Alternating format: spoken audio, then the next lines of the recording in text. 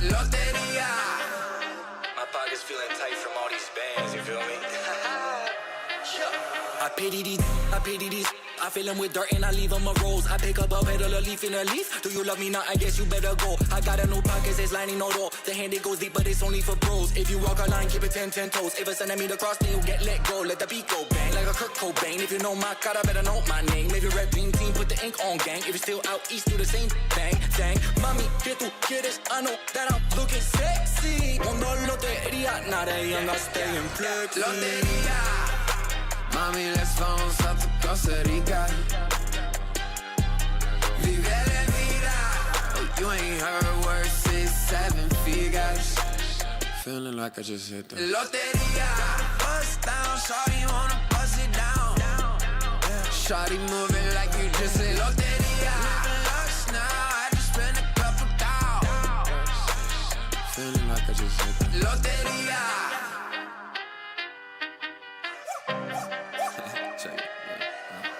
I hit the corner store to grab my 40. Pulled up, just me and my shorty. Need me a pocket thought so to get lit. Then I hit the lotto, might cop a whip. Cop a crib, cop a zip. Copping anything that boosts my confidence. Then I cop the fit that got me compliments. Now I'm starting to forget what being honest is. Head to TJ, tip the DJ. Tell him go play them slaps. Then in the boat thought doing yoga. Working them hits, no cap. Tell me the vibe, then I key and bring it back. Took another tour around the feeling like I just said Lotería. Mami, let's vamos a tu Costa Rica. Vive la vida. Oh, you ain't heard words, 6, 7 figures. Feeling like I just hit the Lotería. Bust down, shawty wanna bust it down. Shawty moving like you just said Lotería. Lush now, I just spent a couple dollars. Feeling like I just hit the Lotería.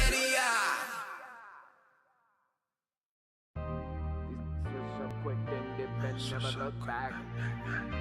I don't take no L's, no, I don't take no. I get my chest and flip and double and start. I don't take no L's, no, I don't take no L's. These switch up quick then dip and never look back. I don't take no L's, no, I don't take no L's. Man, straight off the dub, a player ain't stopped since a player caught buzz. Haters wanna talk, so they gotta throw subs. I see them in the streets and they say it's all love, it's all love. I know better, I don't let up. I gotta get to it, I'ma go get her. I'm a go setter, need more fed up. They just wanna talk, I'm so fed up. No L's, no losses. I'm a beast on lock with lockness. Come around me, can't be too cautious. The boy been sick, been nauseous, you know what's up. Switch up quick, then dip and never look back. I don't take no L's, no, I don't take no. Let's go. I get my chest and flip and double and start. I don't take no L's, no, I don't take no L's. These moves switch up quick, then dip and never look back. I don't take no L's, no, I don't take no L's. Hey, don't take no L's.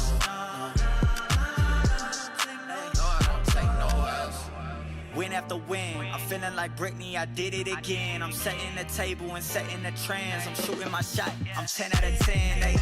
They can't compete, no I won't stop it till mission complete. Stay out the kitchen, you can't take the heat. I'm taking the dub, you taking the feet. Hey, it's no L's in a vocab. The white flag, no I can never throw that. 2012, I wanted it all so bad. Now all I do is win, better know that. Switch up quick, then dip and never look back. I don't take no L's, no, I don't take no. Let's go. I get my chest and flip and double and start. I don't take no L's, no, I don't take no L's.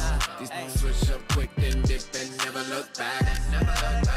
I don't take no L's, no, I don't take no L's. Hey, don't take no L's.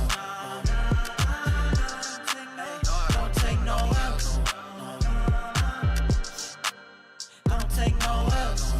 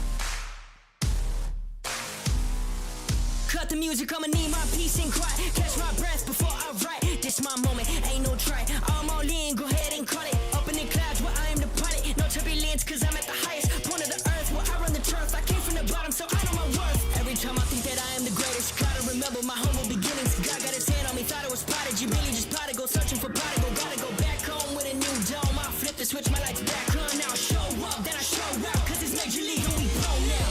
Don't stop, show out. This is how we go out. Playing with the pros now. Full speed, we gon' roll out. We can never slow down, see the lights, we gon' show out. Show up, show out, show up, show out. Lights on, we shine, we gone. Show up, show out, show up,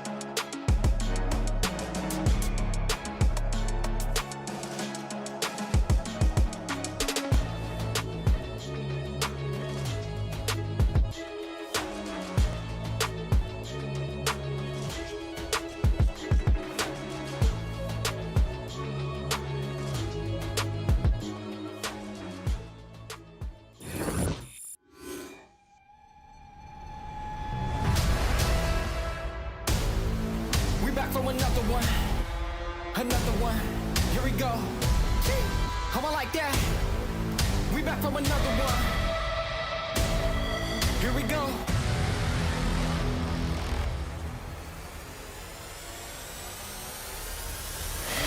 We back on the scene like we never left. Time to go put them back on the shelf. No, we do not need permission. We came in alone, now we leaving you by ourselves. Now nobody wanna play me. Everybody think I'm crazy. Guess I gotta live up to it. Nothing but to do it. Hear me out. Let's go. They know we done been there before. They know I done been there before. I think we gon' do it again. I think we gon' do it. I'm ready to go for the win. Tell them let's do it again. Let's do it again. You know what we doing. Do it again.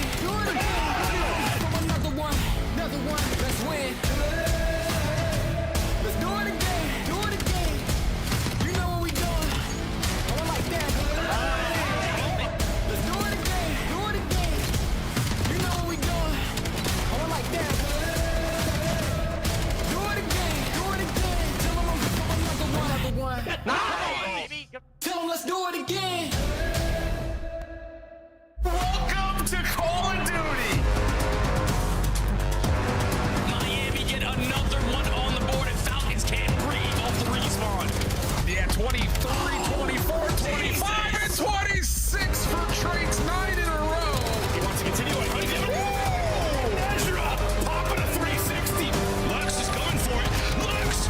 Oh my good gloves! Filth!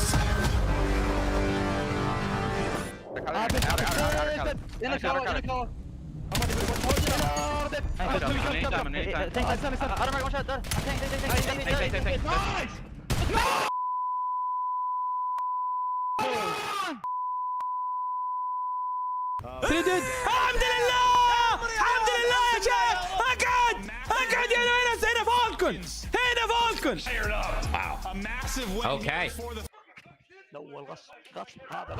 The Falcons family fired up after last night's upset over Optic, and I am very much relieved that it didn't owe Dashy 100 gifted. Welcome in, everybody. It's Bucket and Nameless alongside Rosalie, and I want to start with you, Rosalie. Outside of the Optic upset, what has been the story of the week for you? Story of the week for me? It's been Miami. It's been Miami getting in that top two. I think that's been my favorite storyline. And also the fact that Gentlemates has kind of stayed where they are, meaning we have a lot of different top teams heading in Birmingham. Let's take a look at our standings, Nameless, because at the end of today, we could have a 5-way tie at 6-5. Let's take a look at this thing. Heretics are in action. We're going to see the Falcons playing today. Thieves as well in our docket for the first 4 matches. As you take a look here at Optic, they're now 9-1. They're guaranteed the #1 seed. Everything else is still up for grabs. Yeah, you know, the biggest story is going to be the results, obviously, of the Surge and Falcons and Boston-Miami match, because Surge, you see right now, qualifying for Birmingham, will be making that trip. But if they lose and Boston win, Boston will overtake them, right? So win and in if you are the Vancouver Surge, and it's a tough match. You're playing the only team that was able to dethrone Optic. This is kind of a strong point here. Win and in if you're Vancouver. You're playing against Riyadh, who just got the massive win over Optic. Is this a trap game for Riyadh? Is this an opportunity for Vancouver today? I don't think so. No, I don't think this is a trap game for Riyadh. I think they showed too much tenacity versus Optic Texas, and coming off of that high, the way Vancouver Surge has looked hasn't been close enough anywhere to beat any of the top teams. I feel like there's still some disconnect in the ARs and the SMGs, not to mention, I mean, there's still some heading in the right direction for them, but not enough for this win. Nameless, Vancouver, even with a loss, gets in as long as Boston falls to Miami. Let's talk about a Boston squad that added Spart. He showcased some ridiculous numbers on the squad. I've seen what Nasty can do. Where is the team at right now, and what are their odds of upsetting the Heretics? Yeah, I mean, it was nice off the rip, Chris. You come in, you know, you get the win versus FaZe. Sparks was popping off, and then you go into a C9 match. You look like you were drawing a line in the sand from the bottom teams in the league. league. They lost 3 straight, though, and you look at this team, and you just can't find consistency in the SMG players. Nasty hasn't been as good as he was early season, and this team just leaves a ton to be desired. Yeah. Same thing when you watch them as if you watch Surge. They're just behind the rest of the league. They just didn't put themselves in a good position at the start of the Stage 2 split, and so now it's like their later half of their schedule is so difficult. They had to go against G2 on their upswing, Genomates on their upswing, Koi on their upswing, and even though they add in Spart, he does great. The pieces are there. The team chemistry just isn't, and now you're staring down a Miami Heretics barrel that they're second overall in the split right now. They're one of the favorites going to Birmingham, so it's just not an easy end out. This is how things would shape up in our bracket if we were ending the tournament today. Instead, though, we have 4 more matches to play. Expect it to shake up, except for those top 2 seeds. I think no matter what, we did a few scenarios in the green room. I think Queen and Gentlemen are locked in at 8 and 9, and unless you see Boston pull off the upset, Vancouver's locked there at 10. Yeah, I'm not sure exactly what happens if Koi were to beat Optic today. They can move up a little bit, but yeah, the bracket's going to look shockingly similar to that if the favorites win today. Now, with all the madness going on here in the world, we got to take a look here at our madness of the Call of Duty brackets. Allie had to be very careful with the wording there so that we don't get sued. Let's take a look at your bracket first. This is winners only, and it includes the play-in, which will be decided by today's results. This one was tough. You know, I don't love just kind of going off of vibes, but I have Optic going through winners. I think they just look too good right now, and I think they'll be able to keep that momentum up on LAN. I do have Miami Heretics also kind of making a run to make it to the final that they dropped the Riyadh Falcons. I think they pull out something special. Genomates tries to pull off an elimination run, but gets shut down by the pace of Miami Heretics, and then we have a banger of a final between Optic and Miami. I like that you filled out the bottom of the bracket. I skipped that part of it. My bad. Nameless, let's take a look here at yours. What did you decide? What is the big storyline as you see it playing out in Birmingham? Yeah, you know, it all depends on how the bracket shakes out. So if it shakes out like this, I have Genomates winning their play-in, G2 as well. A couple surprising wins I think you'll see here is I have Carolina beating G2 just based on how they match up, then falling to FaZe. But if you see, I have FaZe winning, and then through the loser bracket, they get to the grand final up against Optic, and they ultimately fall there. Yeah, so I think this is how it could shake out given some of these matchups. And for LA Thieves, they've looked better, but I think they'll get edged out by FaZe, and that's you got FaZe going to a final. I know that'll make a lot of Vegas fans excited. Let's take a look at my bracket. I was going with the safe picks here, and Colton filled out my elimination bracket. Let's see how we did together as a duo. So Major won. Actually, just slamming through elimination bracket. He's got the Gentlemates powering through over FaZe. I had FaZe over Thieves, though, in one of the opening rounds. I think that will be the match of the day. Yeah. Heretics versus G2 and Heretics versus Falcons. I think both could go to a Game 5 unless Heretics take care of business against G2. I think that was our biggest difference is like you guys picked FaZe beating LA Thieves, and I was like, something about LA, man. I feel like they need to have a run somewhere, so I thought maybe on LAN they'd pull it out. Nameless, who's your team to watch? It's Vegas going into that grand final outside of Optic? Yeah, I would say I think Vegas have a good opportunity. They've started to look a little bit better. Search has been on point recently. I think that matters when you get to the major. I think they could deliver, especially if they end up in that spot in the bracket. I want to give a big shout out to everyone who's tuned in this far to our qualifiers. Today is the final day of action, and we have just 4 matches remaining. For the first time in CDL history, every team played every team in a qualifier. And at the end, we're going to have a whole bunch of 6 and 5s or 5 and 6s. Let's find out how it all shakes out. We've got Optic versus Koi to close out the day, but to start things off, we tune in with Vancouver. Right now, they're a lock for Birmingham. With the win, they're guaranteed a position to play in front of the fans.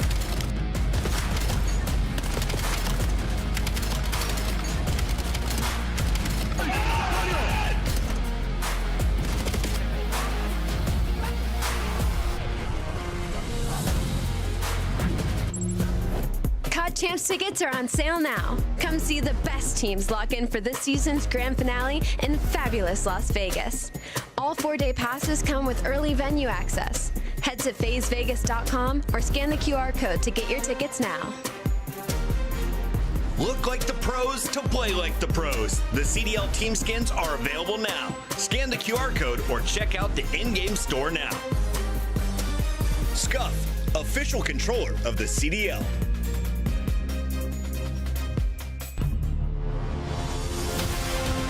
Let's find out who's built for the big save. Heretics ready to dive in. Thanks, Tim. 4 and Snoopy.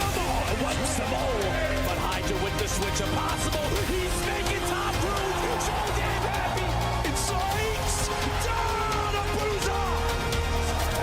Dominance on the grandest stage.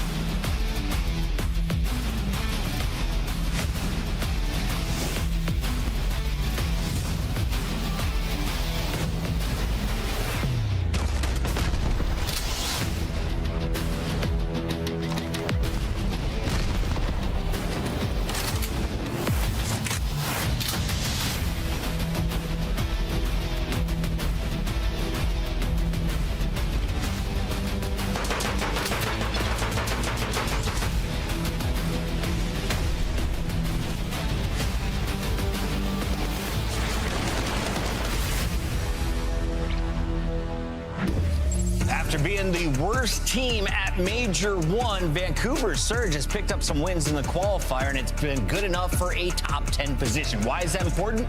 Only the top 10 go to Birmingham. Welcome back, everybody, to the CDL's final day of our Major 2 qualifiers. Let's take a look at our numbers and where we were at after all but 4 matches have been played. Here are your final 4.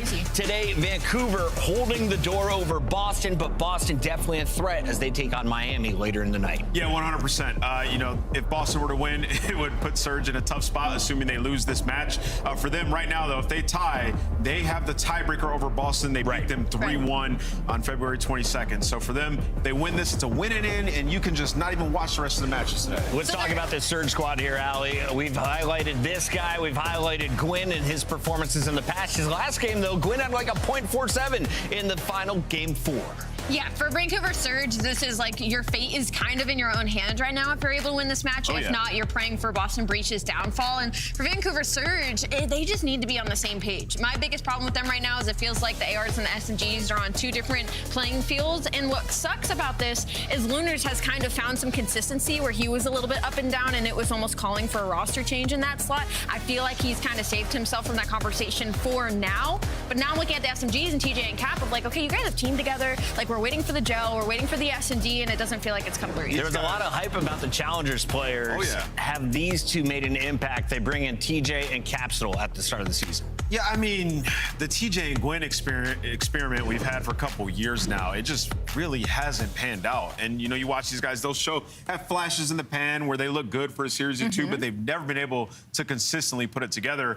And it just begs the question, like, what is their practice like? What is their preparation like? It feels like 8s when I watch these guys play. Search and Destroy Den is the only thing I'm confident in when you're watching the Surge squad. Let's talk about the Falcons, though, on the other side of this fight. They just pulled off the biggest upset of our qualifier. The only team to take down Optic in the 10 fights.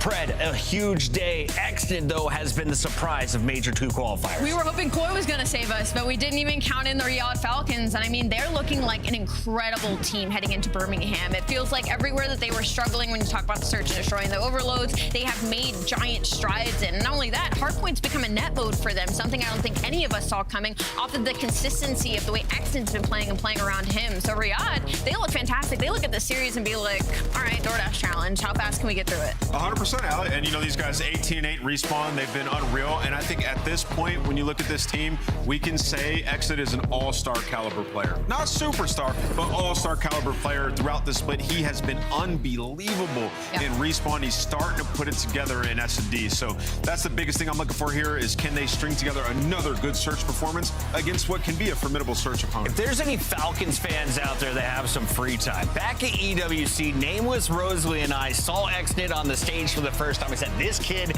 has potential to go somewhere. Don't know about the team. I'm so glad that they kept him around. Now you surround him with superstars, and you had Kismet back to 99 Kiz yesterday. You said it after a map, too, Chris. You saw him for one map. You said, this kid's going to be a beast, and you were right. He's been unbelievable. And the development, putting him around these guys, he's just, the sky's the limit for him.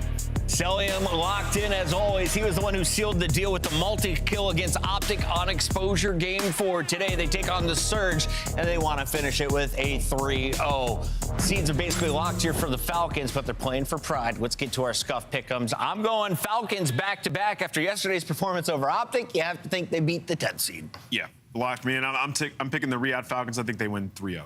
Lock me in. Riyadh Falcons for show. Falcons fans are in as well, and we've got Shift and Study on the mic. Gentlemen, let's get it going. Let's get it going. Sorry, I lost my headphone there for a second. That's the way it goes sometimes. Jay, brother, I mean, hey, this one is as easy as the result almost tells the story in itself for the major overall. I just kind of curious, kind of following up off of the conversation surrounding the Challengers players. We just saw, obviously, what happened on Thursday. Insane stuff across North America. And the top 3 teams, there are options all over the place, but kind of evaluating what this Vancouver team has been trying to do, it does feel like there is a big miss right now in the Surge camp. Oh, yeah, without question, man. Like, when you watch them play, their system seems to be sometimes working, most of the time not working. They haven't been able to put it together when they really needed to. And that last series versus G2 told me everything I needed to know, even after the roster change with Capsules. Like, sometimes these guys can be good, but versus the top teams, you're going to stand no chance because the fundamental play isn't always there. And versus the top teams in the game, versus the best players in the world, you have to make sure you're doing the little things correctly. So for Vancouver's sake right now, obviously in stage 2, this match is so important for them because you win and you guarantee your spot at Birmingham, but it needs to be a drastic improvement versus a team who on the opposite side, Falcons, have been lights out. Yeah, I mean, especially after their results that they've been able to put together.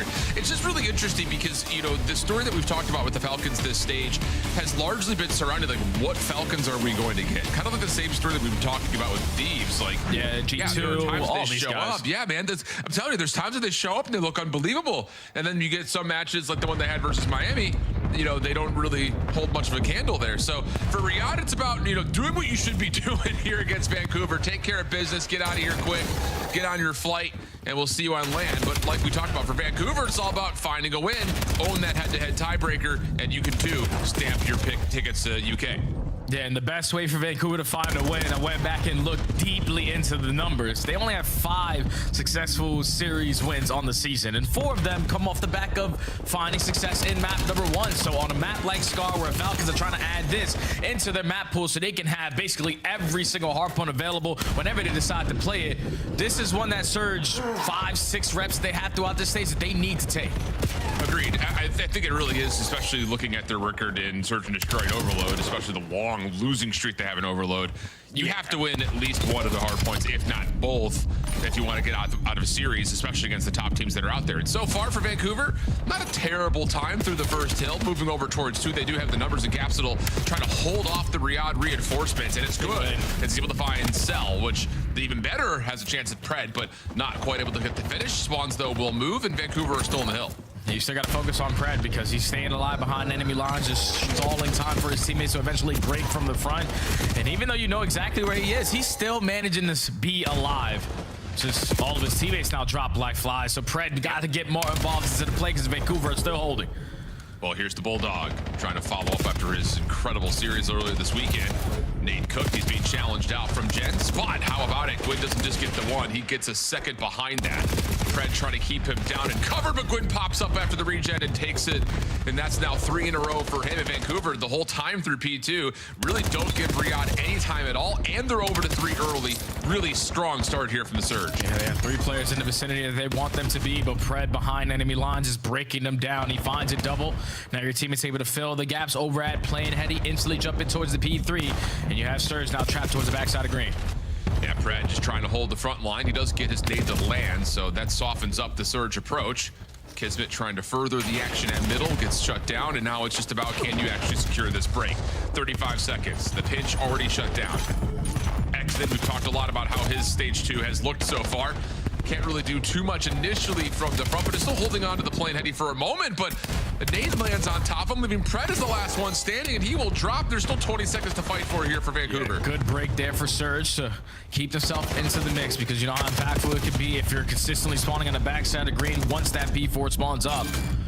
But you're still trying to contest around mid-map. Falcons aren't willing to give up this side of the map for free. You still got Pred hitting these pinch routes, and everybody else is trading out galore on the backside of that power point. But it's still a 20-point lead. Falcons stabilize on the map until one player does get a spawn. So Lunars, you got a big opportunity here. Yeah, it looks like Pred is going to get a read, but there are 2 players that are here now. good cutoff from Exit to make sure the rest of the Surge are held away from this spawn position, but it is still being blocked. TJ, last one left, able to find one from inside the hard point. Help on the way, but it's far away. And Exit, getting to 6 in a row, has done more than enough here for Riyadh to lock things back up.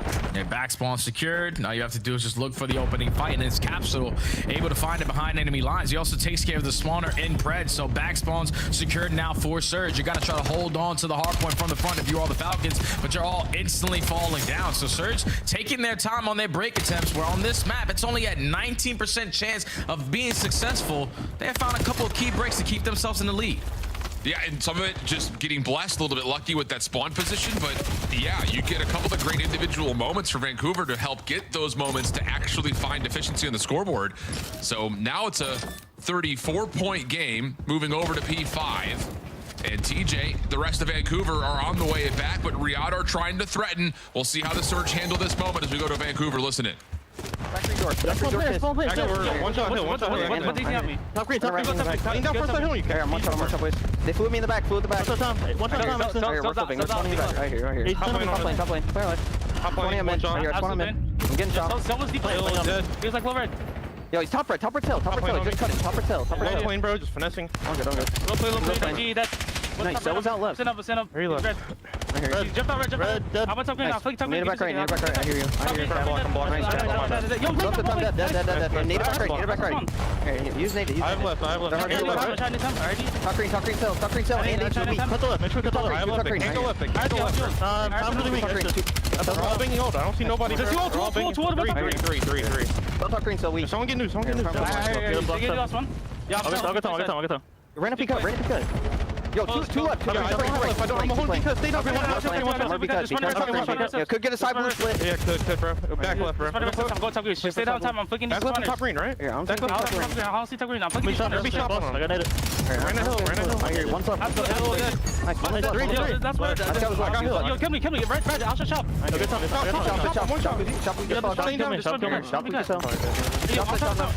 that. Be cut, two of them. I hear you. One time, one be cut. Yo, could they right, careful. Yo, one's be cut. Okay. One shot time, I'm hitting right. Here, I need time. On me right, Exton. He's hitting right wall. I hear you. Up for that. Nice. Exton on the right. I hear you. I'm playing you. He backed up, be cut. I need help, be cut. You went shop. I need help on new way. Two shot. I click the scaffold. I'm on new. Yo, top elbow. I'm one shot here, bro. Well, the small talk moment's definitely present for Vancouver. With a little bit of energy, you love to hear it, but Exton is just, I'm telling you, hitting a little different right now. 21-12. He did get cut down on that streak before we got to P5, so no Hellstorm for Riyadh, but they've brought this game back to level. Yeah, they definitely have, but a clean 4 dead off the rotation gives Surge a breath of fresh air, knowing that they know exactly where the pressure is going to come on in. So you just got to set up the crossfires and find the opening kill, but the team shot's good enough to eliminate Lunas from the top side of red. Capsule trying to make up for it on the bench, and now you turn it into a 2v2, last man standing on point. And an opportunity to try to get Kisvitter on the back, but their pinch will be picked up, forcing the Falcons to have to break from the front, which they are successful in doing. Gwyn going to try to scout things out. Split hit here for Vancouver. Big first from Gwyn. Cap's putting pressure on the pinch. She's able to find another, so that will clear out the hard point. And most importantly, with 15 on the clock, Jake, look at the quick rotation that Vancouver now have available to them with Riyadh spawning backside blue. Yeah, they're still contesting this old time. They're actually losing a lot of reinforcements to contest for 5 seconds. So you're going to be late off the rotation over towards P3. And I don't know if Exton, when he was going on that streak, was able to earn himself a Hellstorm. But Gwyn is now starting to catch flow. Finds a double before getting taken down. Now your teammates are here at P3 with trophies now. Yeah, Exton got up to 6 in a row, but he didn't really have many objective kills nor time, so he was quite short of the Hellstorm still. Cell able to get down to 3 in a row. Hardpoint neutral for now as Vancouver's trying to fight from around the hill. Not going to work out as the eliminations are good for the Falcons. 4 in a row now for Cell. Mid-map, the congestion point for Riyadh. Trying to get to read where Vancouver are, but that means you're shorthanded in the hardpoint itself. That is maybe a little bit too easy right now, Jay. 5 for Celium, but it's a consolation prize as Vancouver walk back in for the counter break. Yeah, there was only 1 player from the Falcons at the plane heady. 2 players were trying to hold down mid-cut, and all it took was 1 guy from Search to say, screw this, I'm just going to attack from the front, and that leads to the break there. Definitely a misplay from the Falcons. Surge are trying to capitalize on it, but they have yet to flip those spawns. Even with all the chaos, Falcons win the rotation over towards P4. Only going to be down by 30, have a chance to make up for it. Just got to block the spawns, but here comes Capsule with another chance. It's another copy pasta of what we had seen from before. It's the exact same moment on the back side of this hill. So now Riyadh is searching. Are there more players here? Exton's able to find one over towards Whitewall, and Lunars has been seen in the back. He will find one before dropping. Good damage actually into Pred as well. Makes his life a little bit more vulnerable, and Capsule can keep this route open for Vancouver. So yeah, you get Riyadh in, but they're currently under some immediate threat until Xnit. 29 and 19, getting it done for the Falcons. And that will be enough for them to fully stabilize. 20 seconds left to fight for. One more attempt for Vancouver. Yeah, this has been a flawless hold. Even with Falcons not doing the little things correctly, but allowing one player from Surge to potentially give them a chance towards the back lines. No, they still hold, man. This is why they have been fantastic in the respawns. You hear Nameless consistently talking about it. This squad is top 3 because of how they can slay in hardpoint and in overload. They just needed to figure out their search and destroy, but currently a 25-point lead as we head over towards the P5. You need to clear our back read. At least you get the trade for now. Looking good. Kismet on 4. Gonna take their focus to hit top green. It's being contested. Gwyn, lots of damage after finding the first kill onto Pred. And Vancouver are stabilizing, not just from inside the hill, but now we're hitting some routes around the back. They don't anticipate that Kismet has reached out his position though, so now he's on 5. Trying to get to streaks, but no. Capsule shuts him down. Celium taking the position over towards top green, and we're gonna get a blockage of the spawns. Conga line making its way through the middle of the map as the hard point still heavily fought for. Yeah, there's only one player on the back behind enemy lines in Surge. It's gonna be TJ, but he stays alive. Now your teammate spawns right next to you in Gwyn, so Vancouver have an opportunity to take the lead right on back. Final 15 gonna go their way, and now if you are the Falcons, you are looking for a lockdown setup. Your first opportunity at a lockdown setup at P1, but the opening kill already goes to Gwyn. Yep, and TJ is, I think, calmed out Celium's position. Easier said than traded though, as Cell's able to get 2. Lunars, like you call for, making your route happen over towards blue, trying to move the spawns around a touch, but he is the only Surge player still alive. And Xnit, nice shot, nice angle. Lunars keeps his life. The hunt is on for him around the hill, but Kismet will find it from inside the hard point. So now you've got a tie game, 198-198. The fight for spawn's starting to kind of fade a little bit as we take our focus over towards 2. Yeah, Falcons just more worried about stabilizing around blue. We have red control for the pinches immediately once the numbers go our way. So it's going to lead to an early break. Both breaches to an important mark, and now Lunas is trying to hold down this side of the map for his team, but it's Xnit on the opposite side, lines up a double. Now you're running for your life if you're Lunas. Xnit cleans out house. Falcons are going to be able to take the lead again. 38 and 26 from Xnit. Unbelievable. Hardpoint over towards Motel, about to open. And these kills coming at the end of the first hill are actually really beneficial for Vancouver. It slows down Riyadh from finding a quick transition into 2. They still will be able to fight this from the satellite side, but it's going to be evenly fought for. A little bit of a tug-of-war game from top to top, red to red. Celium able to clean up the pinch, but the spawns are split. You need to take benefit of this opportunity right now if you are Riyadh trying to pinch, but Vancouver are finding the wins inside the hard point, and they're going to take the lead and still stay into time. Yeah, Gwyn's just finessing. Stalls enough time for his teammates to get back into the play, get your trophy system down, because you can still win it here at the P2. Celium, though, he's able to find the wall bang onto Lunars. You don't have a route being hit by the Falcons, so they're committing everything through the front. That's going to work out, at least for now. Contested as TJ has the opportunity to trade, plus 5 damage onto another, leaving it just down to Xnit, and Lunars finds him from range. One more player for the Falcons is Celium, trying to keep the hard point neutral. Capsule working on mid. Again, this is a rotation that has gone the way of Vancouver both times that we've been here, but the trades are coming through. We're going to get an even fight as TJ and Lunars are going to fight against Kismet and what was Xnit, but both players for the Falcons will drop, and now Vancouver have a chance to win it right here. And they also get the player on the pinch as well, so that's all 4 dead. You know, all of Falcons are going to be spawning over towards green side. 1 wave of kills in the map. 1 is ours. Caps shut down though at mid. Here comes the flood for the Falcons. Nate's also landing on top of Lunars. Gwyn, TJ trying to keep their lives, but they will drop. 245, 223. Falcons have numbers, and with the time on the clock here, Vancouver will still have to try to contest this. Yeah, they're gonna hit long routes, so Capsule's gonna take his sweet time going through Delhi. While Gwyn finds an opening frag kill, it's gonna be on Capsule to win in this game with this pinch. He's able to find Cell, but not before TJ drops. Over the top, one more still to find, and it's the pistol shots from Caps to close things out. Can anyone else get there? Pred shut down by Gwyn, and it's Vancouver with the map 1 win on Scar. Heavily fought for, but the macro game, the rotation game, looking solid from Surge. Oh yeah, that was fantastic there from Surge. We really haven't seen that kind of life in quite some time, but they always have barn burner games on a map like Scar. 250 to 237 is the final score line, and I just love the heads-up play out of the new guy on town, because you understand if you are Surge, all right, we're spurning over towards blue. They are playing for everybody to flood over through green or try to hit mid-cut. Capsule takes the long route all the way around Motel side, gets completely behind enemy lines, jumps top green, wins that big one-on-one gunfight, and the other two guys are weak, so he cleans up house with a 3-piece. Big-time players making big-time plays. Vancouver, without question, capitalized on all the mistakes that Falcons had, because Falcons, they were very sloppy in that map number 1. Agreed. A couple of, I think, just key decision moments. The one that stands out is that P2 early on, right? 2 P3s. Yeah, P2 early on. Yeah, I agree with that too. I don't know. It's hard to really kind of put your thumb on one particular thing. It just kind of felt like maybe the reads weren't fully there, because like you called for, like we see Celium with help at mid while P3 is open. It leaves, I think, Pred essentially by himself in the hill.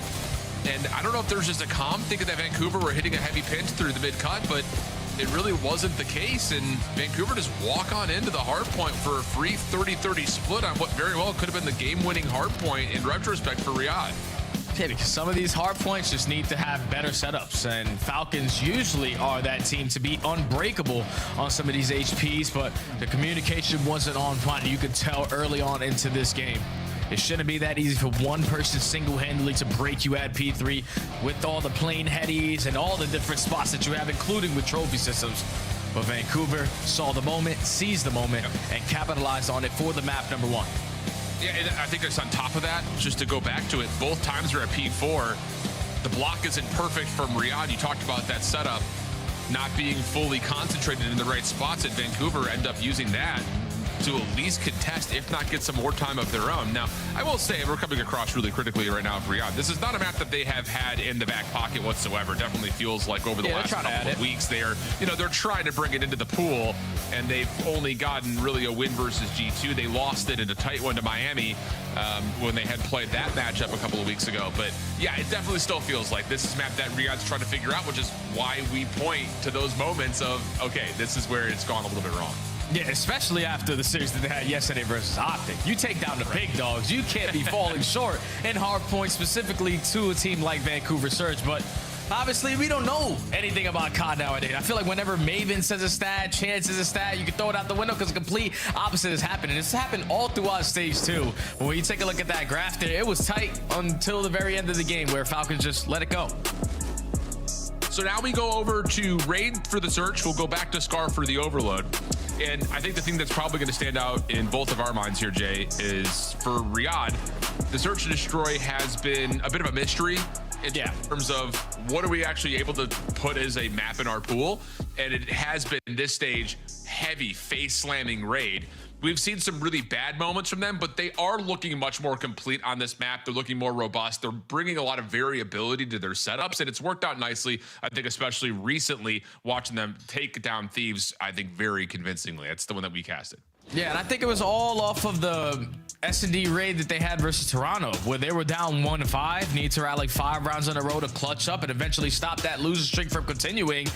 And just understanding little by little, like, guys, we are a phenomenal respawn team. We just need to figure out our search and destroys. And the biggest thing that stands out to me is that a majority of the rounds, they are starting in a man-down situation. When you look at their win streak so far for these last couple of searches, they are winning that opening battle in those first bloods. And that's been the turning point, especially when you got players like this. Pred is outstanding.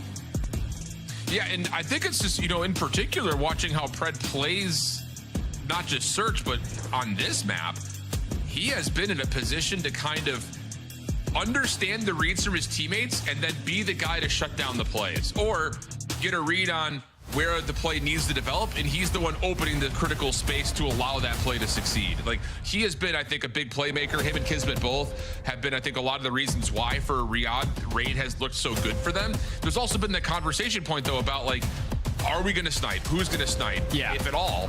You know, that the conversation, that interchange between Kismet and Cell is often kind of a mystery in terms of, are they even going to pull it at all?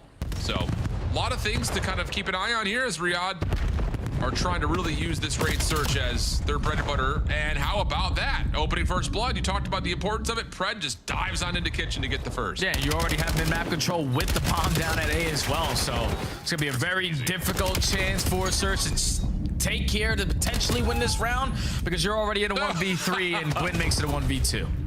Yeah, Pred wanted the ace. You could feel it. He was still weak from that last gunfight. Just dives out of money window, saying, let me get all 4. Not quite, but still, that's a bold challenge. And that's the other identity aspect of this Riyadh search on raid, is that a lot of the plays that we read when they were playing against the Thieves were like, this is the right read. It's just a bold one. So they're finding some confidence in these commitments. Yeah, it's good stuff there. In the opening round to set the tone, your bomb carrier was single-handedly running right through Zig. That could tell you that Falcons are obviously playing with the utmost confidence, even with Kismet not running that sniper. So Falcons take the opening round. Now they're going on the defensive side. Vancouver looking to take their sweet time with Gwyn, trying to line up a shot. And then this little double hit over towards pillars works out between Caps and TJ. But how about that? Kismet able to get one more before dropping. Gives the defense a chance now for the 2v3. Gwyn's been hot, though. That's a tough shot, not going to land as Xned's able to confirm a trade. TJ chasing it down will keep the numbers in favor of Vancouver as Celium now has to dance around a 1v2.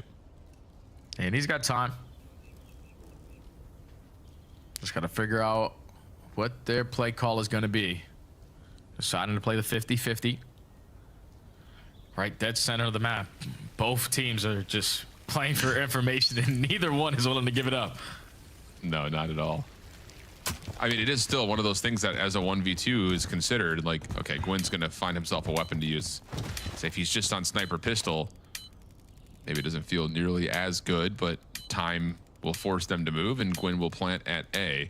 Does Cell pop out to check this? No, instead he decides to try to predict that B.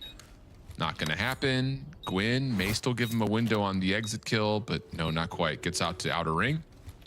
And this becomes much more difficult now for Cell. Yeah, tell Cell though that the setup has to be over towards Laundry, so you're figured out where their post plan is going to be.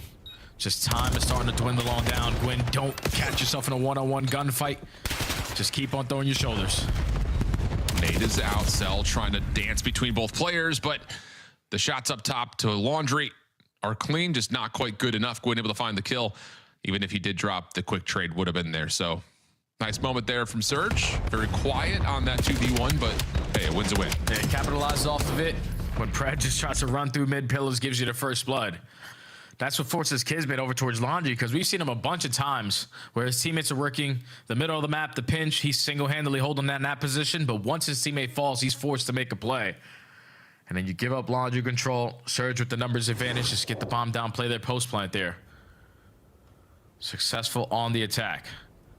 But if you're Pred, I can understand 3 in the first round is great. It's just we don't got to continue to be, you know, head cut off. I'm trying to do it all. Yeah, I hear that. Sometimes you just got to heat check it. Gwyn, a little absent on that shot. Caps, though, able to still get first blood. That's Pred, who was still trying to watch the pinch. We saw him in that position a lot when he played up against LA. So it looks like that scouting report has come to some success for Vancouver. Kismet, a little bit more different of a story, though, through mid. He's able to find 2 before being traded by Lunars. 2v2, here we go, 30 seconds. Yeah, you have information on both players because Gwyn already found a kill on this round. So you know that he's middle map, the other one is B-ball. So both players are going to put themselves in position for a one-on-one gunfight. Xned should be able to strike first. Cross there. Lunars, shouldered. No. Possible position to be in. And then the extra shots down to Tiki give Xned the second. So, yeah, much nicer there. And again, that's just a scouting report call for Vancouver. You know, if you're going to try to play around the back defensively, you need to walk towards garage because Pred was there a lot versus LA. The problem was once you get a commitment call from Riyadh saying, hey, 2 players are back our garage, cool, we'll just push out the rest of the map and we'll find a counter kill. Yeah, and it's all on Kismet single-handedly taking all that space away in towards Kitchen because it catches Vancouver off guard off for the first kill, but the second guy tries to go for the trade and he doesn't hit a shot. So Kismet makes up for the numbers, and an Exnet goes unknown over on the backside of B-ball for the final 2 kills. Falcons fantastic again on the attack. Just need to have a defense, and they're taking mid-map again. Yeah, very similar look. This time smoke comes through. Oh, late nade from Kismet also lands. And then a follow-up from Pred. And now you've got a full surround on Ring. Shots already came through by Lunar, so you know where he's at. And this is just a rundown as Lunars is down to a bullet worth of health. Has an escape, but holds his ground here. And it's just a bait and switch opportunity that Exit follows up on. Clean round from Riyadh. Yeah, you just had no chance when those New York subliners players from back in the day are just hitting those frag spots. We saw Skies do it a bunch of times this season. Kismet has been right there alongside him. But he finds that first blood and he's like, yo, Pred, let me teach you some new tech. You catch that nade through the middle of the map for instant kill number 2. And you trap these guys over towards Ring. Instantly put yourself in a 4v2. It's an easy defense when you're finding success again in that opening first blood column. Clean. And it's the space that comes not just with those nades landing, but just being bold and aggressive early to be in a position to toss those nades. Smoke out over towards Laundry Stairs. Speaking of aggression, Riyadh still trying to keep the gas down, up 3-1. Capsule seen at water steps. You may not know that, well, maybe don't know TJ's playing close to pillars, but Cell pushes him off that angle, and Exit is free to plant. That's also a Hellstorm, by the way. And now it's going to be a 4v4 opportunity for Surge to try to retake through the backside of Laundry. They know that they have the advantage on this side of the map, but the longer you wait, the better Pred's flank is going to be. And he's sprinting his way back over through mid, so you can purely focus on Laundry on this post plant if you're Riyadh. Cap's trying to stun the van. I don't believe that actually hits anyone here. So Exit gets to 5. Crossfire setup is perfect, and Pred's flank eventually gets there. Another flawless round, and yeah, Riyadh is loving Raid right now. I mean, they're just vibing. These guys are in sync. Like, look at everyone laying on the front side of Laundry. We're all doing the same exact movement. Instead of getting on the belly, we're laying on our back. And look at the setup out of Exit and Kismet. Like, this is unbreakable.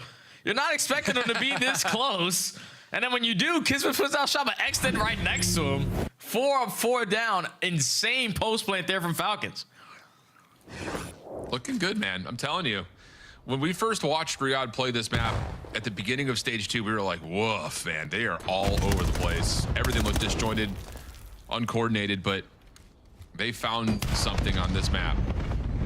Cap stunned up at mid steps, looking for Kismet, who fish out of water is found quickly. So first blood comes through. Cell also seen at money window.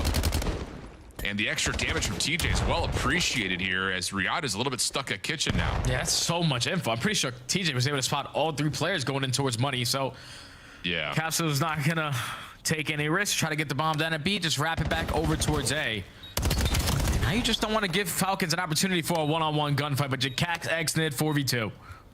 Yeah, Cell. Now he's been seen, slides out. TJ should pop to find this pick, and he will. And the final will be Capsule, the backside of Laundry. So a flawless response there for Vancouver, keeping this map relatively tight. Yeah, just take the space out the middle of the map away. Don't allow Kismet to be impactful on the pinch. You catch him on the first blood, and then everybody else from the Falcons know that that's our playmaker. He's probably the farthest guy pushed up. So we're forced to give up one of these bomb sites. And just the mind games there from Vancouver. Prepared for all the pressure coming through kitchen. Just rotate it back over towards A, it's a little bit safer to secure the round. Pivotal round here for both teams. 3-1 defensive split off for Vancouver. Cap's gonna dive into Ring. And the nades and stuns that are landing actually have the Falcons backing off. And yeah, we're just gonna try to retake that space in the Hellstorm. So everyone's gonna dive away. 3-man hit, well, it's gonna be a 3-man stack inside of Laundry and see if Exton's got the ability to bend this thing in. He's able to get one, not bad, and that's gonna lead to the bomb at mid. Hold on a second. If it gets figured out here by TJ, could be troublesome. But Pred finds the pick. Can't quite get on towards the plant, but easy trades for Kismet. Yeah, now it's a 1v2 for Capsule. He knows that the bomb is going to be down over towards A because Gwyn just gave you that comm. But 35 seconds, eventually they have to commit forward, and he might have found the perfect timing. Sure has. Smokes himself into the corner, keeping himself safe for now. Cell, no stranger towards playing in a 1v1. Has early damage onto Caps. It's going to commit to try to get the clock into his favor by planning. And the reset back. Closer towards Art. Caps with an SMG. Tough battle here. Sees Cell. It's mutual information, though. And now the dance begins. Cell still playing far enough away to give himself a bit of an exit. Caps trying to look to go tree. 25 on the clock. Caps gonna get some space away from Cell here. But the shot's landing for Cell, and he can't finish it. Oh my goodness. And now all of a sudden it's 4 in a row for Capsule, and Vancouver's just down 1. Yeah, you don't see Celium lose those kind of fights. It was just an absolute shoulder fest for at least 30 seconds there, but once the gunfight needed to be committed on, Capsule gets the better of MC to close it out. But the angle right here from Exton out of the Hellstorm, you're thinking once we get this kill, it should guarantee us a round win. I don't know how Gwen doesn't die there and Luna somehow does, but you call in the Hellstorm and it still leads to an L. 2 rounds in an over now for Surge. That's a huge 1v1 win from Caps. I mean, he had to have been close to half HP. Cell got the first 2 shots in. Nades and stuns here for Vancouver. Focused on Exit, who's playing front side ring. Somehow he's still alive, but Lunars will put an end to that life, and that's going to be a 4v3 early for Surge with now the focus moving to mid. Oh, yeah, they just sent Exit out to die there. Not a single person followed him up in towards ring, and they didn't have the angles to try to keep him alive. But early first blood to Surge. Celium quickly makes up for it. 3v3 with 50 seconds, but the bomb's over Epi. Problem is, you just don't expect Kismet to be in this position at mid, and he's out of there. Gets back over to Art. Good read here from Gwyn. He's got a wide open B site, should know it, but Lunars is in trouble. Kismet, oh, shut down though. And Pred's like, I know what that spot looks like back there. Maybe he will want to take the 1v1 since he's usually the garage player on the other side of the bomb. And instead of taking the one-on-one, I think a 2v1 is a little bit better. But you're just going to disregard Loomis in this position. Now it's all on Gwyn, who's just playing his life in towards the water. It needs to be drained. That's what Joe said the other day. I'm down for that. I hear that. Pops his head, though. His Cell seen that. Sure seems that way. Pistol out. Man. Work. I know it. Trade is in, though. Time's becoming an issue is the problem. And Lunars can just sit here and watch over the top of the bomb at 8 seconds. And there's the check. Pred's not on. Gunfight lost, but round 1. Vancouver have tied us up at 4. And yeah, I hear you on the water, bud. I hear you. Yeah, no, it's just tough, man. We've seen a lot of playmaking ability so far throughout this stage, and a lot of that is due to the water plays on raid. It's like you can see them, but the bullets don't connect. You're forcing yourself to jump into the water to try to give yourself the advantage in the gunfight, but Gwyn is able to still take care of Celium. Pistol v pistol. Doesn't even drown. Like, yeah, Gwyn stalls out so much time because he gets the bomb planted and took away 30 seconds uncontested before a gunfight goes down, and that basically secures the round.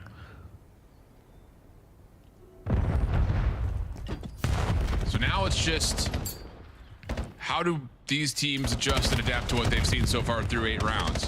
Kismet, Nade Cook, trying to clear out laundry. Gets a small read onto Caps.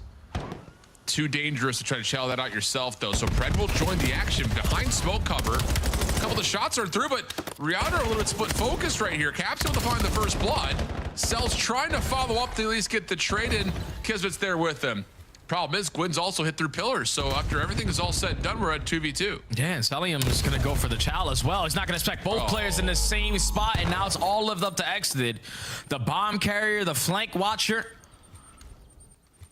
has to try to clutch on up for the team, and timing might work out. Turn around! Oh, he's going to get the plant off. Or will he? Oh, no. And this is going to give time now for this Vancouver duo. What is happening? I don't know. I could not tell you. But this Vancouver duo is closer than you might expect. Exited, fully set up, ready to go for the 1v2. But, yeah, I don't know, Jay. That was odd. Yeah, it definitely was odd. Without question, it was odd. But once you turn it into a 2v2, like there's situations where we don't need to be forcing some of these gunfights. I would have loved to see with all the aggression that they had over towards Laundry, Exton is alongside with him because he's the bomb carrier. He's the guy that's going to dictate how this round is going to be played. So when those gunfights are going down, his job was to try to watch pinch and just didn't have the proper angle there on mid pillars.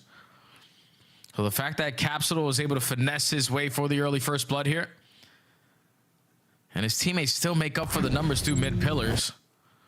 Yeah, that's just a round right there where Falcons need to match their aggression together as a unit, because leaving Exton out to dry just didn't give you the numbers advantage.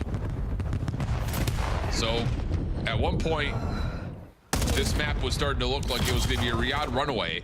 All of a sudden, it's a handful of rounds in a row, and Vancouver's the one on map point. Caps holding for now at Zig. Mid-map has been electively given away by Vancouver. Riyadh will happily take it. But the bomb's on a late rotate, and you know for a fact you got to keep your eyes not just on this Laundry play, but you need to keep your eyes on mid pillars too, and Caps will get first blood on this hit and run the back. That's fantastic, and TJ already knows there's more players behind here, so we don't even have to commit on the bomb plant. Let's use our gunny to bully our way out of this situation. Pred on the pinch is able to find one, but you have the numbers, you capitalize on the moment, 1v3. So Pred, who was one away from the ace in round one, now would have to 1v3. Nice shots on the first, has space to get away. Down to the 1v2. Reset is fully in play. Cap's gonna watch the initial point of contact. TJ just throwing shoulders at the staircase. And Cap's angle a little too good. So how about Vancouver? I mean, we're talking Falcons through the first 7 rounds, essentially. 6 rounds for sure. It gets to a 4-2 count, and then all of a sudden Vancouver just hit the gas, and Riyadh don't have an answer, which is so surprising to say because of how dynamic they've looked on this map, this stage so far. It was just a turning point in one category specifically, my friend, because when the score was 4-1, Falcons are dominating in the first bloods. But then it was the Capsule show from that point on. 5 first bloods lead to 5 rounds in a row for Surge. That's just unacceptable there if you're the Falcons, because a lot of situations, like, you set yourself up for the win. Just we're catching certain gunfights, isolated in one-on-ones when we had the man advantage, but it shouldn't be like that. Like that one instance where Kismet pushes out towards back Laundry, Lunas gets the better of him, you turn it into a 2v2, and then the post plan is great with Gwyn sitting in the water. Those are just rounds you can't let go. And I feel like that's what Falcons have been improving for the last couple of searches so that we've seen it, but they just let it go for like 5 rounds in a row there. And now Vancouver are happy as hell that they're up 2-0 in this series, because one more map, they're guaranteed to make it to Birmingham. That's true, my friend. That's true. Scar Overload, though, comes up next. Again, the Overload has been really bad for Vancouver. I will say, though, playing on Scar, especially this stage, they've played it twice. Both were very tight losses, 2-3 were the scores. So expect possibly a low-scoring Overload as both these two teams trying to find that little bit of magic in mode number 3 on map number 3. It'll be Scar Overload when we come back after this. Vancouver looking for a 3-0. Who would have saw that coming after the Riyadh victory yesterday? Trouble brewing, but the Falcons not dead yet. We'll be back with Scar.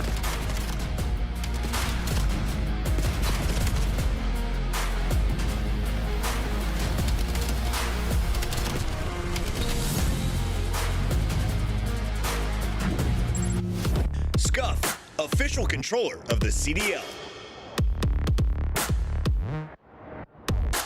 Monster Energy, the official energy drink of the CDL. COD Champs tickets are on sale now. Come see the best teams lock in for this season's grand finale in fabulous Las Vegas. All 4-day passes come with early venue access. Head to phasevegas.com or scan the QR code to get your tickets now.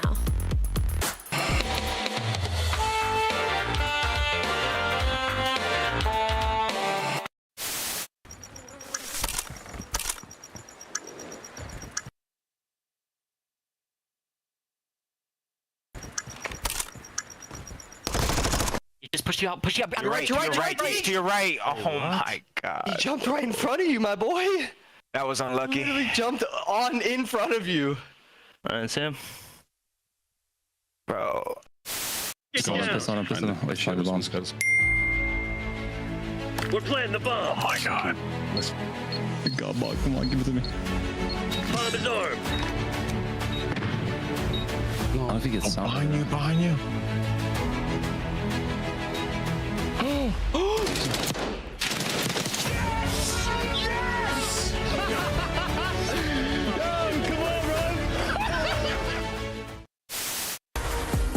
Welcome back to the CDL.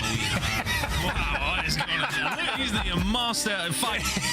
This guy is that's unbelievable. Okay. I knew we were coming back to him. This is not what I was expecting. Hands wide open. 4-3. 1, 2. Oh no. It's real. Oh no. Oh my God. It's over.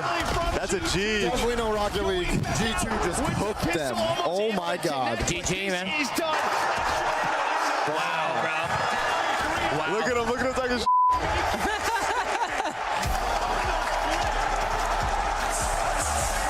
Oh. He said, "I run you, motherfuckers." That's it. Oh God. Oh. That was a breakdown. Game pause, folks. Game pause. We're gonna reset the lobby here. Someone. Whoa! That is horrible. Do it again. What's up, man? Just gonna get the lobby reset, and we'll get back into this S&D as soon as we possibly can.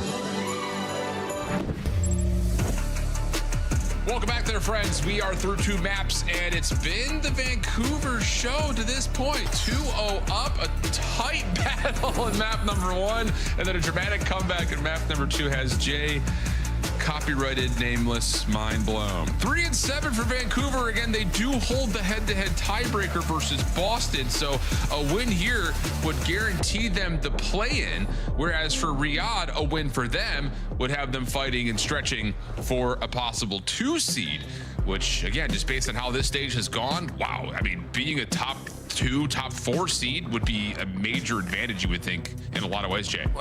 You would think, right?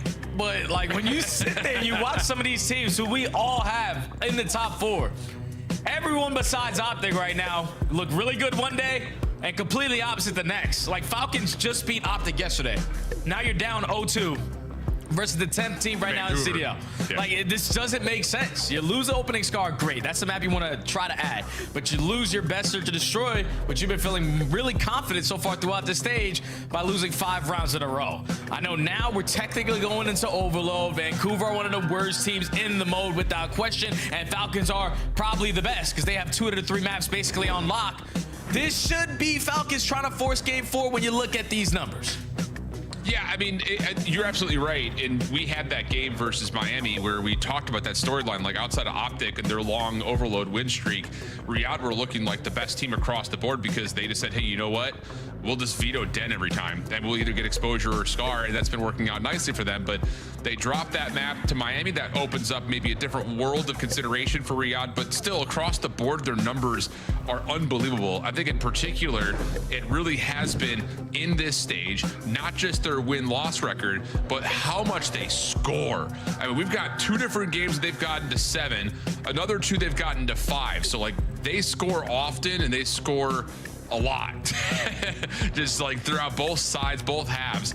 It's a dangerous team to play, especially on a map that they've played a lot this stage. Oh, yeah. And the reason why they score a lot is because they slay a lot. Everyone over a 1.0 KD. You saw it, the #1 team KD all throughout stage 2 with a 1.17. If you're not finding kills in overload, you're most likely trapped in your spawn, and it's not going to be fun. So Falcons, you need to lock in right here, right now, because I know that you're still going to be in the top 4 seed going into Major 2, but you would love for your chances to be locked in at 2 if Miami do lose that series later on versus Boston. You just got to continue to fight here. And the only thing I'm really focused on for them in this series is the fact that they lost that search and destroy the way that they did. Because I'm expecting them to win this overload. I'm expecting them to win the next hard point. Since the search and destroy is what really is going to make the difference from Falcons being a championship team and a team that could just make it to a Sunday. I hear that, my friend. And on the other side, just to kind of tell the narrative, we talked about Vancouver. If they want to have a chance to beat a top 4 team, you have to win the opening hard point, or at least win one of the hard points, and you need to do your job on the search and destroy because the overload has just not been very good for them. So job done so far, not done fully, but so far so good. Gwyn already off on 2, looking for some space to work with here behind the overload points, but gets caught by Kismet. And this is what you're talking about. Riyadh finding the slaying, now making their way up, but Capsule shuts things down and slows down the middle map push. Yeah, now Capsule just wants to get lost. Already puts himself in towards blue. Gonna be uncontested.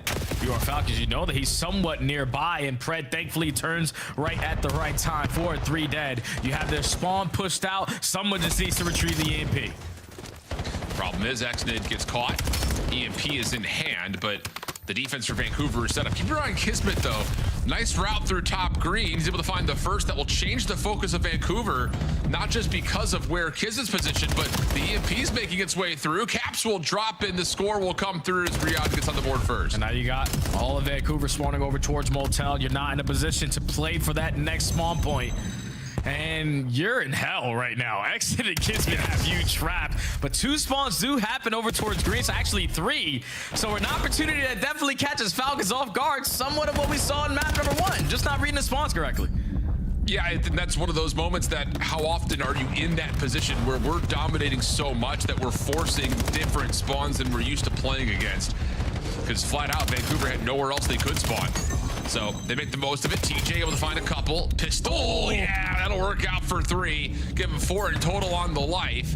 And of course, with that, Vancouver will have some controlled map positioning wise over where the EMP is. Now you're forcing Falcons to play off of the back foot. Very tight off of the spawn, but Exton and Kismet combined for 3. So all that pressure is instantly out the window, and now you are on the attack as Exton pushes out back green. Spawns for Surge all the way at Motel when quickly Falcons go up 2-0. Yeah, this is about what you would have expected to this point. Kismet 3 in a row.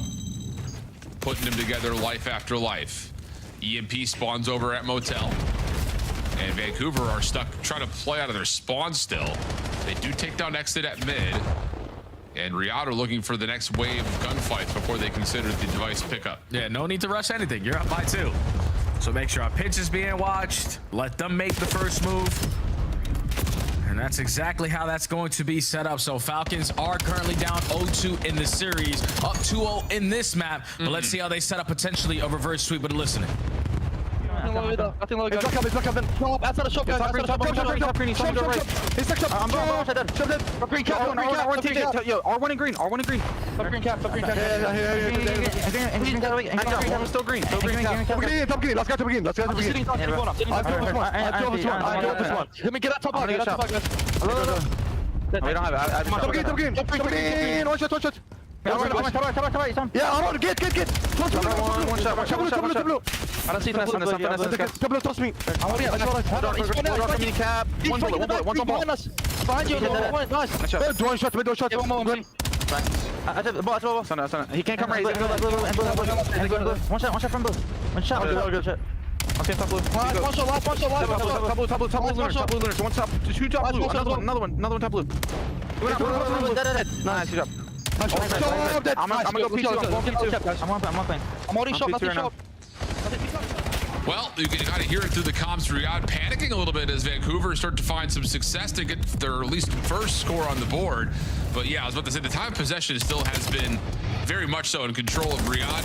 And it looks like they're working on another offensive moment here late in the first half. Yeah, Surge is just consistently trying to fight out of their spawn.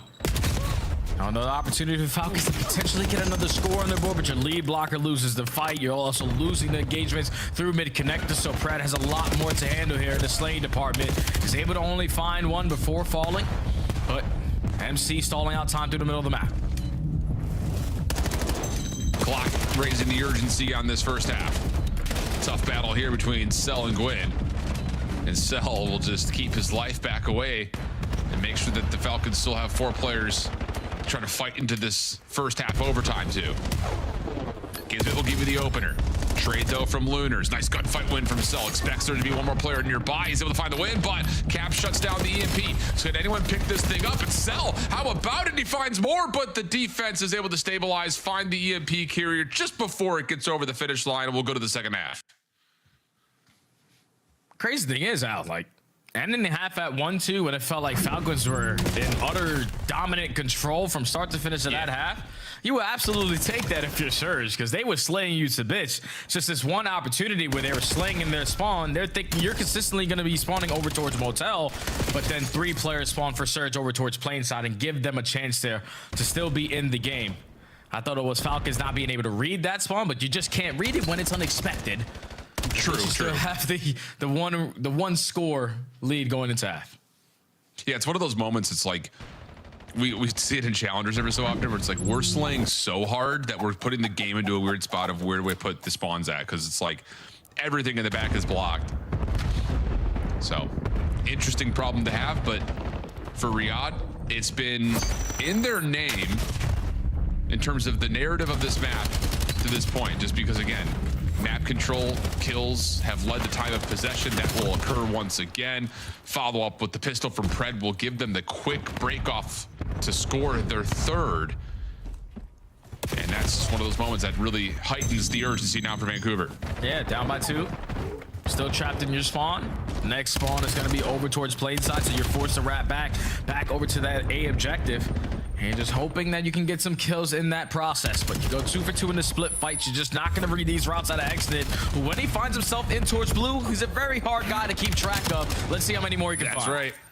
Well, that's going to be 2 for so far, but yeah, Vancouver just kind of stabilized, and Lunars through the wall is able to connect onto Pred to stop the EMP from being carried through. So that was almost maybe not nail and coffin, but definitely a presence and a gap in the scoreboard that would have led to Riyadh to kind of finesse whatever they wanted to do the rest of the way out. But Vancouver hold. But we need to see something offensively for the Surge if they want to have a chance.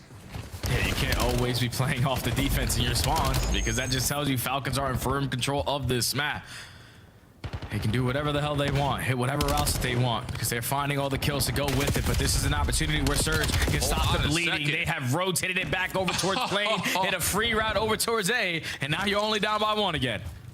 Dude, this is one of those moments where it's like time of possession doesn't matter when you're on fast break scores. I don't know if EasyBack has that as a stat line yet, but that's a fast break score right there for Vancouver.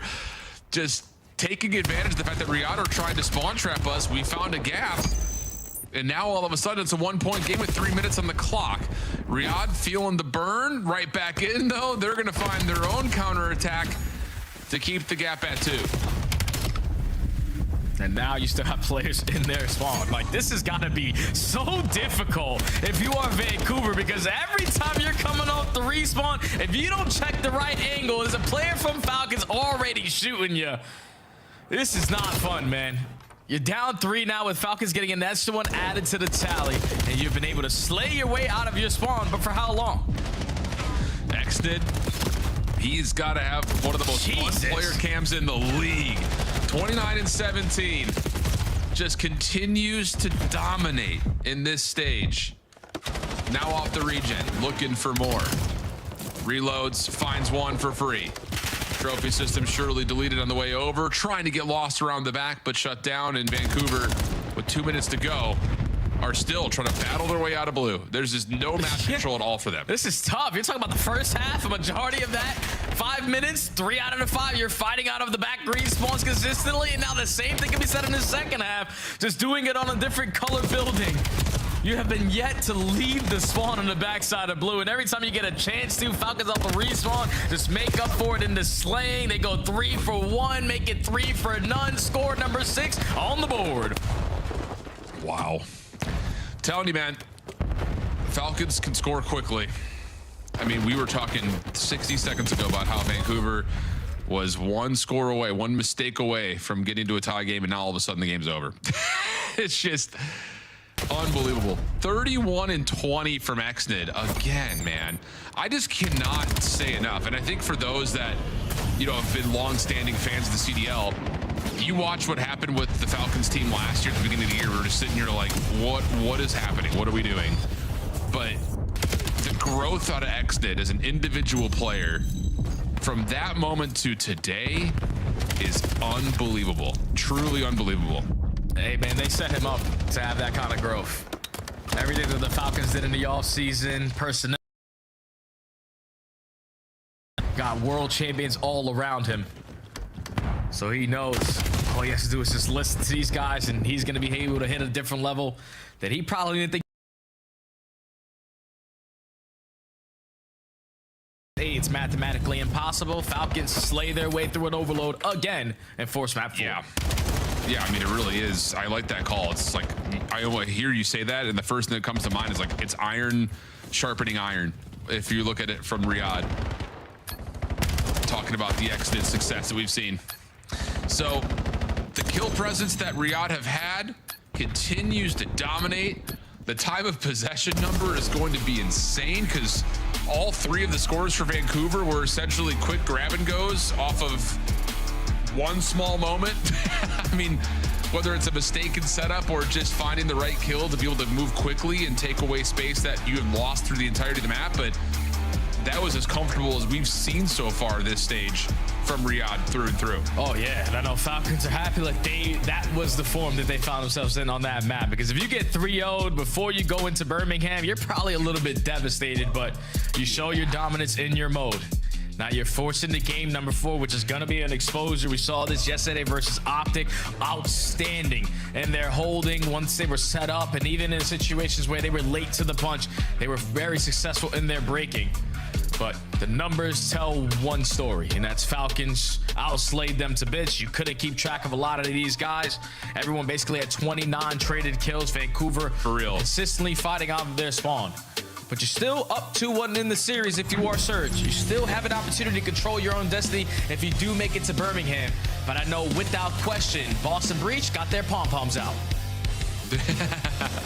Yeah, man, I'm glad you brought up the non-traded kill numbers as well, because I think there's a big storyline there when it comes to Overload in particular, that we're finding kills, we're staying alive, which means that those kills are turning into map control, which is turning into time of possession, which is turning into offensive opportunities. Like, just the ability to find 1 or 2 and keep the life that you are now forcing Vancouver to have to move troops around to deal with. Like, it just keeps them, like you said, stuck in spawn for so long.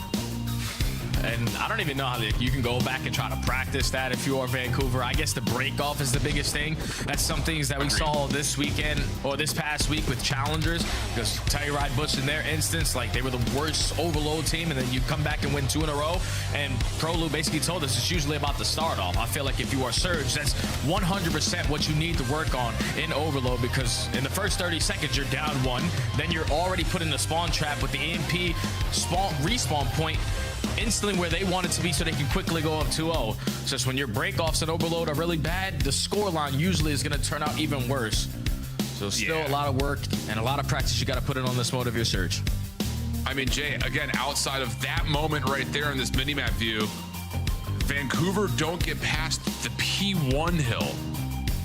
Hearing from our production team, it was a 2.5-minute spawn trap, which is the one moment that you're able to find a kill, get the MP, run it up. So, domination, name of the game. No, actually, Overload's the name of the game, but domination, the name of what just happened for Riyadh. Moving over to the exposure hardpoint, and like you talked about, this was a map that I think we looked at and said for Riyadh, okay, like, the hardpoint is not just good, they're making the right reads with the right timings and putting themselves in the best possible setups given the circumstances, and are rewarded for it in key moments, I think, especially against that match versus Optic, which was so back and forth. Yeah, you're winning certain gunfights that obviously changed the outcome of the game. They outslayed Optic to bits yesterday on that exposure. That leads to phenomenal holds, and even when you're beat to the punch off the rotation, you're getting very clean breaks because you're finding those opening kills. That is the story behind Falcons in their respawn game in general. They just have slayers all around, and even from the last map, when you talk about the non-traded kills and Overload, that's the good thing about having slayers all around, because you know every single time someone is going to be put in a situation that you have to do your job. Either you're going to be the lead blocker, you're the guy on the defense, and with all 4 players consistently being able to slay, they can all fill that gap. So that's why they are great in respawn. Yeah, and I think, again, that's just one of those things that we talk about a lot. From Exit's perspective, his job in a lot of ways becomes simple, because it's just follow up on the comms that you're getting from your teammates and dominate. We saw that on the Scar hardpoint. That's the map 1 rewind between him and Capsidal, who again was also a very key piece to the Vancouver finish on map number 1. So will we get more of that battle here on Exposure? XNID once again just continues to break expectations. 82 eliminations so far through 3 maps to 1.3 KD and nearly 10k damage. We have an Exposure coming up where I just kind of that feeling he's gonna have another pop-off map. Yeah, he definitely has an opportunity for another pop-off map, because the guy right now is just seems to be hard to be keeping track of. And Vancouver on exposure hard points so far in the season are 0-6, but an opening frag over the top gives you the early numbers advantage for mid-map control. It's just you lose everyone after that. Yep. So break off successful here for Riyadh. Kismet, good read, good timing on that challenge. Able to stop Vancouver from hitting with big numbers. A couple extra shots on the caps as well, but hard to track. Pred instead finds Lunars. And that will be an even exchange that eventually a nade will land on top of Exted, giving Vancouver a bit of an edge here as they try to make their way in for some time on one. Celium, your job is to just keep them off of this P1 time as long as you can from top window. Only 15 seconds remaining here. You're gonna contest it for now. Still a battle about this mid-map control. Celium still alive on 4 in a row now. And now it's a race off the rotation. Falcons got it. Yeah, I mean, for Vancouver, you kind of stabilized nicely after how convincing of a breakoff Riyadh had, but at no point were you able to really kind of re-control the middle of the map. So now you find yourself outside of P2, and things are getting worse as Pred will clear out the backside of the P3 window. So it's going to force you to have to hit from the front. Kismet, how many can you get before dropping? He's going to find 2. Gwyn had a hard time tracking him down on that push up, and then there's Pred through mid. It's just been so fluid so far from Riyadh. 35 still to fight for on the second half. Yeah, but Exted did not hard block the back spawn, so now Celium is going to be trapped between a rock and a hard place. And you would absolutely love to be trapped there because you're in a hellstorm in that process. So you use that going forward. It's just this is an opportunity that Surge are desperately looking for. They're in the control of the map that they want to for the P2 to P3 chain. But Falcons contest for the final 15. They get the break, and now Surge on the back foot in their setup. Yeah, they're going to play a little bit of a reactionary response here, will the Surge. Not a lot of eyes towards the push through panel side.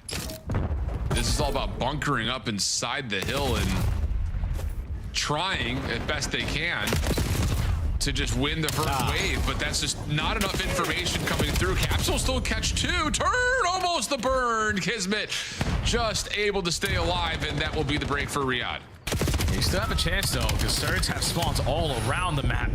So they can set up these angles potentially for a quick break here, but Capsule again trying to hold it down single-handedly. Teammates now jumping through the top window, but Capsule needs to give him something extra. He can only take down 1. Lunars finds 2, but numbers still in favor of Falcons. They hold. Yeah, TJ just would have to do this himself, and he gets a lot of the first. Vancouver spawning pretty comfortably at mid-map, has them looking to just break back in for the back 15 seconds, and they will win every single gunfight around the window too. So now the Falcons are a bit trapped behind this hill. Pinch from Gwyn, perfectly timed, but shut down, only finding 1. And now there's a chance for Riyadh to push out, and they will have TJ spawning ult. Yeah, TJ's the only one out at ult. So now TJ realistically is in a great position to make one of these repinches happen, but when players are dropping around the middle of the map and no one's hard blocking, Falcons just bombard their way, flip the spawns for another first attempt at a break. Surge got to be way better in their setup, Sal, because that's way too easy. Agreed. Pred now starting to build himself a streak. He's on 4 in a row. The one responsible for panel side with 30 to fight. He hasn't seen anything, so we'll get the extra gun up to the front doors. Here comes the break attempt. Contest is already in. Exit looking for timing on the pinch, not going to find it. Kismet inside the hill, though. He's going to take down 3. 1 more on the side door, the 1v1 with him, and Celium and Capsule wins another 1v1 versus Cell, this time in the overload here. As Riyadh will still spawn close, but Vancouver, this is decent time here to try to contest. Yeah, at least 10 seconds, not giving up a full 60. You would gladly take that, but Falcons now have more in their arsenal to work with going forward because Celium has a Hellstorm, and I'm pretty sure Kismet after his 3-piece at P4, he's got one in the back pocket as well. So Falcons looking for a break here at the P5. The Hellstorm's able to connect onto 2. You're going to try to isolate onto Gwyn. All he needs to do is stall time, but he gets caught. Break is good. Yep. But middle of the map, wide open right now for Vancouver. That will be their launching point for their next break attempt. Already in is Caps. He's already found 1. Nice finesse. Kismet can only do so much, and there you go. Yeah, I mean, the Hellstorm allows you a chance to get back in if you're Riyadh, but for Vancouver, you get middle map for free, and you turn that into a 4-man wipe, you're back in the hill. Yeah, you've been able to manage that, so fantastic plays from the Surge. Still, Falcons have set themselves up to blow this game wide open, but everyone else is having a good time besides Exit. 4 and 16. That's not the stat you were looking for, but at least you still got the lead up by 40. Yeah, I think I may have cash cursed him a little bit. Give the guy all the gas in the world, and now he's 4-16. But like you said, team is still winning. Largely thanks to what Kismet's doing at 19-9 with over a minute and 15 in the hill. Trade still looking decent. Pinstripe kill feed allows Riyadh to come away the victors in the numbers. But Lunar's still able to fight things back at top window. Vancouver's trying to break from the front, though, with 30 seconds to fight. And now we did this next wave to start to develop if you're Vancouver. I swear, the spawns on P1 exposure are still very difficult for me to understand. Like, we're spawning over towards ring. They get parallels right alongside each other at the P4. And both players who were single-handedly trying to locate where they were in the middle of the map, but just turning left and right. Couldn't really get a grasp on it, but only 10 seconds remaining for this mid-HP. Rotation is in the back of the minds for the Surge players as you already have Gwyn in a position. Here's that other Hellstorm from Kismet like you were talking about. Key moment in this map here for Vancouver as the Hellstorm will only take down Gwyn. Caps playing back to the stairs. Not able to get anything before Pred shuts him down. And wow, these are really bad timings for Vancouver, getting staggered now off their respawns. Yeah, this might be the game right here if Surge don't get a break at the P2, or at least potentially flip the spawns for P3, because there's so much space being taken on the side of the Falcons that you can't even breathe again off of the respawn. And with 30 seconds left, you can't hit routes. The leader's advantage is one hell of a thing for the Falcons because you're just forced to bombard your way through the front door, and that's what creates all these dirty pinches from every player on the side of the Falcons. Well, Pred, a little trouble taking down the players' topside panels, but now Cell, who's got another Hellstorm on 5 in a row. It's here last time, is able to clean up the low health bulls. And I think you may be right, Jay. 100-point game, and Riyadh will have P3 in their name as it opens, so scrap to initial. And Cell just continues to rip apart Vancouver, who honestly for the last 2 minutes have had nothing but spawn, die, spawn, die, spawn, die. Not an opportunity to get any 4-man hits going whatsoever. Yeah, I think the only way you take down Falcons at hard point is by not allowing MC to be the guy slaying on the hard point, because every single time he's on the HP, he's going on streak after streak. He's always been one of the hardest players to take down. But now he's making his life way more impactful. 2 minutes in the hill, double positive, 2 Hellstorms on the map. You can't win it at the P3, but you can get pretty damn close. Jesus Lord. Oh my. Bro, I'm telling you, there's just these moments of flashes from Cell. It's just like, it peels your eyes back. 27-10. Exit has brought his game back to 14-19, but it's been the Bulldog, it's been Cell. They have been in takeover mode. So over to 4. And you've got Riyadh there first, and let's start talking map 5, I think, because Falcons, they are in a very comfortable position to close this map out. Oh yeah, this is over with. Yeah, only need another 5 seconds. Surge's gonna give it one last hoorah push through the side door.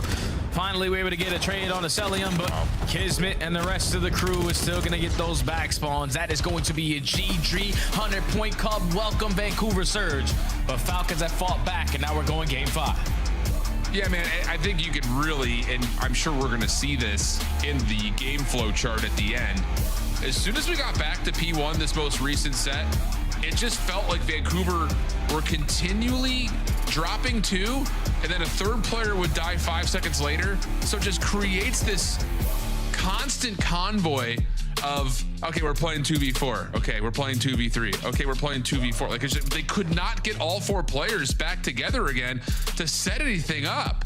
It's just one after another, like lemmings, they were getting picked apart, and that leads to these big pinches that can help move spawns around a lot for Riyadh, and that was a very simple finish to this game for Riyadh after what looked like it was going to be, possibly a competitive game based on how the first 4 hills went, at least for Vancouver. Yeah, but I think the only reason why it was sort of competitive on the first 4 hills is because Falcons again had a mistake at the P2 where Exnet is a hard block on the backside of Solar, and that's what allows Vancouver to get those 3 players to spawn on the backside of P3, break that P2 time, and keep themselves in the mix. But everything after that moment was all Falcons. Like, Vancouver just beat to the punch every single time. That's now 0-7 on exposure. They do not understand understand how to play that map. You can't win in rotation. Your setups are easily broken into.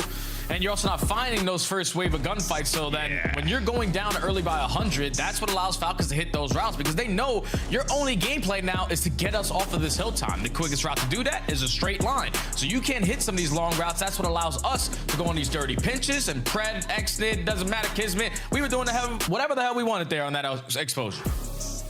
Between P5 and P4, we're talking about a total, Jesus Christ, 7 points through 5 hills, Jay.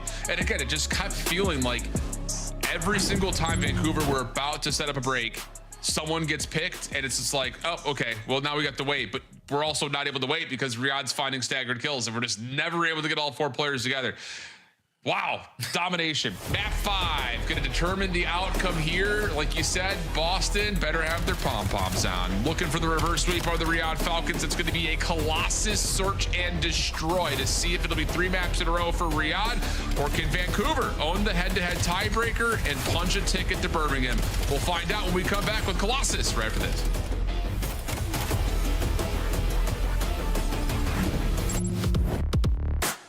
Black Ops 7 returns to the Esports World Cup in Riyadh this summer. Scan the QR code to be notified when tickets go live later this month. Start the season strong with the 2026 Call of Duty League Pack. Grab yourself the CDL operator by scanning the QR code on screen, or check it out in the Call of Duty store in-game now. Scuff, official controller of the CDL.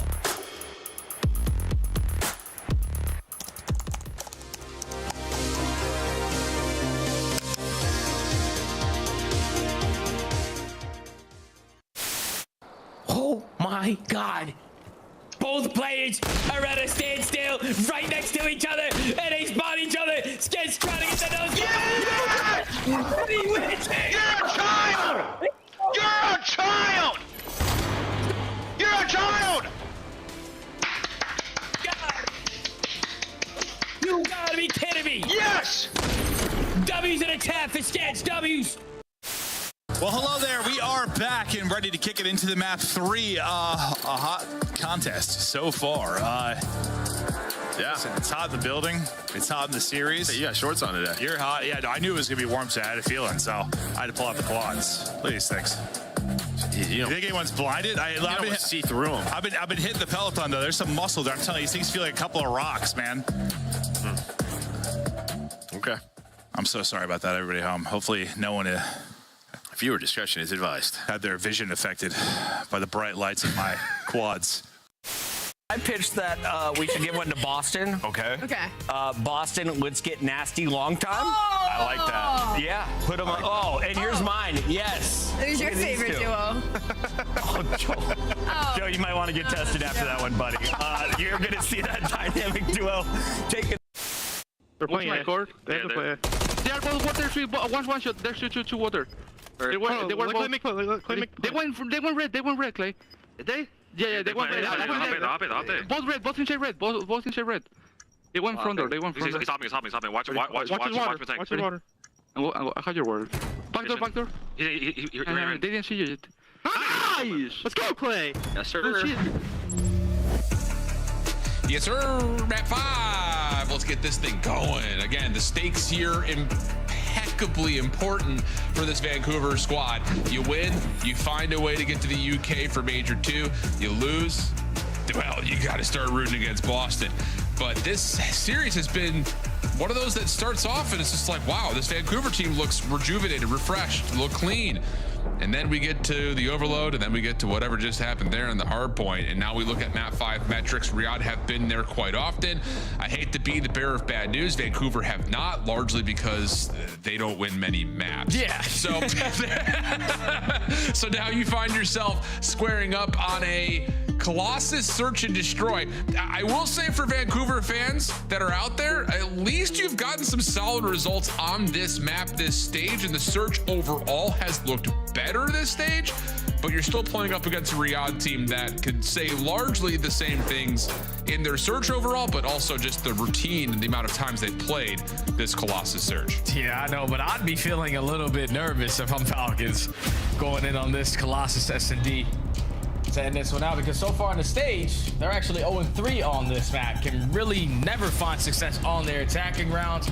0% chance of winning it when the post plants, and they barely plant the bomb on this map. So that just tells you Falcons right now, they're struggling search and destroys and first bloods. A majority of their rounds, they're getting first blooded, and especially on a map like Colossus, when this action can be right in your face in the first 5 seconds, you gotta be prepared for that, because the last time we saw Vancouver was versus the G-Mates, and TJ was having a field day. So that's a guy you gotta shut down. Heard that, and you're right, Jay. 43% opening duel win percentage for Riyadh, their lowest on any search map in the pool. Not good. And they only win 66% of the rounds they do get first bloods in. So not great news, especially from the offensive side. Can they find a way to avoid the scope of Gwyn here in round number 1, as Vancouver have statue control, just looking for the next bit of info before they commit, and those double nades to top may be enough for Vancouver to get a read that Riyadh is playing outside the staircase. Man, that should tell you, like, whenever we decide to commit on A, they're not going to have a lot of attacks to try to take us down. But TJ might get bad timing. Thankfully, he's able to take one before falling 3v3. Yeah, and Caps can hold this position for a little while longer at P1, but he's also your bomb carrier. Wow, the decision to go over to B without much info. Exit just playing for counterintelligence here, gets the read, and Caps is going to have to commit and to get to this bomb planted. And as Exit drops, there will be enough space to do just that. Yeah, Exit has to back away and get his and use his life to his advantage. But when you gift them a free kill, now you put both of your teammates who are still alive in a very difficult situation. Sulium is forced to chow, Pred is forced to chow because Exnet gains all the info, but instead of valuing his life, giving it the bomb plant B, because how difficult it is to plant this bomb site or to find the timing to get it down at B would have been in the back of the minds for Vancouver Surge. But when Exnet just turns that corner free, man up, all right, now we can get the bomb down and we have their spawn control. So Vancouver capitalized round 1. Yeah, a little antsy from Exnet. I think you could see the idea of, like, let me see if I can keep Vancouver's focus towards me so my teammates can kind of re-wrap back and either help me on this side or possibly open up space elsewhere. But yeah, a little maybe too over ambitious on the check. And a flawless round for Vancouver in a lot of ways now turns into them defensively. Oh, Gwyn falls off the map. Are you serious? Nah, yeah, I guess so. We can't be doing that at this point. Like, can't be doing that. I was just saying the same thing. Now it's a 3v3 though, because TJ makes up for it. 40 seconds still to go. Kismet staying really close towards the site, with Vancouver just making sure the pinch is clear before they work the bomb site. Yeah, I love that from Kismet. Good info read from Pred, better shots, and then Sulium, a turret over the top of the bomb site.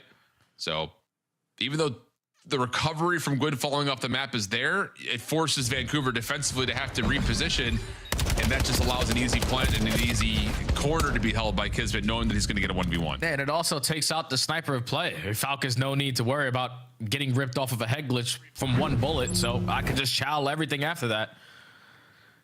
Gwyn just overextends a little bit, just runs out of room, wears a size 14, and right off the map you go. 1-1 is the score now.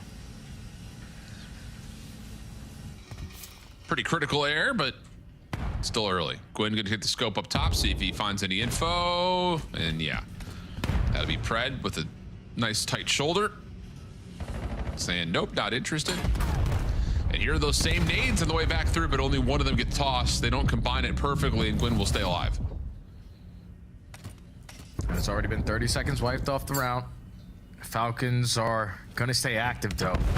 Completely take A side away, or at least put Pred in a position to guarantee a kill. But time is still ticking, and Vancouver have yet to lead the spawn. Yeah, there's still like this little battle where Gwyn keeps his focus at mid. It's Kismet who's keeping him interested.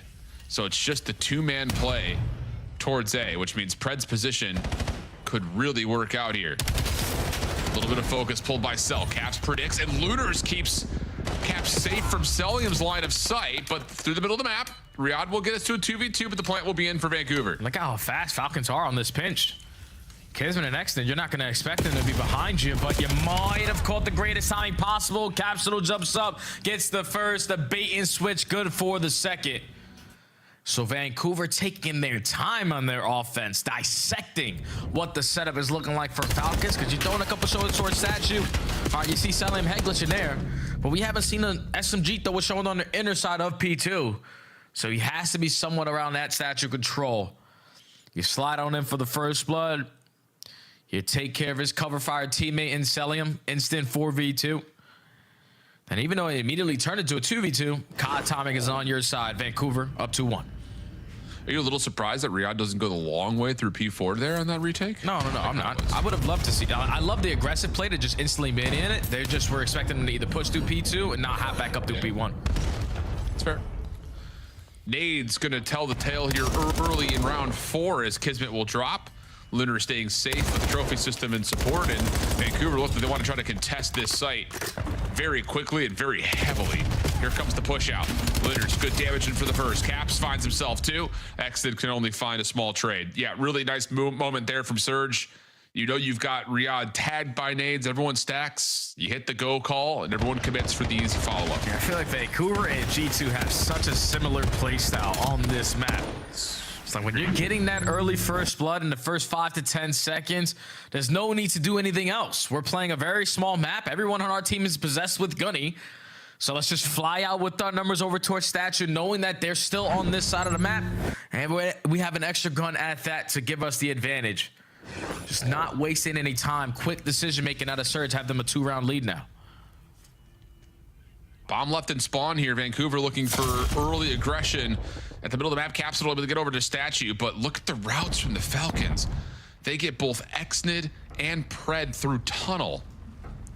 Now, to be fair, Vancouver blindly have themselves in a position to deal with any early aggression if there were to be a route to be taken here, but for now, TJ and Exit just going to kind of play opposite sides of the same wall. Yeah, if it ain't broke, don't fix it, man. It was slow and steady. Figure out what their setup is looking like and then break them down. A little bit of difference in this round is that you already have a lot of pressure over towards Statue, so you find that first blood. Exit gets the worst Call of Duty timing there onto TJ. 4v2, 4v1. Yeah, nice shot from Gwyn. That's just the worst possible situation. You could not drop there if you're Pred. Oh, man. So Vancouver take a quick one in response. And that's got, I think, head scratching in the Riyadh camp of like, what just happened? How did this go wrong so quickly? Yeah, not only in the Riyadh camp, but imagine what Boston Breach are feeling right now, because they were feeling after the first semester, oh, we stand no chance. Then the last semester, oh, it's great. As we take a look at the replay again, look at timing not at its finest. That's bad there for Exton, but 3 rounds in a row for Surge. And that's also 5 first bloods in a row for Surge. Falcons, you gotta get on that board there in that category. See how they tried to design it here from the offensive side, which, like we've talked about, has been their worst side on this map.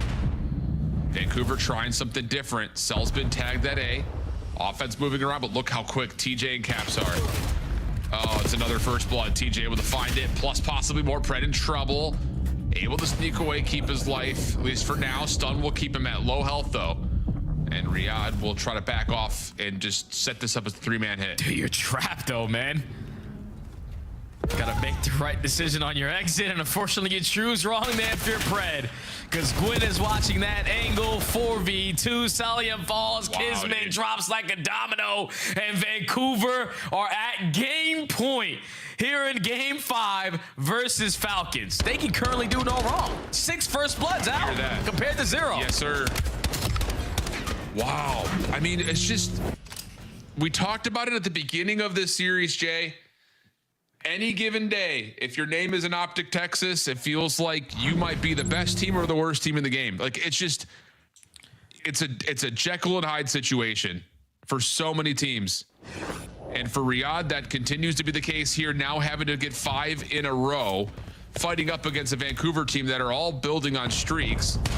And like you said, the first blood efficiency has been flawless, 100% so far for Vancouver, who are looking like they're going to try to maybe catch an early aggression defensively from Riyadh here at the B side of the map. Yeah, this is what has been working for you guys. Even though Sully in this time finding the first blood, you're not able to take down Kismet to even up the numbers.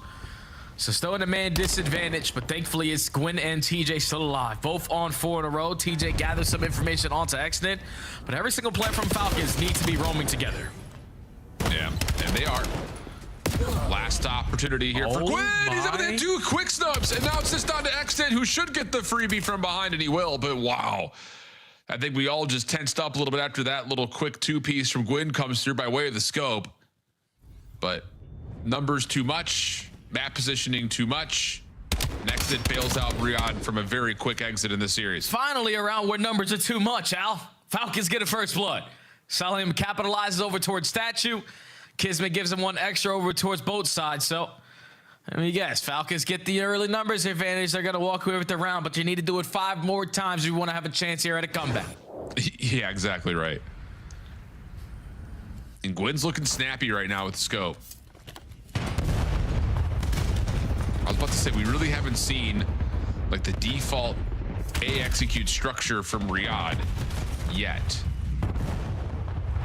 Could this be the round to try to pull it off? Nope, instead we're focusing on mid and making sure that P2 is contested, but the same can be said here for Vancouver, who have a very equivalent defense behind this bomb site, but the bomb will be planted today.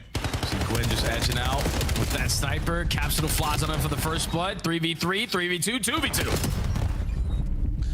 But Fred changed the tides. Now it's just down to 1. Oh, but Gwyn wins it with the pistol to the 1v1. 30 seconds on the clock with the bomb planted. And Pred can just watch over the top. He sees Gwyn at range. Double checks. You need to be careful about peeking this for too long, because one snipe from Gwyn could win the round. Pred, 14 seconds on the clock. Gwyn pops up, and Gwyn finds the win versus Pred.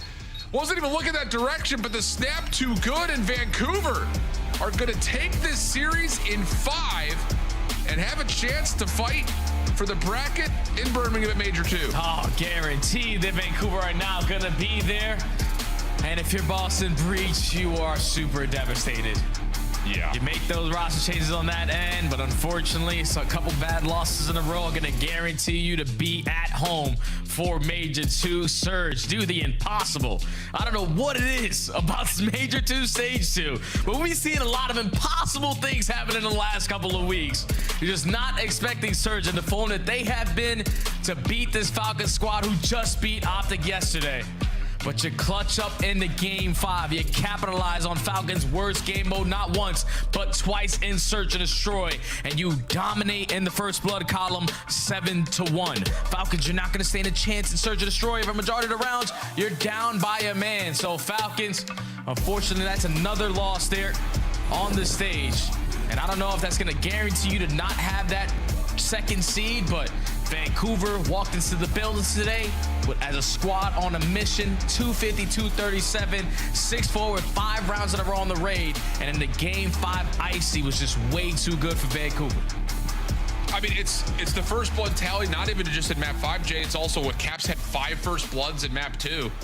It's just one of those things that, hey, efficiency numbers are a thing for a reason. We weigh on those a lot for a reason. But Vancouver, that is just one of those unexpected series wins, and they've had a couple of those in this stage. Started off with one versus Paris, for instance, but here against a Riyadh team that looked like they were well composed and ready to go. They don't lose out on much to the Falcons in terms of Major 2 stuff, but I think that has you feeling very, very nervy, bro, coming off of 2 really bad searches. How are you going to win an event when you're losing Search and Destroys like that? Like that? I don't know. Yeah, I don't know. Crazy scenes. Well, that's going to do it for our first series of the day, the one that really had us really bolstering towards who was going to make it to the UK. But the win, of course, has Vancouver punching tickets. Boston will be fighting just to try to fight for their jobs now, it feels like, at this point later on in their series, as we head back to the desk to break things down. Yeah, I mean, true. Falcons top 3, huh, Wheeler? Huh? I still got him top 3. Top 3? Oh, yeah. Wait, who you got? Okay. Who's your top 3? Hey, Jay, did you send me my $5 yet? And then we'll work on the next one. Wait, who is it? We're working on the last one. Wait, who is it? It definitely ain't Falcons with that S&D. Wait, I want to know who it is, though. No one. Definitely ain't Falcons. That's all you need to know. Hey, Mike, can we take Jay full screen until he answers? I can't have a fence sitter on my desk here. It's everywhere. It's just kind of like a mix. It's chaos. Actually, the LA and Gentlemate series will probably decide that. I gotta say, seeing Surge show up this way, That was big. The day before the big tournament is huge for their momentum, right? Because you have been doubted, you have been hated on. We all went against them. The fans went against them. Everyone went with the Falcons after watching their performance yesterday. Wheeler, you said you got to beat them in 2 searches and steal a respawn. They got it done today. Oh, yeah. You know, a close game 1, able to edge them out there, which Scar has been a map that they've liked. And then the 2 search and destroys. I mean, you're down 4-1 in the game 2. You rally back, and we get to this game 5. And, yeah, this is just a map Riyadh haven't liked.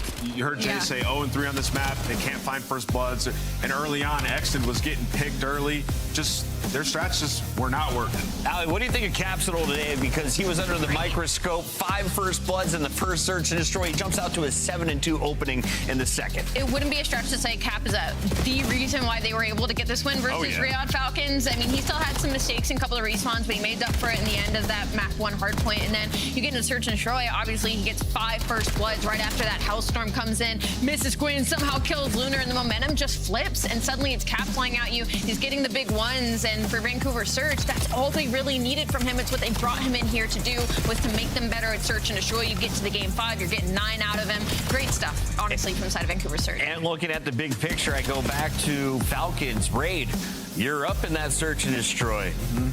Celium loses 2 1v1s, right? 2 clutch opportunities. Instead, you lose it 6-4. You go on to lose the series. Does it really affect your team going into the main event? Yeah, I don't think so. I think they still know that search and destroy is their weakest mode, and that's what they got to focus on. They've made some strides there, but yeah, and this one got away from a little bit from that Hellstorm round. But hey, typical performance by Vancouver. You have to for somebody to choke, somebody else has to clutch, and they definitely clutched up. Capsule is capitalizing, and he joins us now. It's your monster winner spotlight. Capsule, welcome in, man. We don't get a chance to talk to you too often, so this is a great opportunity to tell us, how has your team evolved in search and destroy? Today, you looked in charge. Yeah, I mean, I feel like my team right now is like, they're really good search players individually. I just feel like they just need someone like who knows what they want to do at certain points. So that's what they really emphasized on me specifically, to like start calling like shots, make round adjustments and all that stuff. That is awesome to hear. Yeah, you know, Cap, when you first came in, I was expecting you to kind of have the green light, play a little bit free. It looked like you started to play a little bit within structure. In this one, you were free, especially in those S&Ds. Was that a discussion you had? Like, yeah, let's take the reins off, let me kind of command the troops, as you just touched on? Not really. I mean, if I'm being completely honest, bro, like the last couple of matches, I was trying to use a new controller and I was throwing up the bullshit. I mean, like, happens. I mean, like, so it's hard for me to like the shot call if I'm just, you know, I can't get a fucking kill. So like, so like, I just went back to my old stuff and, you know, we just won. He's got the right tool for the job. All Fair enough, you're back. Cap, you got all the kills that map number 2. Arguably, that would be the most important map in this series for me. So I want to ask you, after that Hellstorm round, when you guys just started flying with momentum, what was the change? Was it your play calling? Was it just the momentum? What was it in the map number 2 that able to get you guys the win? I feel as we just caught them lacking, to be honest. I felt like they were doing the same play over and over again, and we just adjusted. Nice. Capsule, final question. You have been in the league, down to challengers, and now back in the league. At DreamHack, it's one of the coolest events because we have challengers, we have the CDL, and we also have some Warzone action. If there's some people going over to the challengers action to check it out, are there players that we think you should keep eyes on? Who do you think we should call out? You guys gotta watch the bush, baby. Absolutely. Keep your eyes on the unshaven. Capsule, any words for your fans before you go? Appreciate all the support, especially during this last couple of weeks. I know I've been personally playing bad, but you know, however support I get, it fuels me for the next match. Hey man, congratulations. You're locked in for Birmingham. We'll see you next weekend. I appreciate you guys. See ya. Capsule is done, but his plays keep rolling on. It's our scuff play of the game. Ali, walk me through some of these surge performances. He was just flowing. And I mean, clearly watching the guy coming out of water here. I mean, 5 first bloods was just, it was what Vancouver needed, right? And just some like timings that he was catching, the smokes, like this is where they brought him in for if he is in fact an S&D star. Yeah, that clutch was huge. He gets the first kill, drops the smoke on his feet, and you know, it's a 1v1. He just closes the gap, and it looked like MC was gonna win that. Capsule just guns him, and that's the element you get when you get Capsule with the right controller in hand. Yeah. He's going to be able to win those 1Vs and clutches. He's been a search specialist his whole career, so it's no surprise that he's going to have performances like that. I went back to my old controller, and it seems to work. Well done, Capsule. Vancouver is a threat. When we go to Birmingham, we find out who is going to have the higher seed, LA Thieves or Miami. Thieves taking on Gentlemates potentially for number 2 spot at the event. Oh my God.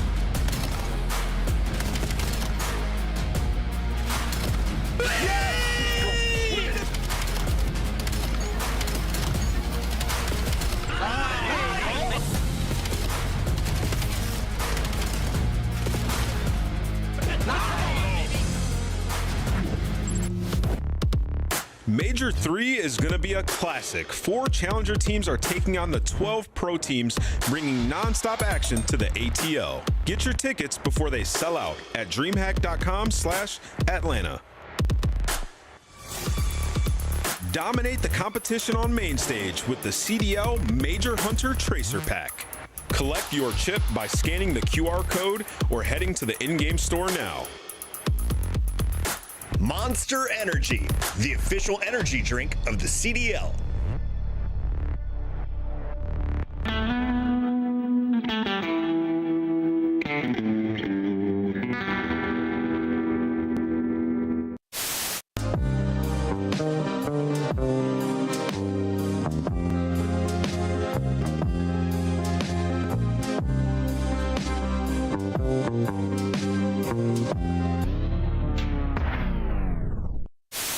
Space fans, there's the hype squad in the front row. They make it to nearly every single event. That poor guy that hit the deck today outside the venue, is he here? Saw that. That was tough. Hey! Hey! What? That poor guy ate concrete for breakfast. Tough one. Well, I mean, what was the f is going on? Was how good this man of Bucha What the has been. The ref and Seth got to do it all. Yeah, pathetic, bro. Yo, Caesar Sky is bueno. Bueno's putting his balls on the table, bro. Slammed them. Yeah, Caesar Sky is bueno. Bueno's putting his balls on the table, bro. He's in our solar. I went left. Oh, Pitch left. Yeah, there's one back. I'm waiting. Renko, there's one left. Super good. Nice, I'll try. Yeah, nice. Go. Go. For the game. Boom. Holy what exposure. 8-0. It's not going to be 8-0, right? We're not going to lose 8-0, are we? Look at the pitch! Look at the pitch! Look at the pitch! It's 8-0! I promise you it's 8-0! I promise you it's 8-0! It's a world record overload! Now that will seal it. Golato! Goal! That is Toronto Koi. Have they played the game mode before?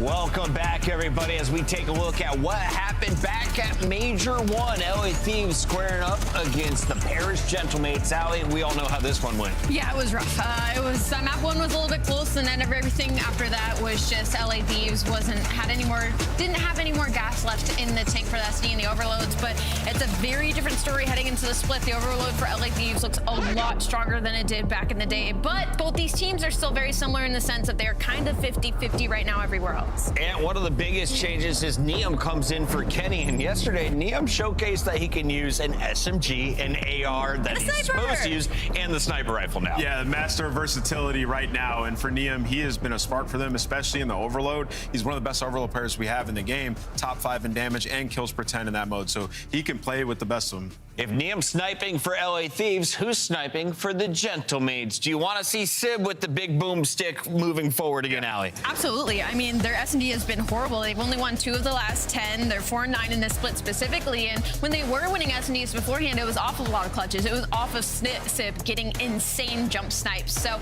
I definitely want to see him pulling out the sniper in this series. And also, I want to see the hardpoint be better for them. They've won their last 4 in a row. So maybe finding some momentum finally in that game mode again, because they're going to need it in this matchup. And we're looking at the bracket. I think they're kind of stuck in their seat. I might be wrong there, but what do you want to accomplish here if you're a Gentlemates player? Yeah, you want to look like the Gentlemates, Chris. You want to look like you did in stage 1. You heard Allie talk about it. Their hardpoint, they're coming off of 4 straight hardpoint wins. We all know they have to work on their S&D, but the way that they won Major 1, it was through the HP majorly until they got to the final. Then you have the clutch plays, right? So Search can get figured out like mid-tournament. For these guys, they need their backbone, and it's been back in the last 2 series. Just 4 match wins after taking home Major 1. It's just a qualifier, though, and they're looking to finish strong. Paris Gentlemates, Envoy, Ghosty, Sib, and Neptune taking on the Thieves. Let's take a look here at the opponents. Wearing red tonight, LA has come in very strong recently, and a big upset earlier in the week sets them up to steal a number 2 seed. We had them as low as number 9, Allie. Now they're playing for top 2. It's a crazy bounce back here from Hydra's crew. What's funny is you could literally take what we just said about Gentlemates and apply it to LA Thieves right now. Their respawn looks a lot better, 11-5 in hardpoint. Overloads at 7-3, so they're slowly but surely making strides, but S&D still needs work. They are locked into the bracket to start, going for the 2nd seed right now with this win versus Gentlemates. The problem is they have an 0-6 map count versus Paris, but again, that was way weeks ago, so that kind of doesn't really count when we're looking forward. Yeah, awesome opportunity here for LA to string together 2 good matches against solid opponents, right? You get the huge 3-0, the best that they've looked all split long by far against G2, and now you have another opportunity, and as Ellie mentioned, like the respawn's been solid against the bad teams in the league. Yes. That was the first time they had strong respawn performance. So yeah, just string them back to back. And in terms of the S&D, just got to find first bloods, right? These guys have been towards the bottom of the league in that category for majority of this split. Finally got a few in the last series, and what do you know? You win 3-0. You got to think the executives in LA were guessing your team is guaranteed top 4 with the amount of salary you're dishing out. Now you need to prove you deserve to be there with a win over the Gentlemates. A top 2 seed would set the tone going into Birmingham.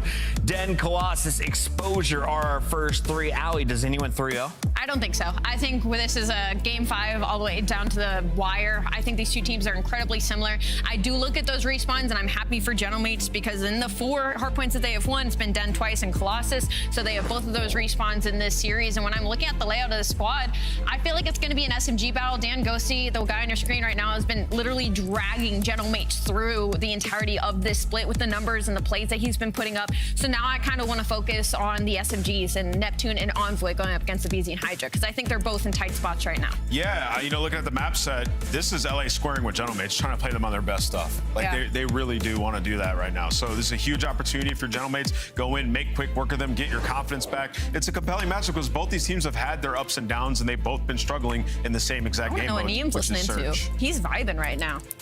Did you guys see him? He's literally, I don't know what kind of music he's listening to. He's vibing. Colton, our producer, can you remind me, 8 and 9, that'll be probably Koi and Gentlemates at the end of today's qualifier. Do they play Optic if they get through that play-in? 7 and 10. They play the 2 seed, right? Okay, so if you're Thieves right now, you really want this dub. I don't think anybody wants to play Optic round 1. Yes, the winner, yeah, that would be 8 or 9 will play Optic. Hey, Gentlemates might want that. Good call. Take the early fights early. All right, the big fights if they did. In the history of COD, with teams that play Optic early in the tournament, if you beat them, typically you have a good chance of making that run. I think they told me it's time to do Scuff Pick'ems. Are you guys ready to do some more Pick'ems? Yeah. Allie, yesterday you had a ridiculous 1-3 performance. Yeah, it's I know, time to go 1-3 again. Open the door for Nameless. I'm going to go with Gentlemates. I really like the map set layout for this, actually. And? I'm going to go with Thieves. They look good in the last series. I think they string together 2 good series. In my bracket, I said Gentlemates were going to win. Are you gonna change it? Yeah, today, I think the Thieves are gonna have to win it. It's online. They're feeling good. They're vibing. Sib can't hit Sib shots on the internet. Let's go to the games. We've got Miles and Chance on the mic. It's your favorite boys in blue for at least this series. Hello, ladies and gentlemen. Welcome to another good one. We've got ourselves I don't know, Chance. On paper, a very, very exciting matchup between two top teams. But as far as our standings go, it couldn't be further from the truth. The Gentlemates guaranteed the play-in. Who they gonna play, though? We'll find out. I mean, listen, standings be damned at this point for teams like this. These guys are hunting after championships, and this is a series you're looking at as their final test. Paris are obviously proven. They won Major 1. LAT, well, they've been on the come up throughout Stage 2. And as Nameless touched on, this is a pure square-up series. We are playing, especially Paris, on some of their best maps. We talk about it all the time when they're on Dead. Ghosty, obviously the Friar. Their P2's an absolute spectacle, and LAT really trying to test themselves. And I mean, Miles, we had their series yesterday. We know they're playing with some serious energy. Everyone trying to carry that into the major. Yeah, especially those search and destroys. They were unbelievable. Blistering pace. We'll see the same thing right now in our hard point to start things off. Tyler Farris gets himself a lovely 2 there. Beezy in your feed. As he continues to throw nothing but peaches right now. Everything is connected. Every bullet, every lethal, every tactical, every flank. I'll take the first anyway. That's another 3 dead though right now for the LA Thieves. Right back at it. Paris Gentlemates, they find time.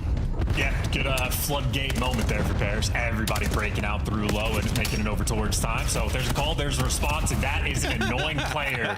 It's only a team kill that takes Neptune down, but hey, it's little plays like that that go a long way. You just slow down the pace and try to collect all this time, and well, Sid has been collecting the majority of it. Finally, he falls, but it's looking like P1, sort of tradition. A small advantage for Paris, but it's more important the focus on this rotation. LAT winning some key gunfights, but they got a few more in front of them. Yeah, watching out for Hydra now. Cole, who has managed to infiltrate the lines of the Gentlemates, except for Neptune, tries to get tricky with it.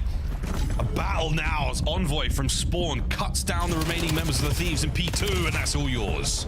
And look who's choosing violence today. Envoy with the 8-3 start, going against some former teammates on the other side of that stage, and wants to set his team up around this time. It is Dramix galore right now inside of that hill, and hey, Paris get the impact. This is what they do best. Let alone former teammates. I mean, Envoy got the LA Thieves a championship, got them a ring, and now it's got a nice ring to it. We're going to see an Envoy finding their damage on the inside of P2. 20 seconds to go. Healthy amount of time to be fighting over. The spawns are flipped at the perfect time right now. The Gentlemates playing P2 very, very well. Yeah, Hydra with a nice little kill, get those final 12. So an impactful one at that. It's going to be about a 10-point shift as we go in towards this new time. And both teams right now shooting their guns. Worth noting again, though, it is currently Dylan Envoy with that hot end. Hot as hell right now. Couple of kills over by P3. Unable to get anything going. Scrap and Envoy, man, he's loving the 1v1s right now, except for Hydra. Finds a couple. Ghost is going to pick up a pair. And again, one of the masters of this map, one of the true Den warlords, has yet to really get rocking. And we touched upon Sib, really talking about the S&D, but so far at 2 and 7, a lot slower than you'd like. We're not counting the kill on Neptune as Neum continues to fry. They come in 3s for the LA Thieves. Yeah, lovely sequences for LAT. Final 30 seconds well to fight for. They have finally taken the lead as well. So a long fought effort just to make it happen.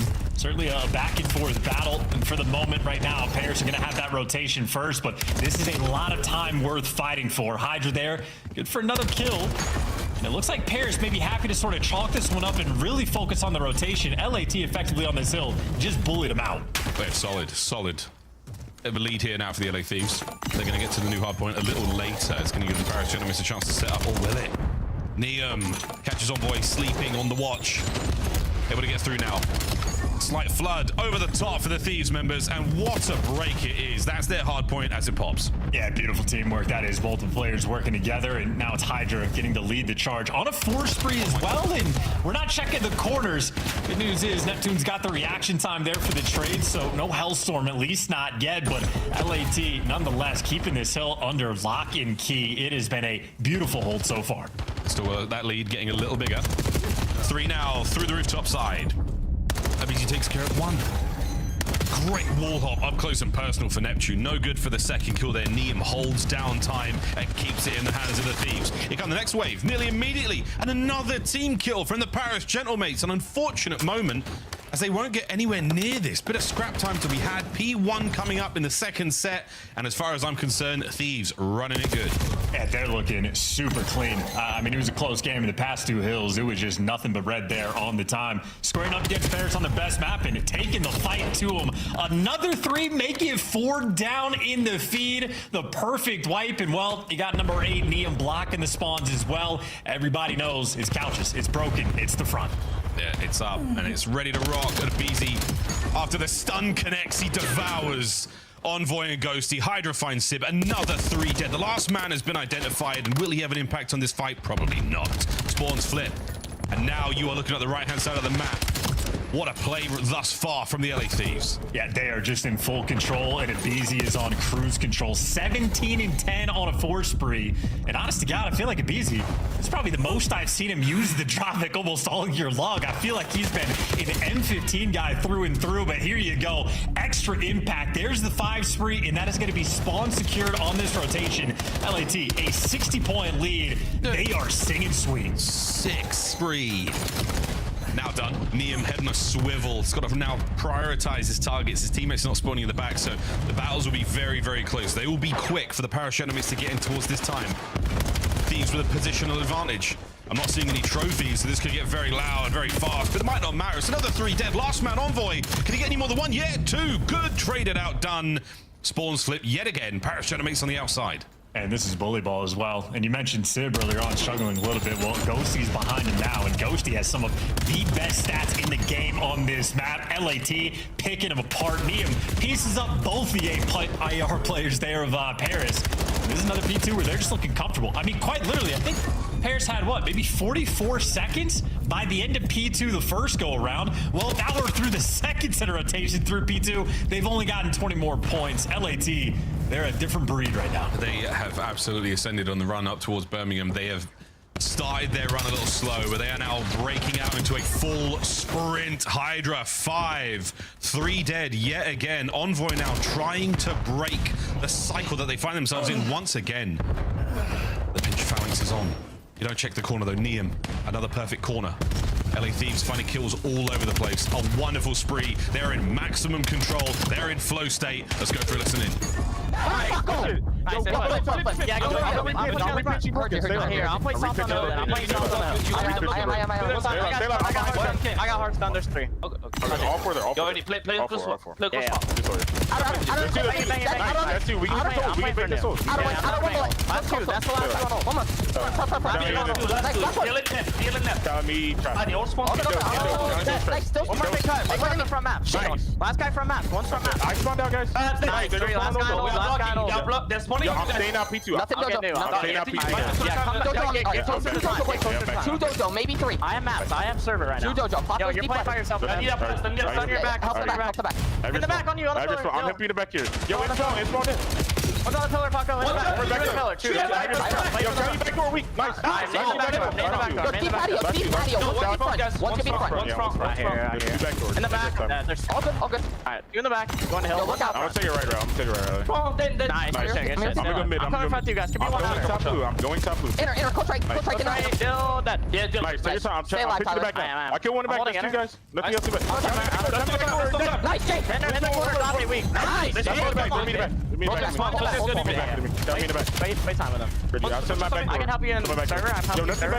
Yo, one more back up. Iver help server. Server dead. Hey, last guy dragon. Go map.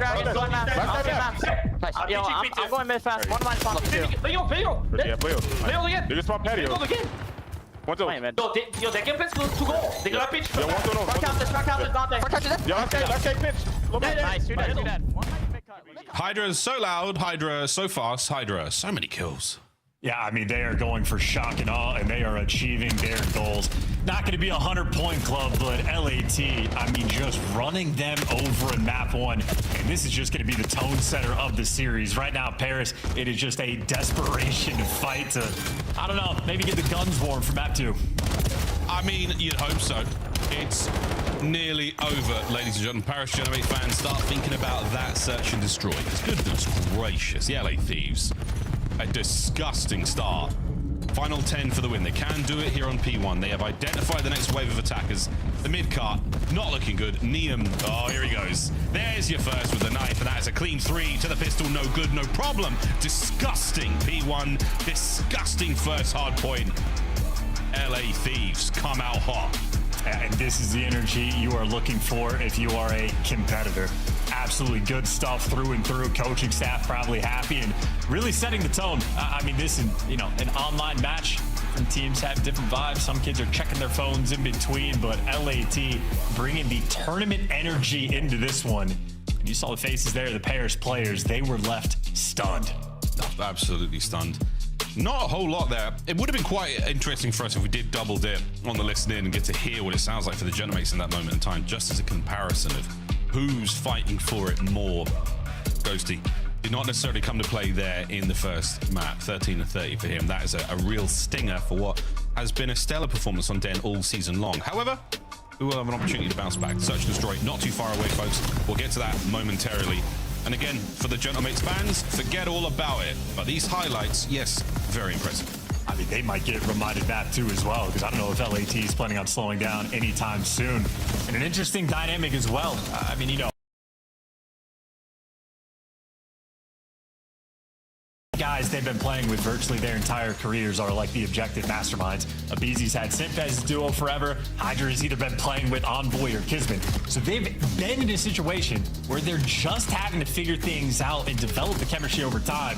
And this is one of the first maps I've seen where Hydra just looked like the Hydra of old from start to finish. I mean, electric performance. That was it was great stuff.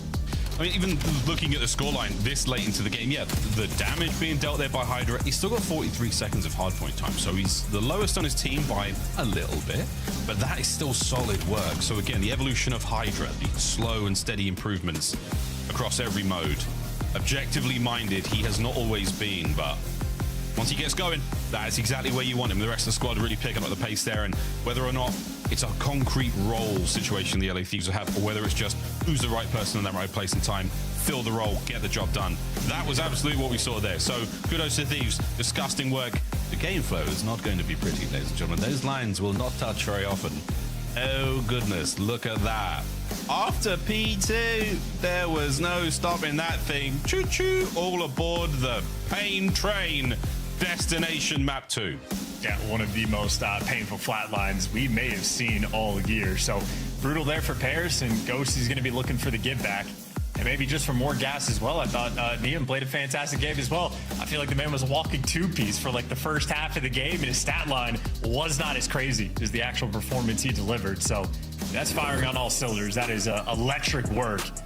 We can just get to see if they can carry that into map number 2. Another running back for LAT on Colossus. They looked fantastic on it just yesterday, and hey, they were getting the first bloods as well. See if Paris are going to be able to bounce back and bring the goods. Yeah, come on, Paris. LA. Allons-y in towards that map 2. We'll see some snipes, of course. Sib versus Neum or Scrap. There's options right now for the LA Thieves roster. Would think it's Neum, definitely. But there are options, which I think is quite exciting and interesting for them. But right now, I think as far as the success goes, it's definitely Neum, the player running that, because it's given Scrap a lot more freedom on the map, which has been very, very nice for them. We saw them yesterday. Good looks from the LA Thieves. And again, confidence, man. Confidence. We talk about vibes. We talk about confidence. I mean, this truly is a team that believes in one another and believes in the squad. As they should be. Very much so. I mean, this is why you put them together. We talk about superstar rosters. We talk about, you know, a team that can figure it out in any situation. And that is what you've got. Same thing for the Genomates chance. I mean, that Major 1 victory was not a fluke. They have struggled in and out of game in the build up towards Birmingham. But once they get back to land, once you get back into the office, it should be strictly business for the team on the top side of the screen. Here we go to map number 2. Well, this is the importance of this series, though, right? Because it's your final series going into LAN. You know you're playing good competition, and this is what is going to set the vibes for your team. Of course, though, if you're worried about the bounce back for Paris, well, Neptune's got to pay attention to. He has been beyond godlike on this map in Search and Destroy. The KD is only a 1.6, and even that does not do it justice how impactful he has been on Colossus. So get ready for the square up, because I think LAT might start running it down. Abizi might be back on his old BS. what Niam's trying to get on some BS here with a snipe, and he has been identified. The first hop was unfortunately a mistake.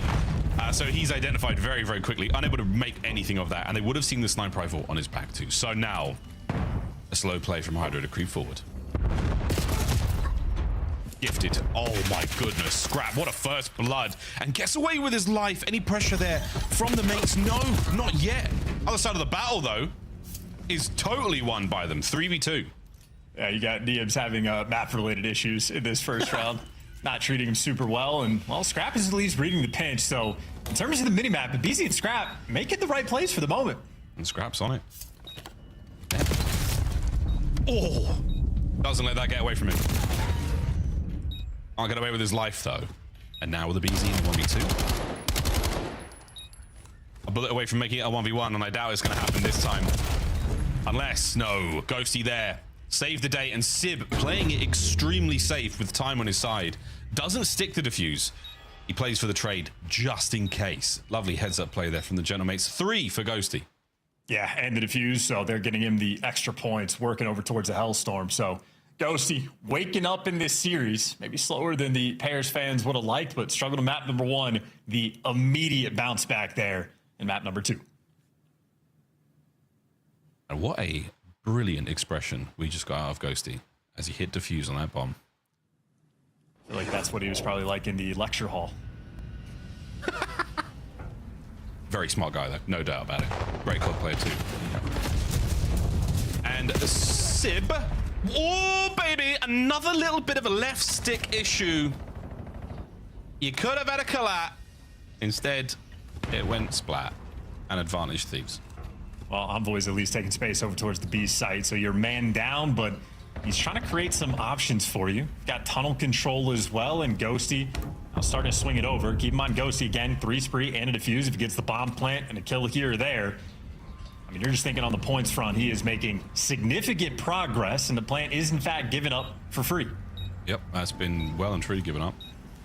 Neptune does pick up Sib Sniper. We'll see that played in a moment. Will you want it, though? Abyss is going to check this. Envoy. Great work from Ghosty. That's 4 in a row. Envoy involved as well. What a setup here. Neptune the only man to fall, and that opens up the pinch. That opens up the flank, and Hydra takes full advantage, and Hydra takes the advantage, runs it down. With 2 Thieves left standing, the defuse is there. We're all tied up. Shreds them clean shots, and you have the light that Ghosty was on. Came to a bitter end. Great setup there in the 3v4, and, well, you just need every single player in that 3v4 to be able to deliver. That is a very tough sell, LAT's teamwork right now. Top form, Hydra, 3-1 start. Yeah, once he picks up that player on the pinch, he gets rid of Neptune. How that 1v1 went down, we might know, but this is another awkward hop, skip, jump, fumble. Oh, no! Bounces off a teammate. And that is such a free kill for Hydra as well. Timing. So important here in the COD world. See if it's going to play out again. We've had 2 blunders. Not this time. Niam keeping it simple, keeping it steady.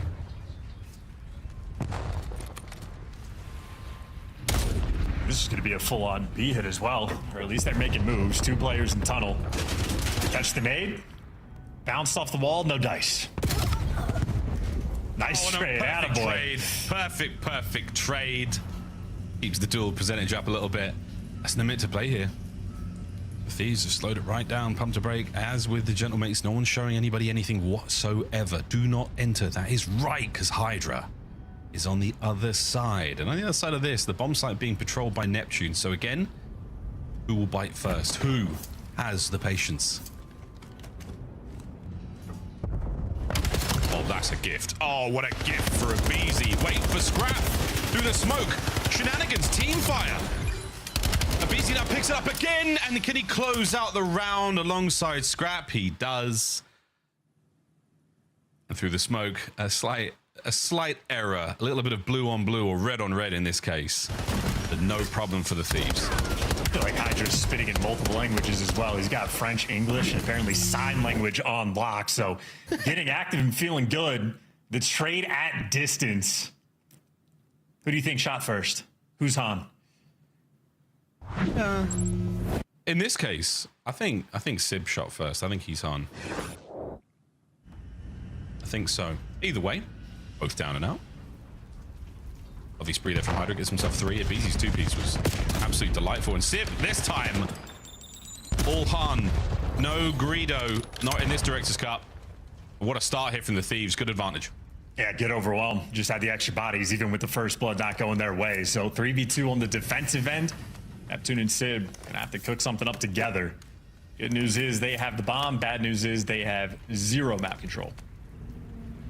Good news is they've got Neptune, who loves to win a dirty 1v1, give you an advantage. But Hydra is playing this so wonderfully patient. Yeah, he spots them out. The dirtiest, tiny little angle there to work with.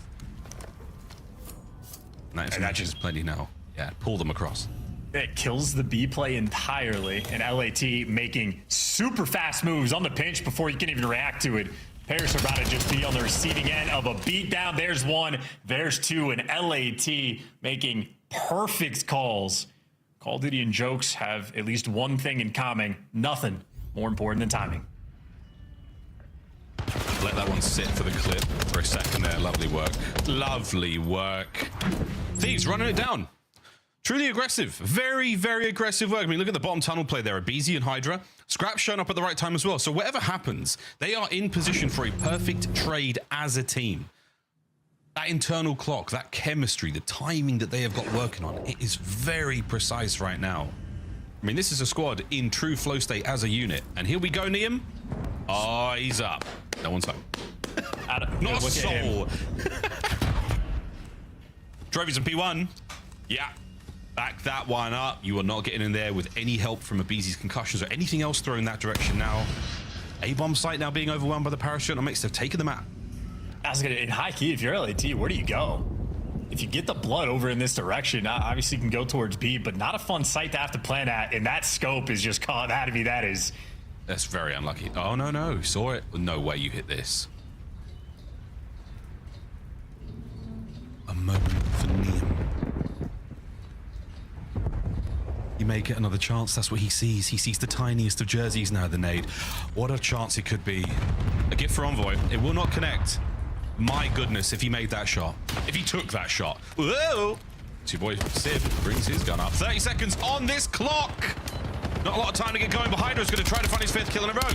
Oh my goodness, Sport for Choice hasn't hit a bloody bullet. And now he's dead. 2v4. What a round from the Thieves. They have done nothing. Nowhere to go. Nowhere to go at all. Hey. Civ even gets the sniper battle just for a little bit of extra love and scrap. Well, it's a 4 spree. Maybe you don't want to die, but nothing you could do. And honest to God, the value of that trophy system up inside of P1 just shutting down the idea from LAT to like make any side of moves. Yeah, MVP trophy. Completely ruined the play for them. And in fact, that's our scuff play of the game. That trophy being put down low key. Also, shout out Q. Q is in fact the GOAT. In case anyone's confused by that, you don't know ball. Fantastic round from Paragenomics and their trophy systems. Nades up, and Sib has been very nice in the opening duels. He's been winning them against Neum so far in the snipes. We will count the duel they had where they traded as one win, but now smokes were up close and personal. Envoy takes care of Hydra. Now damaging the Neum. Great shot. Smoke still good. Neptune trying to take space. Yeah, challenging Neum with the sniper, we have learned very quickly. Not an ideal thing to do. Kind of happy if you walk away with a trade against him, and now in a 3v3. See if you can find a pick. Scrap has the deadly angle, but Sib gets away with 5 HP, 4 more than he needed. Yeah, and he absolutely chowed that. No hesitation whatsoever. Neptune gets across. He does take some damage. Another bloody trophy system this time around. Abeezy at a gunfight you don't want to find yourself in. Scrap, he's going to check it low, down, gone, ended. Ghosty now in a technical 1v3, and he is moving. A huge amount of space here to work with and not a lot of time. Thieves roaming together. Got to go get that bomb as well. Gonna have to do something active. Abeezy's gonna spot you out as you move to the cross, and they're not gonna let you plant, so you have to go sooner rather than later. There's the information. Just now get the bomb, and Abizi is giving you nothing. And now, of course, when you're tagged up and weak, gets the teammates to work together. A perfectly played round by LAT. Abizi, elite work towards the end, and Niam shaking his way to a victory. And had the sniper at the start of that round and goes and picks up a drop. It hits the pinch as well. And so Pears had the good opening strat. Get the first blood. Smoke off the cross so the sniper can't make the impact, and you get the first blood on Hydra, and they collapse after the fact because Niam broke them down. That is fine work out of the rookie. I can't wait to see him on LAN. I can't wait to see what he brings under that Birmingham crowd. We are going to have ourselves one hell of a time next week, friends. We hope to see you there. And we saw that, starting things off quite nice. A little bit of a trade and a bomb retreat right now for the Thieves. And I love the idea, at least the early aggression, just to test the waters. Easy and Hydra working together. Now they're throwing from shoulders, looking for the intel and the standoff on Colossus. A minute left in this round. Nothing might happen for the next 20 seconds. Oh, the problem for the Thieves, yeah, I mean, they know. We've been here before. We don't like it when the time gets red. Neptune, the jump check, he gets spotted out. Scrap finds Ghosty. Trade's good. Oh, Sib's still rocking the big. Oh! My goodness, what a shot! Scrap in a 1v2, and Sib with a disgusting round. That is a highlight play if ever we've seen one. Yeah, I wonder how good the first one was. I love that. You know, you have an actual gun in your hand. You're tagged up half HP. No, pull out the sniper because you're doing things like this. Oh, mate, that was good enough. Damn, the hop and the last one, great. 3 for Sib, add him to the pile.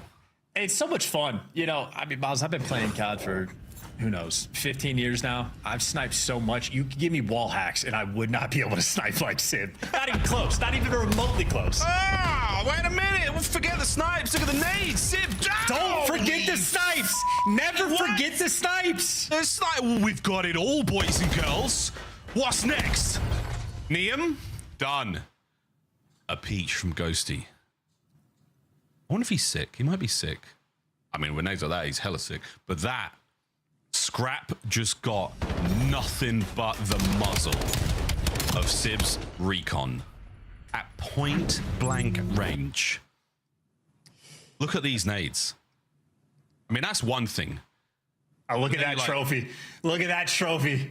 So late and so far behind. So tough. Far behind. That is tough. Well. Found ourselves at 4-4 in this very interesting game of Colossus. Niam has been outclassed thus far by Sib mostly, but I think he got a lot of intel on the nade there, on the stun rather. That passed off at least 2 players. Yeah, smoke for the escape. Genomates have managed to consolidate the loss here and walked away with all 4 lives.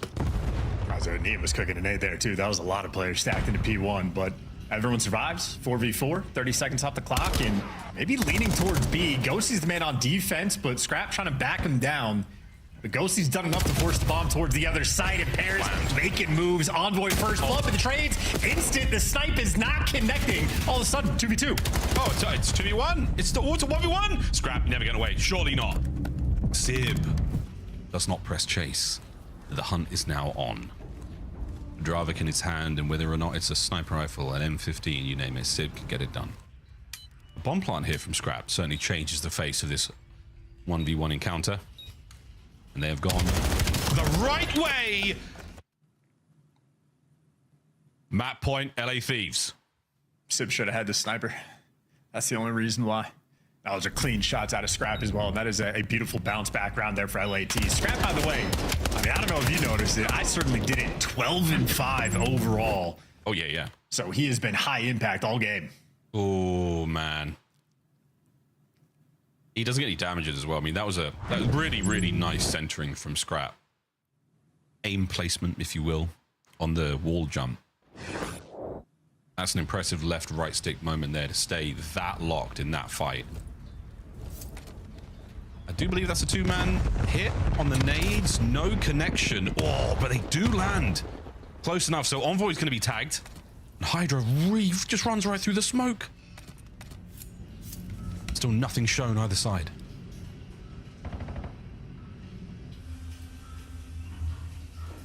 Hydra challenges this, he's in trouble. Sib's got to hit a big one. And Abizi, they're jumping the boxes as well. He's trying to find some intel. We check the reaction speed. Here comes Abe. Oh my word, dancing. How close you are. Thinking about the A-bomb site now, stacked up. Oh, yeah, LAT are going. No trophies. Abizi connects. Neptune. And with that defeat, they fall back. They move across to B immediately. Envoy will be the only man here. He does see Scrap, but he doesn't want to take this fight, not with a Dravik. One plant by A. Yeah, distraction. Drag at least one player back, take the 3v3 at the other side. Sib's got to find one. Good for it. The second man over the top as Abizi finds his next kill. Niam joins the fray, and now Envoy alone. 1v3. And he's fighting. The defuse is now underway, over halfway through it, and Niam, nerves of steel. 6-4, the final score. LA Thieves take another big win over the Paris Gentlemates. Making plays as well, because Paris brought a good fight. Double nades from Ghosty, multiple masterclass rounds from Sib with the sniper. None of it matters. You're down 2-0. LAT looking fine. I know Scrap probably gets the MVP off the kills column, and hey, deservedly so for that 12-5 stat line. Teamwork on point as well. You can see the assist, and I just want to give more credit to Niam. I know it's 6-8. It's a weird time to gas him, but I just feel like we've seen him do everything. Make plays with the sniper. He'll pull out a Dravik. He'll pull out the M15. He'll hop bombs. He will literally just be Mr. Do-It-All. I think a very impactful player now for the team is the S&D woes for LAT dropping off. 6-4, what a wonderful score to be in. Yeah, Niam, though, very much so. Kudos to he. A couple of snipes as well, not as explosive or as impressive as Sibs were, but hey man, we'll deal with it when we deal with it. But Overload now, another mode that we love to watch the man in. He has impressed tremendously in our third game mode here in the Black Ops 7 season. And ladies and gentlemen, I've got great news for you. We're going to that one next. After this very quick commercial break, we are going to be playing a game of Overload on Exposure. That's right, LA Thieves up 2-0 over the Major 1 champions, the Gentlemates. We'll see if the comeback is on, or if it's going to be another 3-0 after this.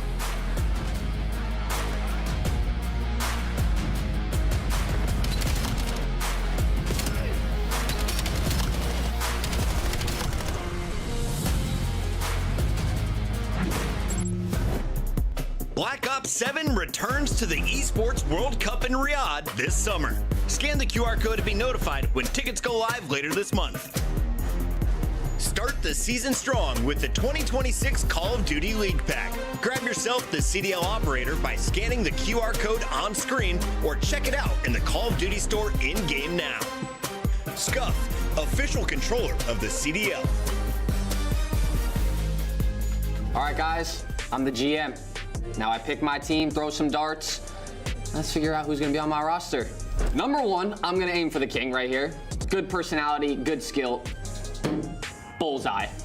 Number 2, you gotta go Hydra Animal, of course. Bullseye. Let's go Brandon. Yo, 3 for 4 right here. Hold up. We're going Porter. Oh, I got Dill. No, I don't want Dill. All right, man. I'll take that, though. That's 3 for 4. I'm taking that all day of the week. I think my squad's probably winning at least 2 tournaments a year. So who on the team is gonna be carrying the bomb in S&D? Still an Envoy. That guy is getting the bomb down, dead, alive. That is down. When you guys win a major, who's gonna spend the earnings most irresponsibly? Probably Brandon. Guy bought a $250,000 Porsche. I know he's got something else up his sleeve that he wants to buy, so we're definitely going Brandon. Current net worth of the team, we're loaded right now. We got Seth, probably 20+ mil. Brandon, probably like 5 mil. Dill's a millionaire. Paco's close to a millionaire, probably a millionaire. Oh, I didn't even see Formal down there. I actually would have thrown for Formal instead of Porter, just so like the less psychopath vibes on the team. So now you're gonna drop one player, remove the dart from their face, and go for one more. Who are you gonna do? All right, I'm gonna drop Dill. We're gonna go to my last pick, and that was Formal. Oh my God, don't give me Puckett. Don't give me Puckett. Don't give me Puckett. Don't give me Zin. We lost, bro. I mean, now we definitely lost. I'm not gonna lie, we might be dead last now. But I do think that those three could probably win a couple matches, but with Puckett being the fourth, that shit's gonna be rough. I don't even know if we're making champs, probably like 10th. That was it, guys. I was the GM. I'm unbelievable at darts, by the way. You guys gotta tune in to whenever. I'll make a YouTube video or something with that. But yeah, shout out to you guys.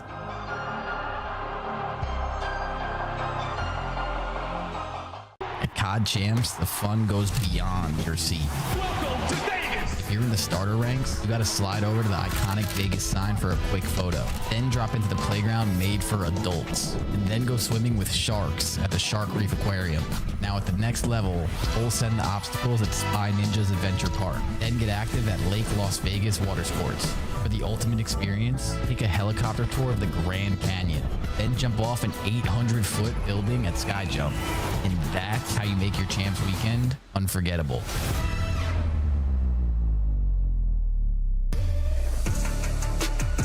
Plenty to do in Vegas, not just watch the world's greatest Call of Duty players fighting over glory and over legacy. And of course, coming up on July 16th and 19th in Las Vegas, Nevada, grab your single-day general access tickets. There's a QR code on screen, or your old pal Google will help you out there. We will see you there later this year for Champs. But before we get to Champs, we'll get through Major 2. Major 2, just around the corner, mate. Charles, how are we doing? Going into this game of Overload, Red Hot Thieves. And a little, I mean, I don't know, not dejected, not defeated, but definitely something off with the Paris Gentlemen right now. I mean, I just think they're being taken to task, to be honest. It feels like LAT are just leveling up their game. I don't know how many of these other teams are really having a choice in the matter. When it comes to Overload, throughout this stage, both Neum and Scrap have been spectacles. And for Scrap, we expected. Damage dealer, he's been one of the best slayers, if not the best slayer in the game since he joined the CDL. So it's been the same story for a few years now. Neum, the rookie, keeping up with him. I mean, nearly identical numbers. He's even got him beat there in the kills column. And of course, he's doing this while taking care of the objective as well. So Neum fitting the roster quite nicely. It was a bit shaky at the start, like we weren't sure entirely what to make of it, but I mean, at this point in time, he is showing off his value time and time again. It's been a very fun player to watch. Yeah, very, very fun player to watch. Big fan early on here. Joining a stellar and very studded rookie class of 2026. I mean, really enjoying, yes. As the mates fist bumps were there, and we will find out most likely on Twitter what's going on with them. Neum, though, so far in March, 8 goals and a 1.2, having a whale of a time. Exposure a little different. We've seen him do his thing on Scar quite a bit. Let's see how this game of Exposure goes again. But a 3-0 over the Paris Gentlemen, a surprise. But LA Thieves, thus far in the series, have just had the edge. Can we close it out here? I would honestly expect them to at this point, because this is just a different kind of energy they have brought to the table this week. I think I saw a comment, can't remember who made it, but like the players like almost rediscovering who they are and starting to play like themselves again. It's been a great series for them. Still though, got to close out. If you're looking at the map records on Exposure specifically, it has been a pain point for Paris Gentlemen. This is not the spot they want to be in. Well, it's 3 dead, so that's also not the spot they want to be in. Neptune gone as well, and that is going to be possession now to the Thieves. And now, boys, it is up to you. Where do you run this bad boy? Abe is on the attack. He's trying to find one. Sib slips through the attacking line. Nabizi just makes things as awkward as humanly possible. Neptune still alive and kicking, and that is going to slow things down just a touch. Oh, my word. What a kill on a Hydra.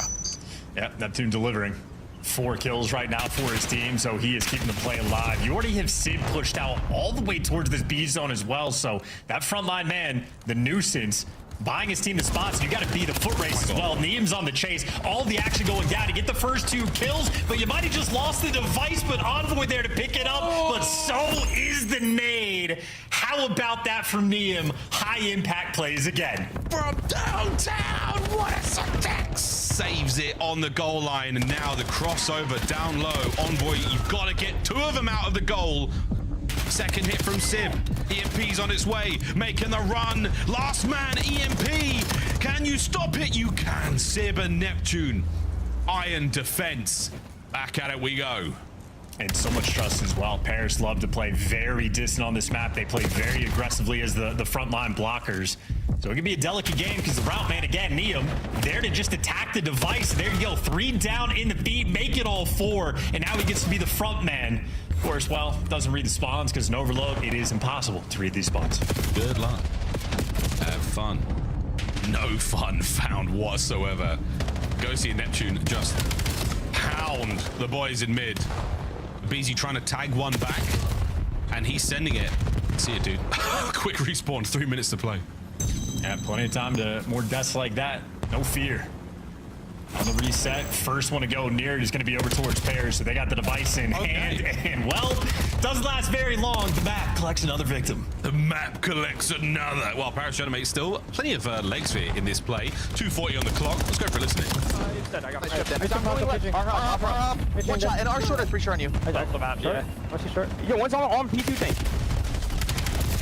One shot. I'm playing left. One's already front long. Already out front ring. First guy. I go right, yeah. Yeah, I'm playing right. P4 or no? No. Be under solar or top. One solar, one shot dead. Nice, one right. Pitching. Right, Hydra, one shot going ring cut. I'm going to go. Ring cut. Go forward. Yeah, I think he's gonna go con. He's gonna go con, guys. Yeah, I think he's already con. And I'm just trying to go. Go on point already. Go on, one more. Find you. Hydra's behind us. And behind us, too, Den. I'm trying to help you. Both inner. Both there, I'm playing. Wait, I'm naming your inner. I'm telling you. I'm gonna refill mid, Den. Inner, really weak inner Neum. And one outer pit, maybe. Wait, ball. That's nice. Nice one, dude. I don't see the one shot on the point, Hydra. Two. They're gonna wrap. One mid. I'm just leaving Zay. Yo, let's just trap them in. I can fake them in here. They're trap server and left. Trap server and left. Yo, one deep left Neum. Deep left, one's in there. Go pushing forward. Neum's deep left. Also, then go. Back up, you guys. Inner, challenge, and top inner. One more inner. Hit him. Nice. Go. They spawn DP5. It's one deep. One's already plotted. He'll be close already. Close to me. Trips, Neum. I got that trap. You're better. Oh, he's weak as hell. In Beacon. That's one deep. Beacon right side. Beacon. One bullet. Beacon. Nice, your shit. I'm running away by the way. Nothing else here. Nothing else left. I'm going right. I spawned left, guys. Top server scrap weak. He's already rails. Top server. Neum's on the point. Hit once. Neum. I'm trying to go ball. Ball going through. 2 on the point. Play forward. Oh my God, finally, the levy breaks and a goal for the LA Thieves. Yeah, and Hydra started out 1-6. Well, 8-8 now on the 3 spree, and he's got the score. And by the way, it was Neum, the facilitator. 15 kills, multiple defensive stops, and he's setting his teammates for the rally cap. Neum right now, Mr. Do-It-All, and the entire team has this map on lockdown. They are currently forcing a mid-spawn for Paris. Mid spawn and holding on as best they possibly can. We've turned it from 1 to 2. Here comes the option for the third. They've still got that bottom side of the map control. We got a hostage. It's Ghosty. He's got scrap. His list of demands are pick up that device and run it towards the either A or B goal, but that's that. Done, finished. Hydra's going to grab this, run it all the way. Should back up. 10 seconds to play here. And no bus will be parked, but a chance. A bit of extra time if anyone can get near it. A pick up now.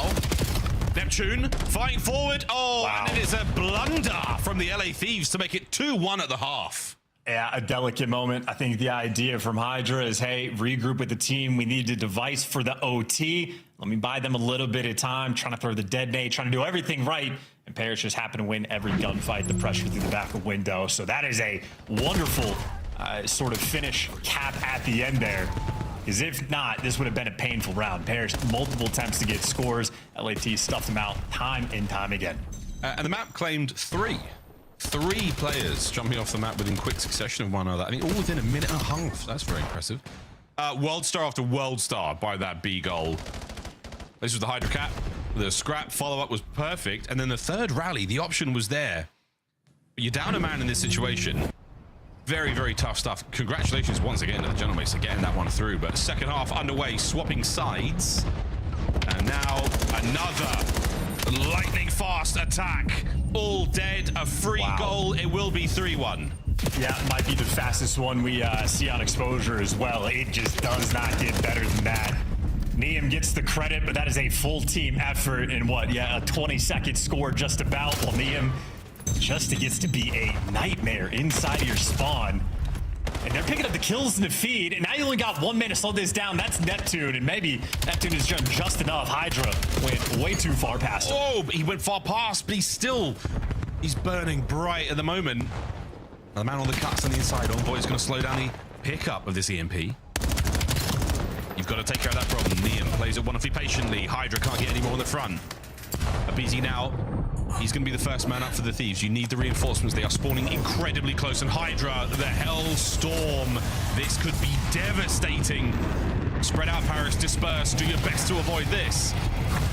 I mean, I feel like this should turn into a cap, right? You get 1 kill with the Hellstorm. You know everybody else is going to be in mid. They get 3 out of the 4 kills. Neptune, last man standing, though, gives you 2, but it might not be enough. Hydra trying to get out of dodge. He has the entire team to beat, and the entire team stops him. Just barely. And shout out to Neptune for those initial 2 kills. Paris bringing a good fight. He saves the entire day, and now the march of the Gentlemates forwards towards the B goal. Early Thieves set up a line if they can. The cross up from net. Good shots. Couple of kills. And now they've got free reign. But someone has to pick up the EMP. Someone's going to grab it. Niam, once again from behind. Can't quite catch the last man. The run now from Envoy. Coverage from Ghosty. It should be a goal. It's 3-2. Deliver it home. 1 score game now. 3 minutes left to play. Problem is LAT setting up for the rally cap, so you got to get a move on if you're Envoy. Going as fast as he can, and Envoy's going to have to kill them off this device. He gets gunned towards the middle of the map. LAT, they got the frontline run. Tricky work. Frontline run. Defensive work from Sib. He's holding them as best they can. Rotation through the middle of the map now. EMP's on its way. Envoy in position by the cuts to stop the B play. Back once again we go, like waves crashing upon the shores of the Gentlemates. What a nade over the top. Sib shots onto a BZ.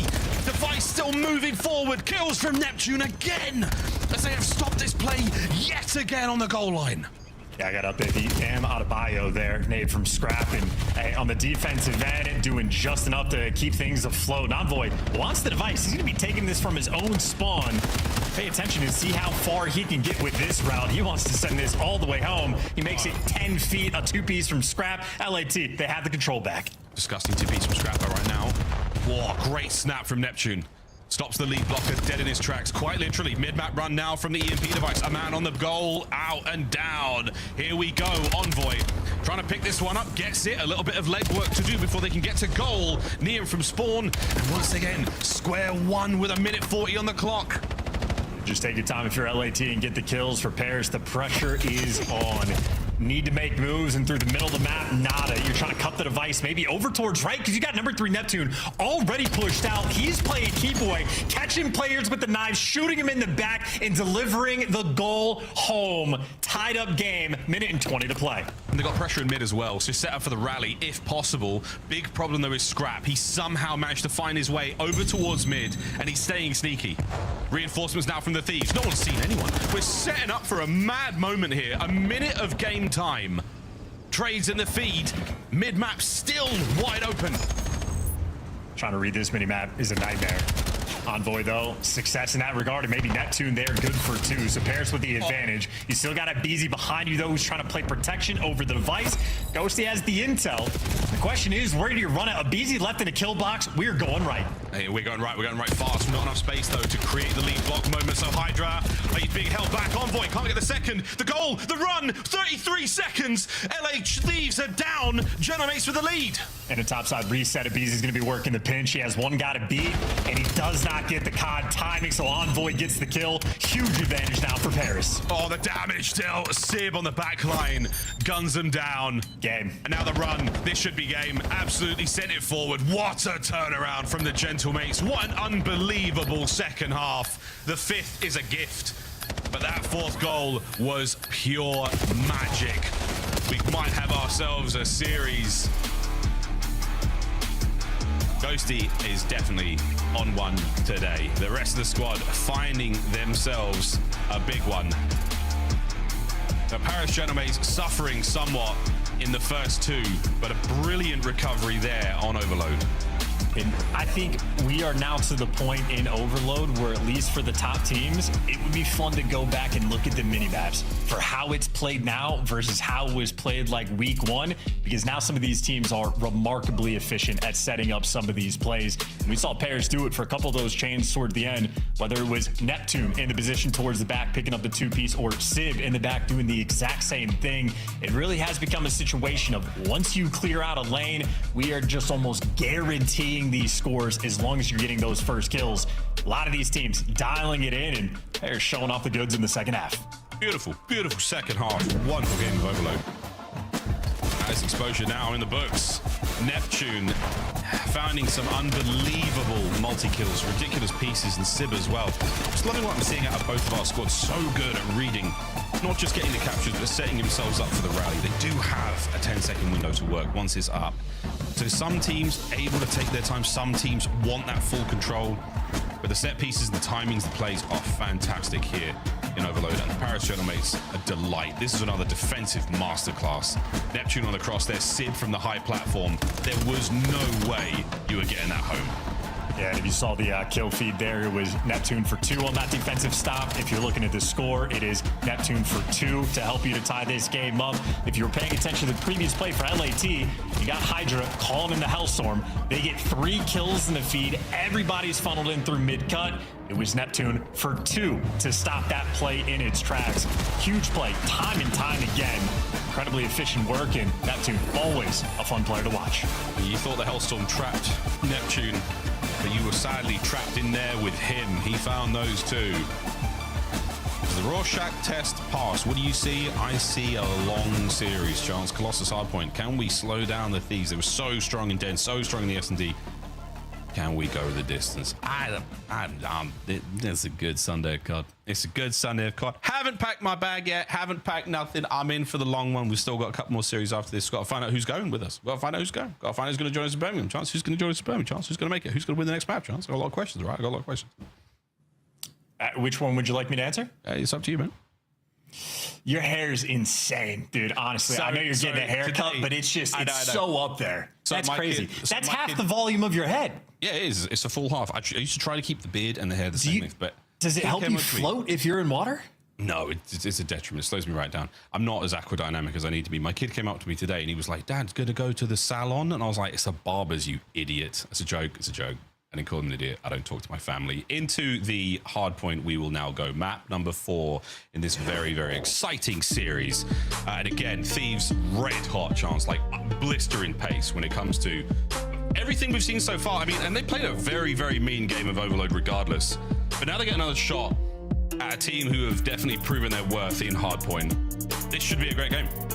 I'm very much looking forward to it, because LAT squaring up on Paris's best hardpoint maps. They had an 8-2 record on the Den, now 8-3, but Paris also have an 8-2 record here on Colossus. It is going to be a battle. Be a real battle.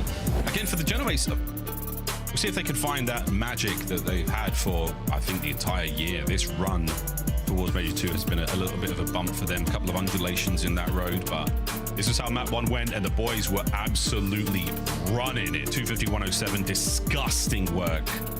And again, outside of the first 2 hard points, there was nothing from the Genoese. Colossus can be a different beast. Let's get it.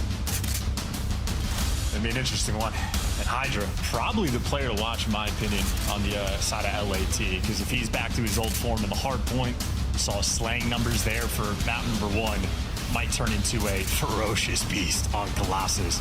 I don't know what the namesake will be if he ever takes that crown, but we're gonna have to start getting creative. On the flip side, though, Neptune, I mean, he enjoys it as well. Colossus, he's got the 1.6 KD, needs to be in the action here. This is a good old-fashioned square up. Can't wait. Get me into that P1.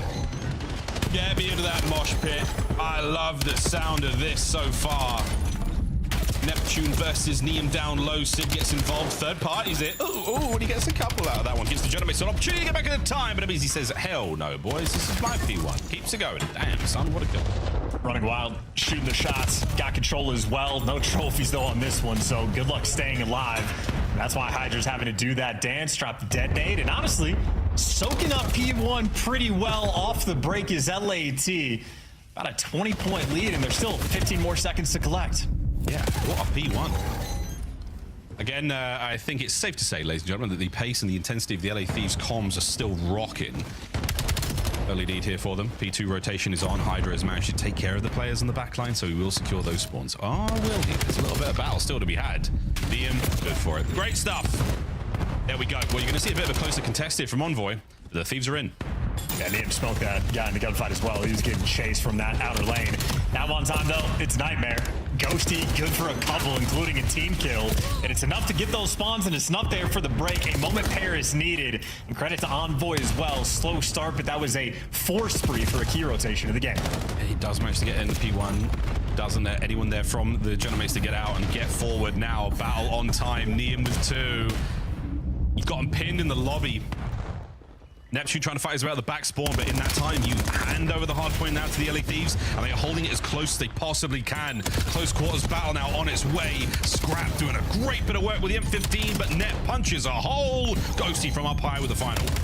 Yeah, that are going to be 2 hills through, and no crazy leads on either side. Maybe a 20-point gap between these two teams. Advantage for LAT, but thin margin so far. You get the first 2 kills on this rotation. Why not add the 3rd to the pile? Paris right now spawning very distant. Everybody on the bottom side of the map.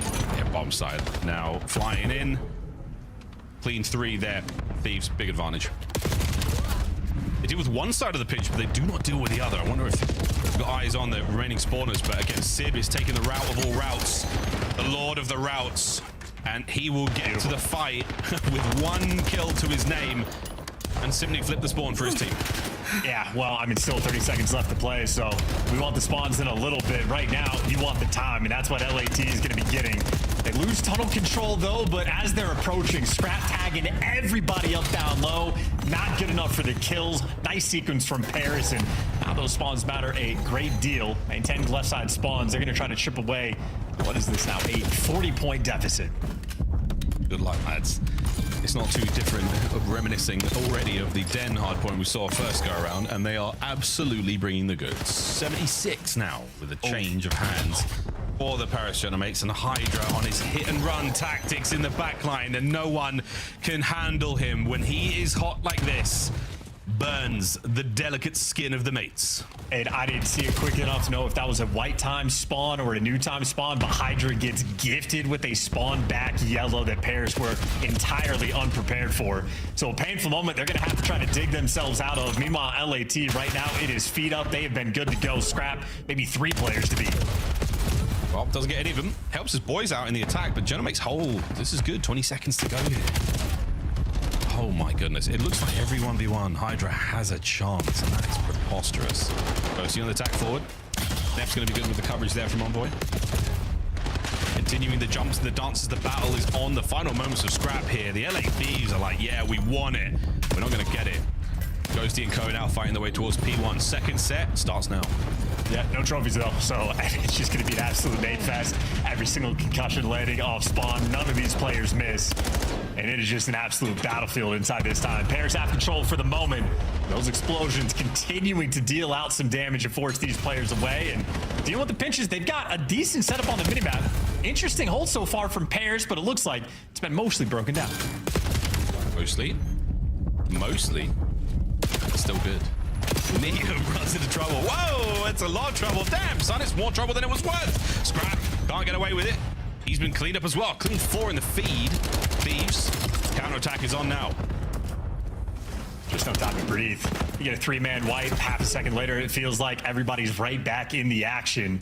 And for the final 10, Neptune wants to take it from him if he can, but no reason to throw away your life. Set up on the rotation. He's covering the top lane. You got 2 players down towards P2. Envoy getting creepy on this rotation. And wins the gunfight, gets traded out, but hey, your teammate's job now going to be easier. They only gave Scrap the ick. The rest of the squad not deterred at all, but Genomate's trying to muscle up, trying to hold on to this point. And they are sending it against Scrap in the back. Oh, and he's managed to walk away with a couple. Envoy now looking at the skulls. of his teammates there across the floor, and that's a bit of trouble now. Next man in, Abizi doesn't check the right corner, doesn't check the spot.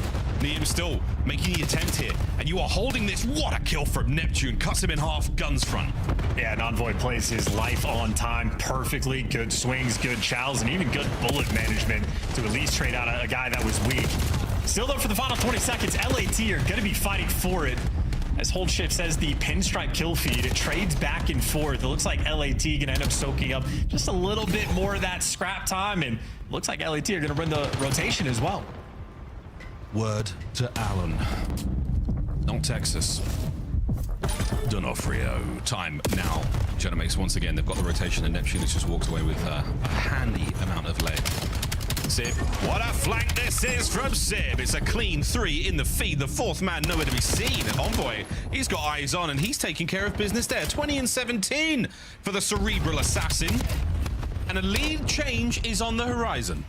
And Neptune just locking down the tunnel side of the map, so he's getting tags in players through P1, tracking everything. Should come that Abizi got through, and he does. Not in the gunfight just yet, but hey, head on a swivel. Envoy apparently has absolutely turned it on with shots like that, but that is another 4-man wipe. Problem is, they might have just spawned him out. Minimap about to get weird. Not the only thing turned on right now. 145 and climbing. Genomates back at it. Abizi trying to get tricky, can't get a thing going there. Hydra on the backline once again, keeping those spawns low left-hand side of the map. Hydra, oh dear, we run into a bit of trouble. Whoa, trouble. His name was Sib, and he nearly got a pair. Hard points up. Thieves are in.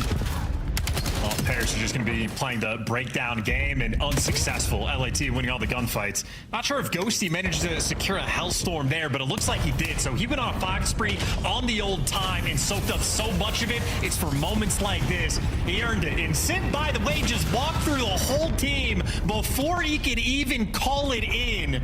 Why have a Hellstorm when you can have a Sib? There's a Sib on the field. And he's roaring. Ghosty still kicking ass across Colossus. Shots from Envoy again and again. The dance is no good. Everything. The Dravik, the Jaeger, they are red hot right now, running out of ammo across the board. And Sib again finding these ridiculous kills in the feed. Neptune joining him as well. That is another insane highlight moment. 181 to the 147. The scrap time's going to go the way in the third set of this preposterous hardpoint is on us. This has been a brutal game. Paris right now, they're trying to get those tournament vibes flowing. 3 down in the feed. Hydra last man standing and the front man in. They don't have the trophies though, so he's getting tagged up and damaged, and he has to look every single direction. A square up now towards P1. The trophy's taken care of, but that is just now nades from both teams rolling through. Yeah, every direction covered. Oh man. And every gunfight a banger. Over the top. Ape shooting Ghosts does finally get himself a Sib. My goodness, the trades again. It is endless war of attrition, endless work from Ghosty and Envoy to battle for this P1. The pile of players on the inside of time, record-setting 200 now we cross. Yeah, it was shock and awe on map number 1, and this feels more like trench warfare, just a back-and-forth battle, or at least just the sequences that have been rolling through. Well, LAT trying to turn the momentum their direction on the rotation. They got the spawns. Neptune's the first one in time, but they take care of them. A moment of stabilization for LAT. They can take a very small breath. Breathe in, breathe out, get 1, and don't get any more. 3 dead, mates are in. We are looking, no breathing, don't even hold it. Don't let it in, don't let it out. Neptune still going. This POV, he's taking a piss. This is unbelievable work. 30 and 24, he's back. I mean, he never left. This is flow state, not just from him, but flow state as a team as well. Sid has 35 already. Game's not finished. Not even close finished. Not even close. Get out of the time. Let them all cross the 40 mark. Get in there, boys. This is ridiculous work. 10 seconds to go. And ladies and gentlemen, boys and girls, children of, I'm not even sure what the stream is rated these days. We're going to a game 5. In a moment. That was terrible, Thieves. Thanks so much for that. I used the button and everything. Well, Chance, here we go. Are we on board? but one of the greatest comebacks in COD history. Nope. No, we are not. Here we go. Game 5. We'll edit that in post. And we'll break this one down because goodness gracious. The Paris Gentlemates. Allons-y, game 5. And if you want to identify the moment as well, I think it was on that P3 rotation. Sid goes on the pinch through blue, shoots 3 players in the back, but that 3-piece he got, that gives complete map control there for Pairs because they killed the 4th guy immediately after. They know where everybody's spawning. That turns into Ghost again at Hellstorm going on the 5 spree. That turns into Envoy getting a hot hand as well. And just a massive run in the game. Maybe a painful one there for Scrap in the kills column. You can see the damage output absolutely still there, but it was Sib, the Titan in that lobby, which is shocking. If you watch the things Neptune was doing on that map and Sib beat him in the kill race by that much, that is impressive stuff through and through as every single player getting double-digit assists there for Pairs Gentlemaites. That was a full team flow state, at least in the second half. Once you see the tides turns, it's going to look bad. Yeah, bro, about 18 objective kills as well for Ghosty. Look, that was one of those team maps where you just take over. And as far as we're all concerned, I mean, Thieves fans were patting themselves on the back. They were like, let's go, we've done it. These kids they're glassed, we got it. No, we're going to raid. We're going to raid for a game 5. What a ridiculous series this has been. Just reminiscing for a moment there. But folks, it's time for a break. It's definitely time for a break. It's time for a raid game 5 between the mates and the Thieves. We're going to go to that right after this. Who's your money on? You know what? Don't tell me. I'm sure it's bad luck. See you after this.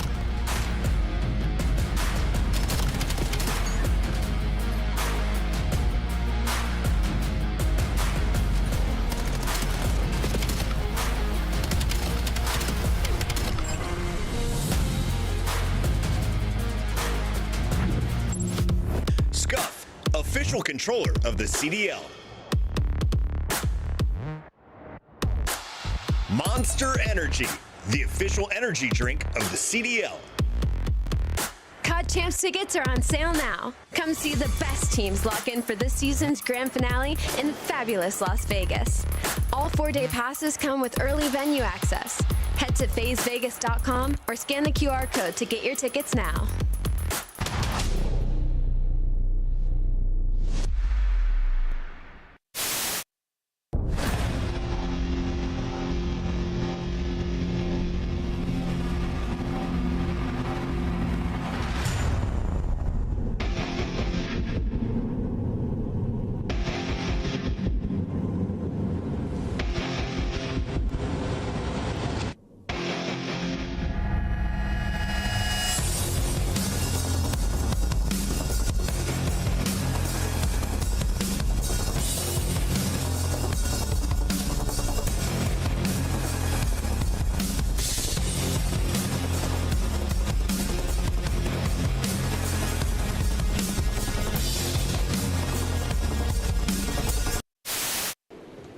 Barney or top guy? Wait, I think they're probably working, eh? Yeah, they have Deddy, by the way. Nice. Sheesh, bro. Good Hold that. Sheesh. Bro, my POV that. Do you think you could beat Kenny in a dance-off? Yeah. Oh, he's lying. Wait, did I? Really? Yeah. In my head, I'm thinking he's unstable on his feet. He's lying. No, this is broken because I'm dead ass not lying. I could smoke him. I'm just thinking about his front door porch where he was like trying to control his legs and he crippled on the floor. That's like the first thing I got. Damn, I'm lying on that? That's bullshit. What? I mean, I smoke him. Where is he?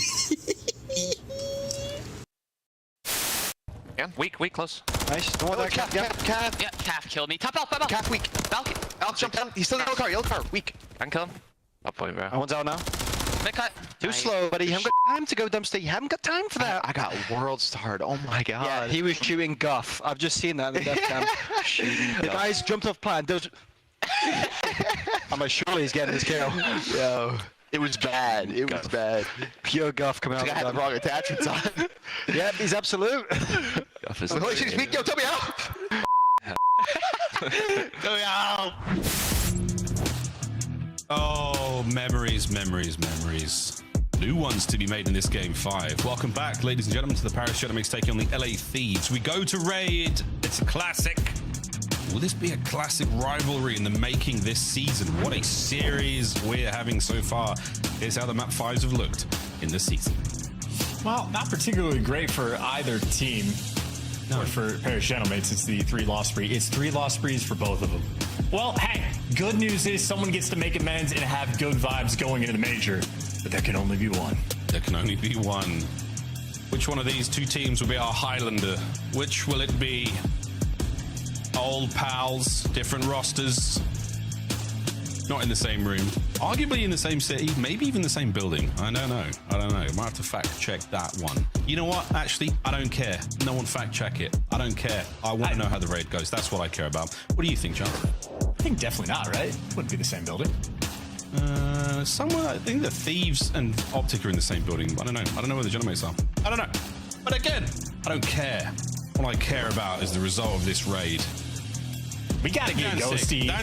Get him into N95. Airports are real crowded right now. Airports are crowded, and we need him in fine fighting form. Let's get that man some vitamin C. Can we get this man a glass of orange juice? Can we get this man some freshly squeezed, please? Maybe some a set a bit of what do you call it here? Something for this man, please. He has a serious week ahead of him. A serious map ahead of him. Here we go. Into the game 5. Map 2 was good, but as you said, mate, both these teams respectfully, in the game 5s, kind of ass. Here we go. And specifically on Raid, LAT, at least for this split, 0-3. So this is one of the maps they have not found success on, and obviously it's going to be a focal point. And I watched Abeezy win champs in this in Cold War. He's capable of the first bloods. Go back to the old bag of tricks, Abeezy. The people want it.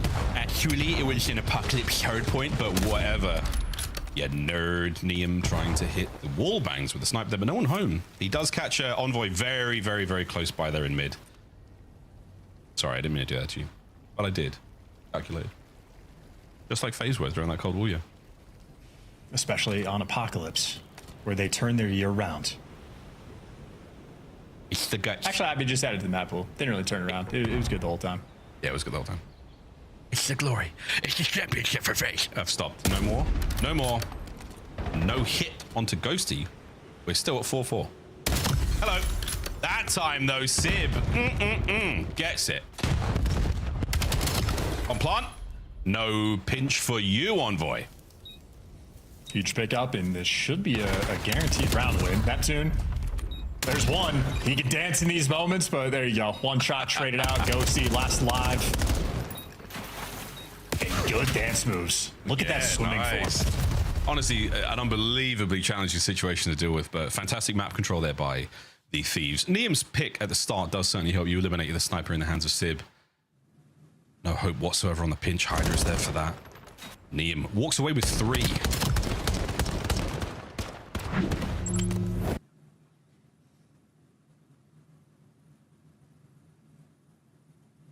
Love when Call of Duty timer works out for you.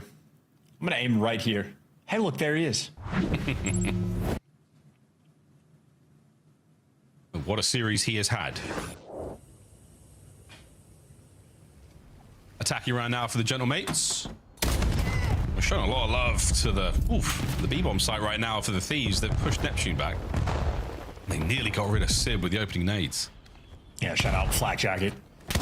Saving lives one day at a time, not saving the first bloods. That's Scrap on Envoy. And this is the lone man on defense, by the way. Scrap is the island player doing stuff like that, but he got his one, delivered his team to a 3v3. Imperative yet to go for the bomb plant. Sib has the bomb in hand. And I don't trust him in this slide because I didn't get time to set it up. I was like, he's just going to do something like that. Yeah, that was, especially when you saw the scope, like, come on, man, you've got a lot of cover to work with. The wall jumps and easy read. It's tough, man, tough. Neum, easy win. He's bringing the goods on rate so far. It is a 4 spree. Will it be any more?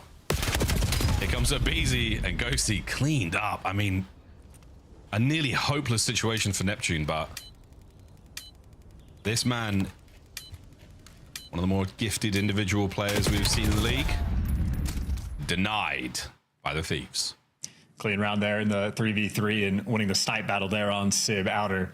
Probably the largest difference maker, because after that, you just get to use teamwork through and through. Solid rounds coming through from LAT. An 0-3 record on this map, but a perfect start so far. Reminiscent of the S&D we saw of them yesterday. They've had at least one map a weekend where it's nearly perfect play. They're the sort of flow state team that got through the first 2 maps of this series. Creeping back into it, but again, early doors here still in game 5. Hoping nades don't hit mid-map and blown wide open. I'm not sure how many players Abizi would have seen there on the cross. They definitely saw him. Here comes Neum. Great coverage, suppressing fire to keep him down. And Hydra through mid. How close he is to Sib. Does not take the red dot. A tense moment, and once again, it is the scope that obfuscates the play, and Neptune and Ghosty fly on into ring. And now Neum will have to go toe-to-toe with many here, and it is a clean wipe. The Genomics maintain full control of the A-bomb site, all down to Hydra. And they know exactly where he is, and he is not going to last. Yeah, Paris with a pretty quick bounce back. No cheeky knife kills as well. Teamwork on point there for Paris. And a round they certainly needed. Kill the momentum, stop them in their tracks, and a fun square up over towards ring as well. Not a fun battle to have to take. Everybody needs to be able to deliver the goods. Now that round on Paris absolutely delivered. Neptune, 4-2. He had a lovely turn. Again, good chemistry with his teammates on the inside of that battle by ring. Friendly fire isn't. Shout out COD 2. 4? Is it? There was some bangers in all of them. Yeah, you're right. COD 2 had mostly Churchill Roosevelt quotes. Otherwise now, probably a pattern or two. Because I meant Atlee, you name it. They're all in there. Mute field. Envoy's going to get real sneaky here. Will he run into trouble? Hell yes. Scrap doesn't let him get away with that. Yeah, steal that spot in ranked, by the way. That's the basket, guarantee, yeah. Yeah, you can lie down behind it as well. Very impressive. Mid-map now, thick as thieves. They're shoulder to shoulder there. And they're going to run into Sib. How many will he catch? None. He's gone, mate. And that is a wicked attack. What a counter here from the Thieves.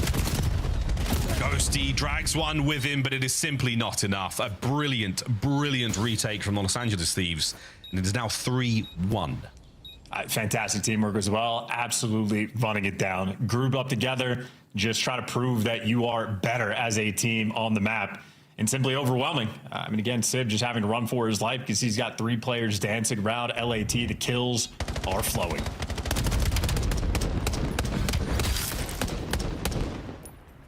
Scrap's second wallbang of the round. A bit of 5.56. Those M15s put the work in. But yeah, the basket, that sort of back laundry position, and it is a laundry basket, we presume. Totally covers the players. Actually, yeah, in this game, is it a laundry or is it something else? It's definitely not a laundry basket. It's like a plant pot. Shout out Matty Marshall. Yeah. Yep. Shout out Matty Marshall. Shout out Neum. Oh dear. Now, ballistics, they change a little bit once water is involved. Howdly ho, neighborinos. Trey's good. Scrap and Abizi, they're up. Nice to have the extra men.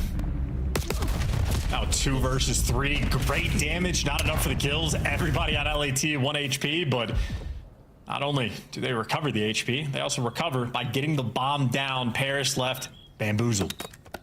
The degree of bamboozled. Abizi with the perfect position on the worst timing. Makes up for it.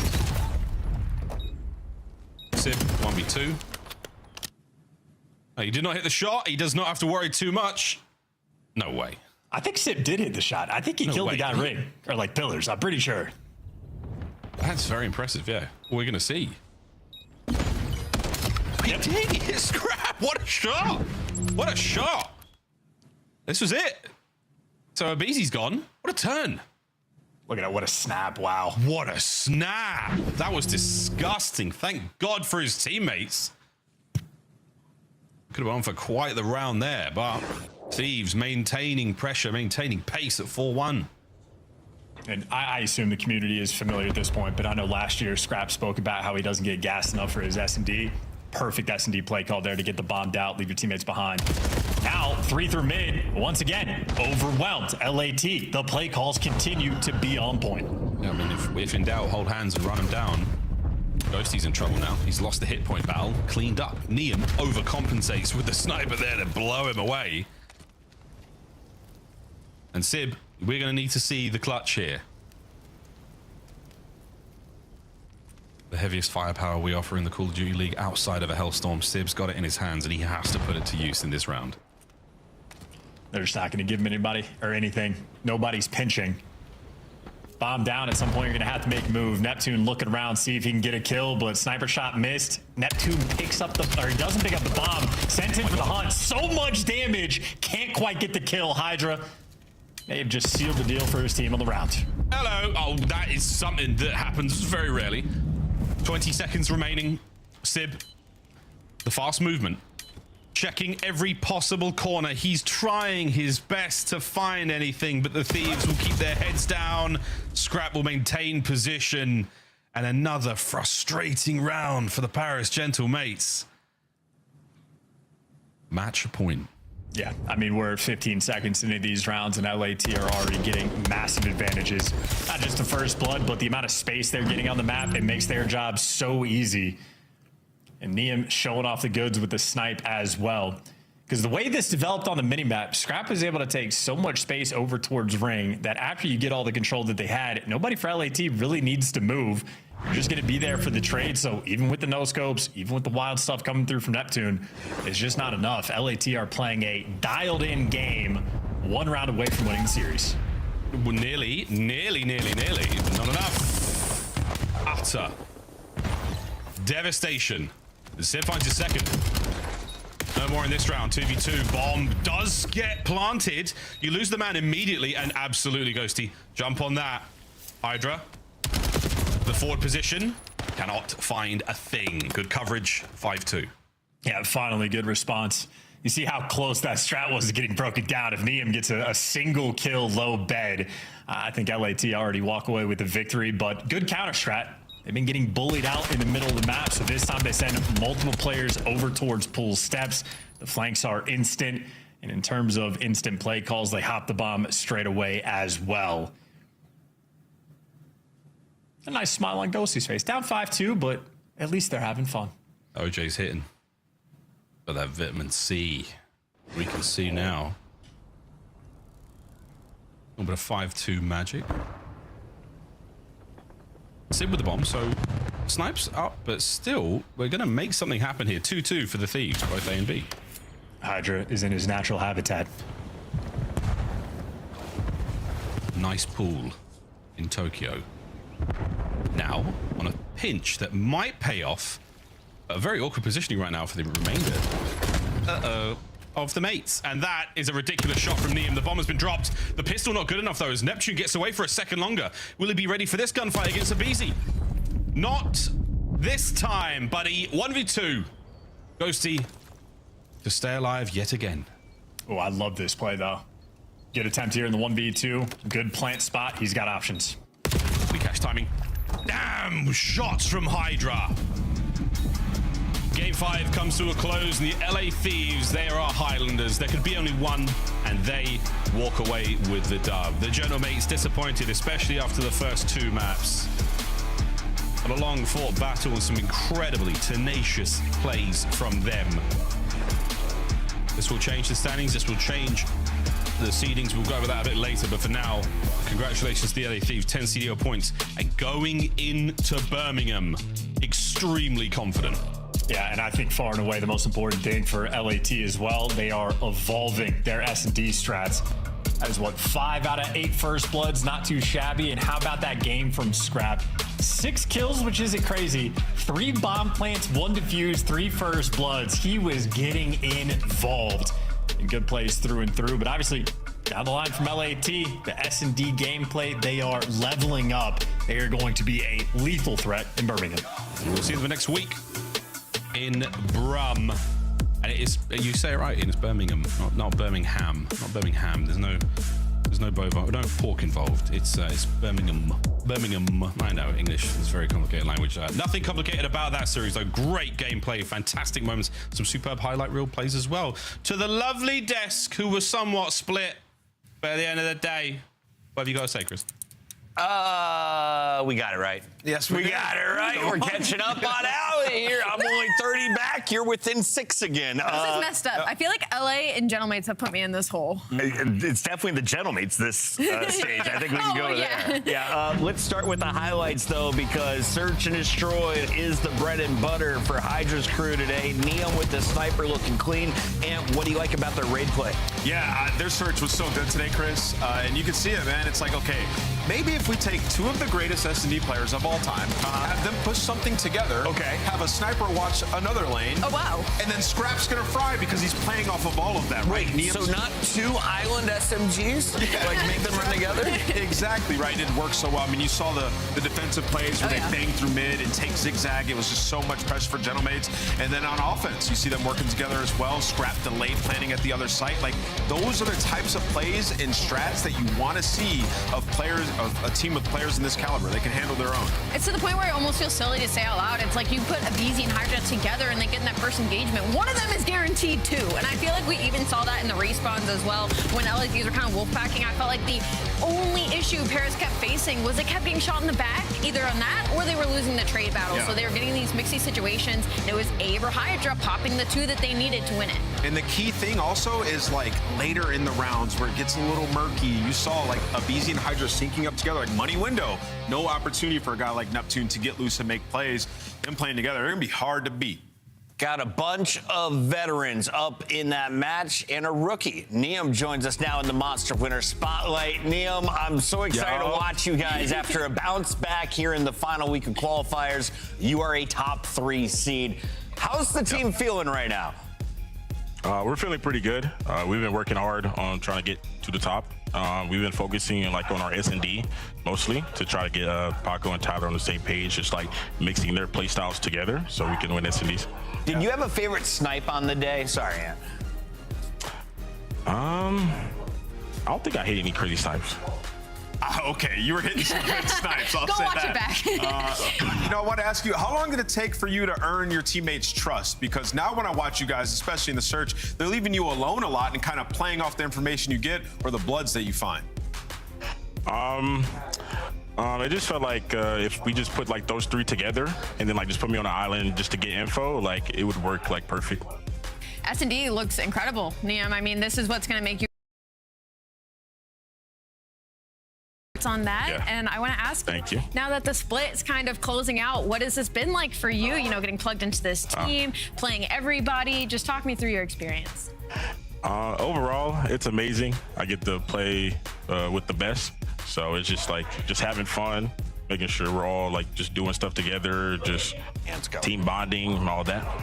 Neom, let me ask you one more, man. Look, individually, you've been playing really well, but particularly in the Overload, you're one of the best players in the game right now. What's separating you and Overload from some of the other ARs in the world? I just like to play like very weird, kinda. Just kinda play like a weirdo. Because there are times where like I'll just pull out the sub and like just try to get in the mix and be annoying as possible. So just try to be like a weird little play style. Yeah, but it helps with the team. Neom, we got to let you go because we're only halfway through this show. Congrats on a Game 5 win. Appreciate you guys. It's been a grinder already, a grueler, and it comes with some great moments. These are a compilation of the best from Neom tonight.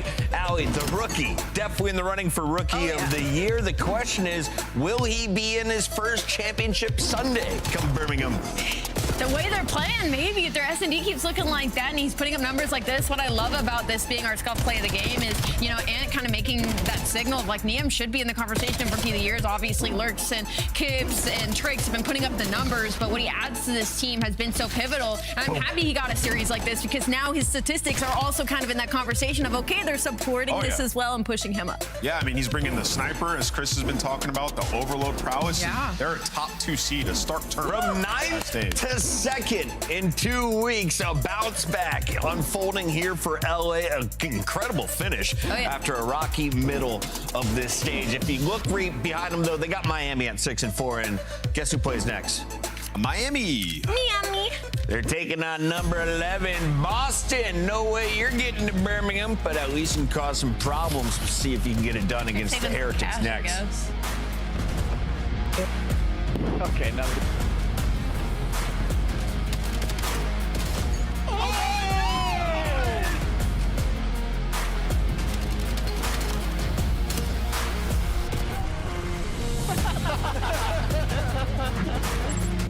COD Champs tickets are on sale now. Come see the best teams lock in for this season's grand finale in fabulous Las Vegas. All 4-day passes come with early venue access. Head to phasevegas.com or scan the QR code to get your tickets now. Look like the pros to play like the pros. The CDL team skins are available now. Scan the QR code or check out the in-game store now. Scuff, official controller of the CDL.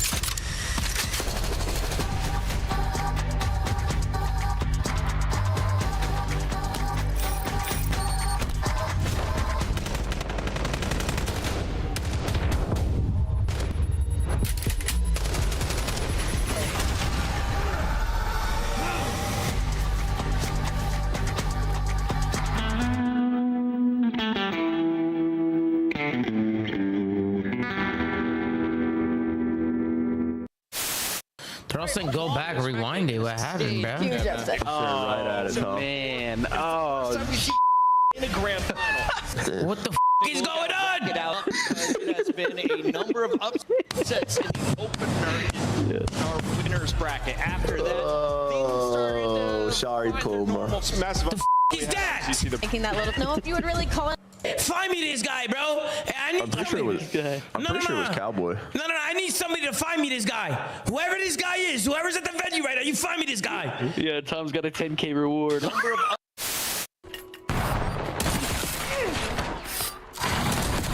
oh my god, you hit that as GG.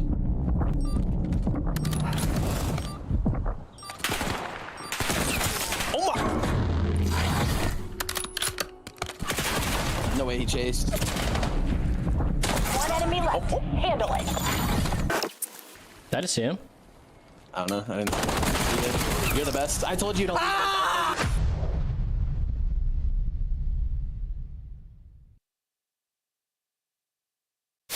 But early in our 7th circle here, there's still 30 teams left. You don't have any resources. Get to the zone if you can. Win your gunfight. Maze somehow sneaks through. You see a lone Nubu Spartan running around like a chicken with his head cut off. There were so many squads. This is unprecedented. Being able to see this from the Concaster is so special. There's our first moving zone.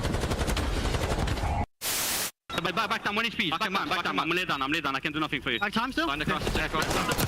No. Behind you. Give me that. Let's go. Oh, if I just go heli that round, man. They weren't do that shit. I just booked my flight to Birmingham. In fact, I'm checked in, ready to go. Unfortunately, Boston will not be joining us there, but Miami, they're looking like a top 3 seed. They're playing for a top 2 position. Allie, they got Boston today, and they're the heavy favorites. Let's start with Boston, though, and go ahead, unload on me, because you have been disappointed with the breach this season. Yeah, this is just gonna kind of be a montage of like Boston need to have nothing going for them. I mean, just in this matchup alone, you think about the search and destroy, right? Super has 105 snipes on the season compared to Boston Breach's nasties, like 10, like 15, like barely in the double digits. So already S&D is gonna be incredibly difficult for them in this series because they're gonna have to find a way to approach the sniper and super on Miami Heretics like Riyadh kind of had to. But unfortunately, they haven't been having playmaking and 99 kills like Riyadh has on that side of thing. And then continuing on, the worst hardpoint team in the league, Purge and Snoopy are dropping 0.8 and 0.9s, which unfortunately usually wouldn't be that bad, but in this game and the pace that we play, that is bottom. Is that the worst sub duo in the league right now, Purge and Snoopy statistically? I mean, I would. Other than maybe the Cloud9 sub duo, and maybe you can make the case for TJ and Cap, but not after the series they just had. But at least those guys like Hyde and Search and Destroy is a monster. There's nothing really going for the Boston sub duo all season long. It's been stressful, and individually Purge has been performing the worst. For them, though, it's also a thing of their map pool, right? They haven't expanded it all year long. You think about the Search, which has been their best mode. 5 map wins there, but 4 of those have been Colossus. Same thing for the Hardpoint. The only successful map that they have this split has been Colossus. So, you know, these guys just feel like they're behind. It does feel like a ticking time bomb, but hey, winning cures all. A huge win here, and you get it upset, you feel a little bit better about yourself. Boston, I asked production if we had to talk about you. They said you have sponsors, and we're obligated to show your skin. So there we go. That was Boston. Let's talk about the team that's expected to win here. It could be spoiled by Boston, but probably not if you're looking at recent numbers. Miami Heretics turned it around in the last 3 weeks. They're in a top 3 position to start today. What do you think of Rancor squad currently? I think they're incredible. I think they outclass Boston and most teams with the amount of engagement that they put up. They're putting at over 100 engagements per 10 minutes. For comparison, Boston on the other side sitting at about 96. So they're leading the league over there. And then when it comes to Respawn, Search and Destroy, top 5 in Respawn, including Hardpoint and Overload together, and then top 2 in Search and Destroy, they've just been unbelievable. I mean, even when you go player by player, Trakes have been putting up career numbers, Metals have been putting up career numbers, and Rancor has 8 clutches alone in Search and Destroy. So they're just monsters throughout every game mode. Yeah, they're not like foolproof though, because when they play teams that are good at Hardpoint and good at Blackheart Colossus, like they did against Carolina, you get put in a tough spot because they just, your Scar's gone, and now you're forced to play maps that you don't exactly love. And, you know, coming to this one, they're not going to be exactly worried, but they've been beating a lot of their opponents by just simply outslaying the crap out of them. 8-6 in Hardpoint, but they've had like the highest team KD of any team in that game mode, right? So what happens when you're not finding all those kills? You saw it in the Carolina series, not finding all those kills, it can be a little bit stressful, so still need to improve in HP. Now, here's your point, kind of visualized. Snipes in stage 2 alone. Remember I said 100 overall on the season. He leads by over 30. That's over Dashy as well. So again, Bust Breach, I'm interested to see what angle they take in map 2 in this series to try and handle with that sniper. But Miami Heretics, they're just playing for Siege right now. Maps, some head-to-heads. They're already making it to Birmingham. They're already in the top 3 lock. Where Boston, they're not really playing for anything other than maybe some confidence. Nameless, as we take a look here at the numbers, the Falcons' loss makes them finish at 6-5. We've got the Heretics at 6-4. If they lose, how many teams are sitting at 6-5? And we have so many tiebreakers that'll go down. You kind of just want to control your own destiny and lock up a 7th win here. Yeah, if they win, they're guaranteed top 2 seed, right? So, yeah, big win for Miami. I will say they're due for a trap game. It feels like everybody's kind of had a trap game. I don't know if Riyadh really counts. They lost Carolina. I guess they do. We should remind people, what is Boston playing for? 10 points right now, because you are looking to lock in a top 8 position at the end of the season. Otherwise, you'll be sitting on the sideline like they will be for Major 2. But this is the qualifier. They've got one more match, and they have 3 doses of exposure. Every game mode will be played on it in the middle of the series. Yeah, it looks like Miami's tested some maps a bit. The exposure overload has been tough for them. Even the exposure hardpoint, a map that they actually desperately need to be locked down in their map pool for them to get to that next level. So I like it. I like them doing that in this series, guaranteed top 4. It's kind of interesting to see that Miami even struggles in that game mode, because I see that exposure in the middle and I'm terrified because I'm thinking of the pace of which they play, especially their ARs, and I look at the rest of this roster and I'm like, they should be fantastic at exposure because of how one-dimensional and small it is. I was just looking at my numbers for those wondering about the tiebreaker. Miami has wins over G2, FaZe, and Thieves, a loss against Carolina. I have no idea about the Falcons. I didn't even make a note of that. I just assumed they would win. Well, let's take a look at our Scuff Pick'ems, Allie. We have been struggling the last 2 days. Do you get this one right? I hope so. I mean, this would be a crazy upset. I'm going to go with Miami. I mean, I think they're one of my favorite teams this split. And to that point about their loss to Carolina, I did make the point Carolina is one of the only teams in the league that can sometimes play to the pace at which Miami plays, depending on the map vetoes. So I think that's where that kind of got a little mixy. So I don't want to call it an upset. Yeah, I can lock into Miami and then tell me who from Boston needs to upset them. I got Miami, and if Boston are to win, then yeah, the subs are going to go crazy. It's going to have to be a Snoopy masterclass. Yeah. Snoopy masterclass against the Spanish squad. That's what they would need. We just haven't seen too many of those. It's a Rancor day. I'm going Miami 3-1. Boston does win a search and destroy on the back of Spart as the fans will lock in Miami as well. It's a wild day of Sunday games. And on the mic, we got Shift and Study. Chris, I just realized you're not even at 50 correct predictions. You're looking worse than my Chicago White Sox, dude. You need to lock in. Man, the Sox are terrible, What's too. your prediction count, Alan? Alan. I'm flawless, dude. I'm 100%. 1,000 over here. I've never missed a single prediction ever. We need to start tracking the casters' predictions. They're fence sitters, bro. They don't even choose a side. They just sit in the middle. Desk be cast. I'd be undefeated. Oh, for sure, Jay. Yeah, because we all picked Cloud9 New York over Paris at the beginning of the stage. I would have known. Let's get into the nitty gritty here. Yeah, the exposures definitely raise eyebrows in this series in particular, Jay. I'm just going to out us here. We're sitting here talking to the map set when picks and bans come through. We're like, wow, the exposure overload might be generational world's worst because we've had some miserable overloads on exposure between these two teams. But like the Des talked about, you need to fit it into the pool. You can't just keep avoiding it. Oh, yeah, without question. That's what Miami, realistically, for the first 4 maps, they're trying to test it. They are just trying to lock in their maps before Birmingham, knowing that they're obviously going to be attending it. And on the opposite side for Boston, they're not going to be going to the event, but they still have a lot to play for, man, because your career is basically on the line. You're not going to the event. You know, roster changes are bound to happen. The least you could do is end off your last match here in Stage 2 on a high note, potentially knocking off Miami off of their high horse. Then, where they're sitting at 0-6 so far on the season, you win a rotation, you stand a good chance. So AR's got to be on point for Boston. Yeah, I like that call a lot. And it's just one of those things like with this Boston Breach team, now that we can kind of evaluate the squad on a more, temporary basis. You've gotten a really good spark from Spart, not to try to insert wordplay. Nasty, it just feels like hasn't been able to get his feet underneath them compared to what we saw last year. And maybe some of that is due to the fact that the SFG duo just has been a little bit lacking. We'll see how things unfold as Boston already get a little bit flipped out as Metals, his opening route, has Miami feeling pretty comfortable over the top of P1. They hit the really long route through P2 on the pinch, found 1 kill, and for now it's taking off Boston out of the time. But it's still 20 seconds left. They reinforce their way right back to the middle of the map. Nasty, Snoopy, and Purge all light up the kill feed. Metals last man standing. Forced to try to make something out of nothing. Can only take down 1, and now all your teammates off the rotation in it. Yeah, Spart, the only one there. Ooh, a little bit too wide on that slide out. Maybe not expecting that Miami was full hitting the rooftops as they were. Trake's a little bit of trouble here, but is able to shut down Nasty up close and personal. Spart there for his trade off of his regeneration into this play. Miami in the time for now, but not spawning close. Boston have the numbers, looking to crack through garage. Man, they're trying to pressure from every angle possible. Nasty finds a trade through the back door. Purge and Snoopy effective through mid couches, so the break is good for now, and they're also winning every single gunfight. So you punch Miami right in the face, and now you're forcing them to break right through the front door. Thankfully, Rancor finds an opening double. Yeah, rare moment. Rancor with an SMG in hand as the Drovic out try to break this hard point. You're going to see a lot of subs here. And that's going to work out nicely, showing some versatility. As Trakes tries to close off mid-couches, that will be shut down.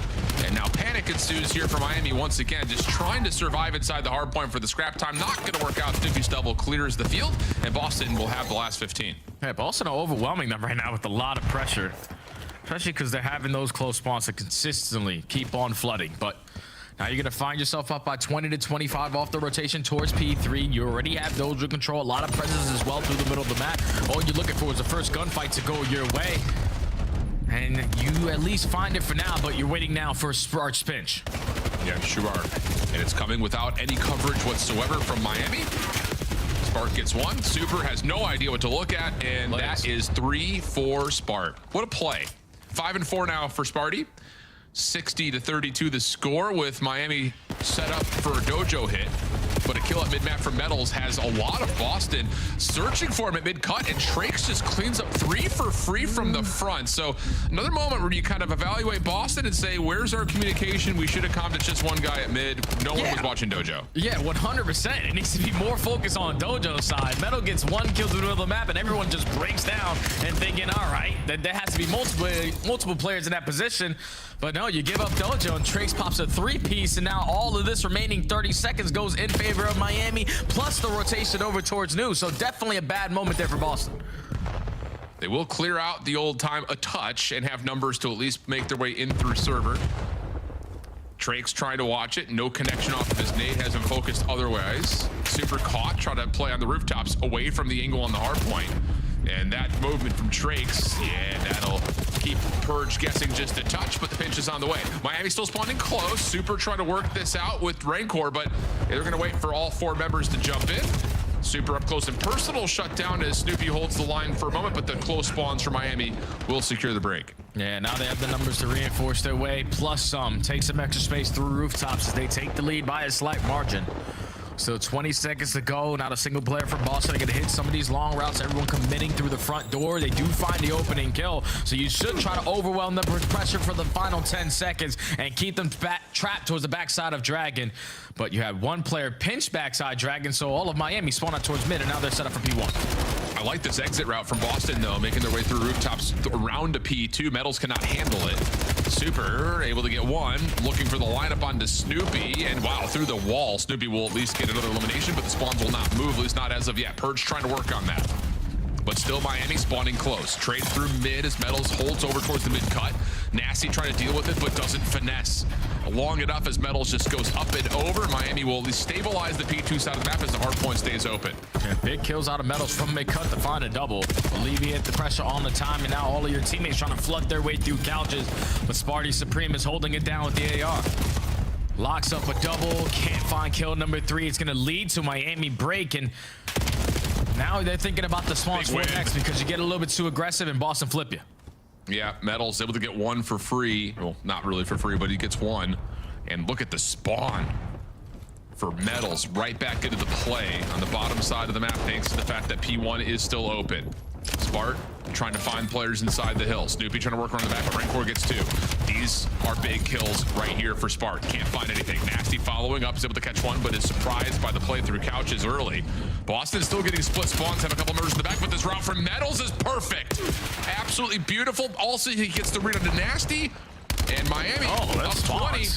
Have an opportunity to hold, but you're right. It's just one of those moments you just don't expect Boston to spawn down there, but that's mostly thanks to Rancor pushing too far out of rooftops. Yeah, they were just spawning rooftops, so unfortunately off the respawn, you're instantly blocking that deep spawn for Boston. Still does not matter because your teammates have been able to hold this down. Even with Boston having the close spawns, you can't get trades in towards the HP. Miami have figured out the recipe here at the P2, just whipping out a couple extra Dravics. Having non-stop pressure, keeping the numbers on your side, you keep that P2 time going heavily on your way. So now off the rotation over towards New, you're going to be uncontested for a little bit, but it's a long route from Spark, gets red, and now Miami are set up for P3. Snoopy keeping the play forward, almost gets the better of Metals on the outside. Even though Metals is 15 and 16, it feels like his impact has been much larger than that tally. Rancor, Trakes locking things down with ARs. Pistol in the back pocket for Trakes, whipped out and found, but Nasty's double has Boston once again coming off of a close spawn, forcing Rancor to stand tall. Can he hold against this Boston push? Great nade over the top. Snoop Purge able to find a couple, Spart a 3rd, and nearly a full team ace comes through as Boston get back into the hard point. Yeah, it's a big break for a good chunk of time as well. Boston desperately need this 25 seconds, knowing that they do not have the spawns over towards New, but Miami clean up house in the kill feed. They're going to keep the map control and try to close out this game with the next hold. Let's go to listening with the squad from the Spanish shop. No tengo info. Tengo la derecha papel. Ahorita una bala china. Tengo la derecha papel. Arriba, por ahí ayuda. Tengo dos. Super, no. Izquierda, apoya izquierda, chaval. Abajo y arriba, arriba info. Gracias. Gente balcón. Hacemos de frente. ¿Tienes el cruce o algo? Yo tiro por mi info. Junto conmigo, no. Por mi info, Wii, por mi info. No tiene una bala en punto. Por mi info, por mi info, otro más conmigo, Close. Otro más punto, toca la derecha. no veo. Ahí, for. Dejar que nazca al fondo, dejar que nazca al fondo. Voy a pincharles el medio ahora, ¿vale? Espera, yo te puse. Puede ser No, creo que no. Tengo tu info, tengo tu bolo. Tengo abajo info. Abajo info va para salita, no le puedo parar. No, falta de salida. Fondo, salita. Fondo conmigo. ¿Quién es que está? No le veo. Voy a abrir nuevo. No le veo, Está fondo dragón, está en tiro. Tengo el chase. Voy de aquí. No sé qué hace. Son dos, dragón. Tengo que lo para nuevo. Dos tocas en dragón. Abajo info. Estoy jugando por eso. Abajo info. Derecha, sigue jugando. Un tiro par. Otro más, no son tiros. ¿Me tenés medio? Venga, voy a pinchar entero ahora, ¿vale? Jugar para el medio. No, tengo yo el uno que más remedio. Uno pincha pedos ya, le dejo pasar. Vale, otro más pedos, vale, otro más pedos. Mira los pedos. Ahí no, te ayudo. Todo me supi. Está muerto, super. Me puse a Nupi muerto. Está ahí, aguanta, mételo. Me puedo pusear, We say this a lot, Jay.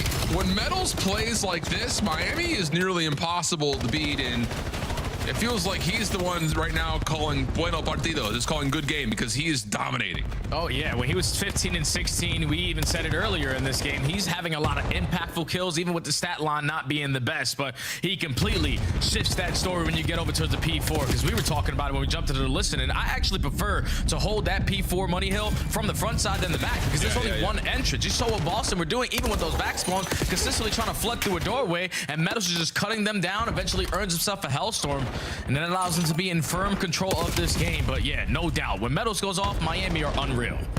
Yeah, they're just looking like a complete squad right now. 222, 150, the current count. Heading over to P2. Nice moment here, though, for Boston. You give him a full 60. Well, we're right back into a tight game. But Trakes from the front, blows away two, and now all of a sudden Rencor and the rest of Miami have found their way through rooftops into the hard point. Metals waiting for the perfect timing to say they're hitting the hill. Let me hit a pitch, but Snoopy's prepared. Shuts that down. Super, okay. That sounds about right. There's Super, there's Trakes. They 2v4 the front, and that'll be enough to likely give Miami the win. Boston have to try to find a way to break. Yeah, look how they're setting this up. They're more than willing to give Boston this back spawn for P2. They have done it 3 times, and Boston have yet to find a break when they need to. It's non-stop pressure. All the SMGs and every single player from Miami Heretics on point as they come out in the map number 1, dominate on Den, and Boston still have yet to find a win on the season there. Yeah, man. You know what's compelling about this Miami look over the last couple of weeks is, you know, let's just go all the way back to when Rencor was picked up, when Super was picked up last year. Rencor was added as a way to build some stability in the AR line. Super was added as an opportunity to be more versatile, more flexible, run mostly that third SMG, sometimes just running purely a second SMG to give some slaying presence. In this map right here, Rencor is the one who pulls out the third sub. Super's rocking main AR the whole time, for the most part.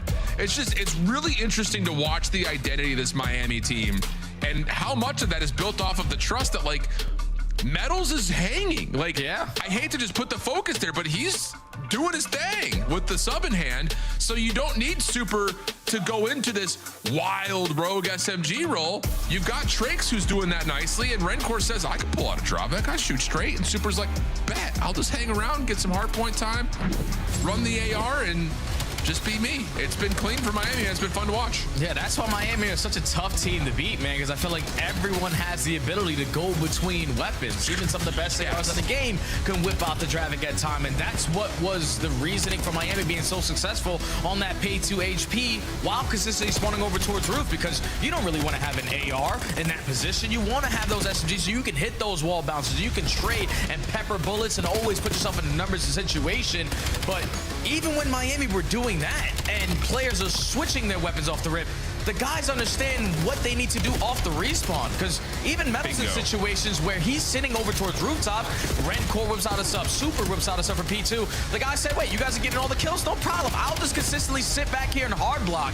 The guys are on point. They are in sync. And they understand what it's like to turn those kills into very efficient play. Jay, I'm interested because, like you talked about in the middle of that first map, coming off the listen, and you were talking a lot about, like, you know, playing P4 from the front can feel good. And we may need to go back and relook at this. Do we think Miami has changed the dynamic of maybe we just take out 3 subs and play P2 from the front? Yeah. Just You might hold have down to. couches, hold down the top side of garage. How do you break that if you spawn from the back side of the hill? That was like you called P2 every single time. Miami was playing from the front side, from rooftop side, and putting Rancor on a sub. It's interesting, it's unique, and it worked. Yeah, it's tough. It's tough to try to break down because you're not expecting that to be the gameplay. Okay, we got the back spawns. We should be able to flood our way in, get the break, spawn them all the way across the map. But when those gunfights are going down, you're consistently losing those trade fights, and it comes down to the last man standing is a Miami Heretics player. And then even with the close spawns, we know we're not able to rotate. We have to contest this because we don't want to give up all that time. You just don't have the gunnies or the positionings, and probably the stuns and nades aren't connecting. So that led to just Miami dominating that P2, dominating the P4, almost beating them by 100 on the opening den. But that's one that you wanted to work on if you were Miami, and you looked a lot better at it. I'll tell you, that's an exciting prospect as we look at now what we talked about at the beginning of this series, the back-to-back exposures. For Miami, have not played the Search much on this map. Yeah. When we did see it, it was versus Thieves. And in particular, if I remember right, a lot of it was about trying to control that dirt side offensively, get a quick plant, and then you can play bottom window or backside dirt, just depending on whatever you see defensively. I'm interested to see if that'll be the case here, because for Boston, their exposure is also not heavily played. They've only played it once this stage. They lost around 11 to Carolina. So this is an interesting dynamic, because for this map and map 2, plus also the exposure overload coming up, both teams are essentially like working on it. But yeah, obviously for Miami that means more, because you're going to be in Birmingham, and Boston obviously will not. Then we check out the numbers on both of these AR players for their organizations. Rancor has always been outstanding. A 1.21, 62% chance of getting that opening duel and 5 clutches to the name. But then the opposite side, Mr. Smart, 1.21, 67% chance of getting an opening duel. Ever since he's been added to the mix for this Boston squad, they have been fantastic in Search and Destroy. It's just been on Colossus. So you're not playing Colossus, let's figure it out here. You know, it's interesting, and I hope this won't be the case, but with Boston currently in its predicament that it's in, I just would hate to see Spart find himself on another team that just cannot figure it out, because he's never been right now.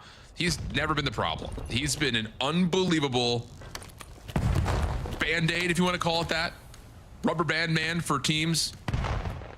And I just want to see him succeed on a team that can find success, because I feel like he just continues to be playing savior in a group of heathens. See how things move. We're going into the Search, and Nasty kicks us off with first blood. Yeah, great angle from Nasty to catch Rancor lacking. Purge with the frag onto Metals. Instant 4v2, and the bombs getting planted. Just don't force any one-on-one gunfights. This post plant will be tested initially by Chris Cervantes right up front inside of the P3 stairs. Rotation though for Miami. Gonna move over towards Zig. That's the only place not currently being covered, but also with Nasty's position with the scope, you can watch it from here. Whoa! And Super just blows him away. Hold on a second. Snoopy's able to get a trade onto one. Purge, okay, we'll find the other. But for a moment, when Super's hitting shots like that, you're like, not again, surely not. Yeah, and definitely catches Nasty off guard there, because he's holding that angle tight. And somehow, some way, Super's still able to get the snipe off. Doesn't matter though, because it still leads to a Boston victory in round number 1. As we take a look at this again, this is so frustrating, because it's bad COD timing led by great COD timing. Someone makes a mistake, someone makes a good play, and it was Super who got the better of Nasty there. Unreal, dude. If there are any doctorate students out there, I would love someone to do their doctoral thesis on COD timing. It's a mystery. Miami on the offense. Bomb leaning B to start, but a 2-2 split is going to keep the pressure over the entirety of the map.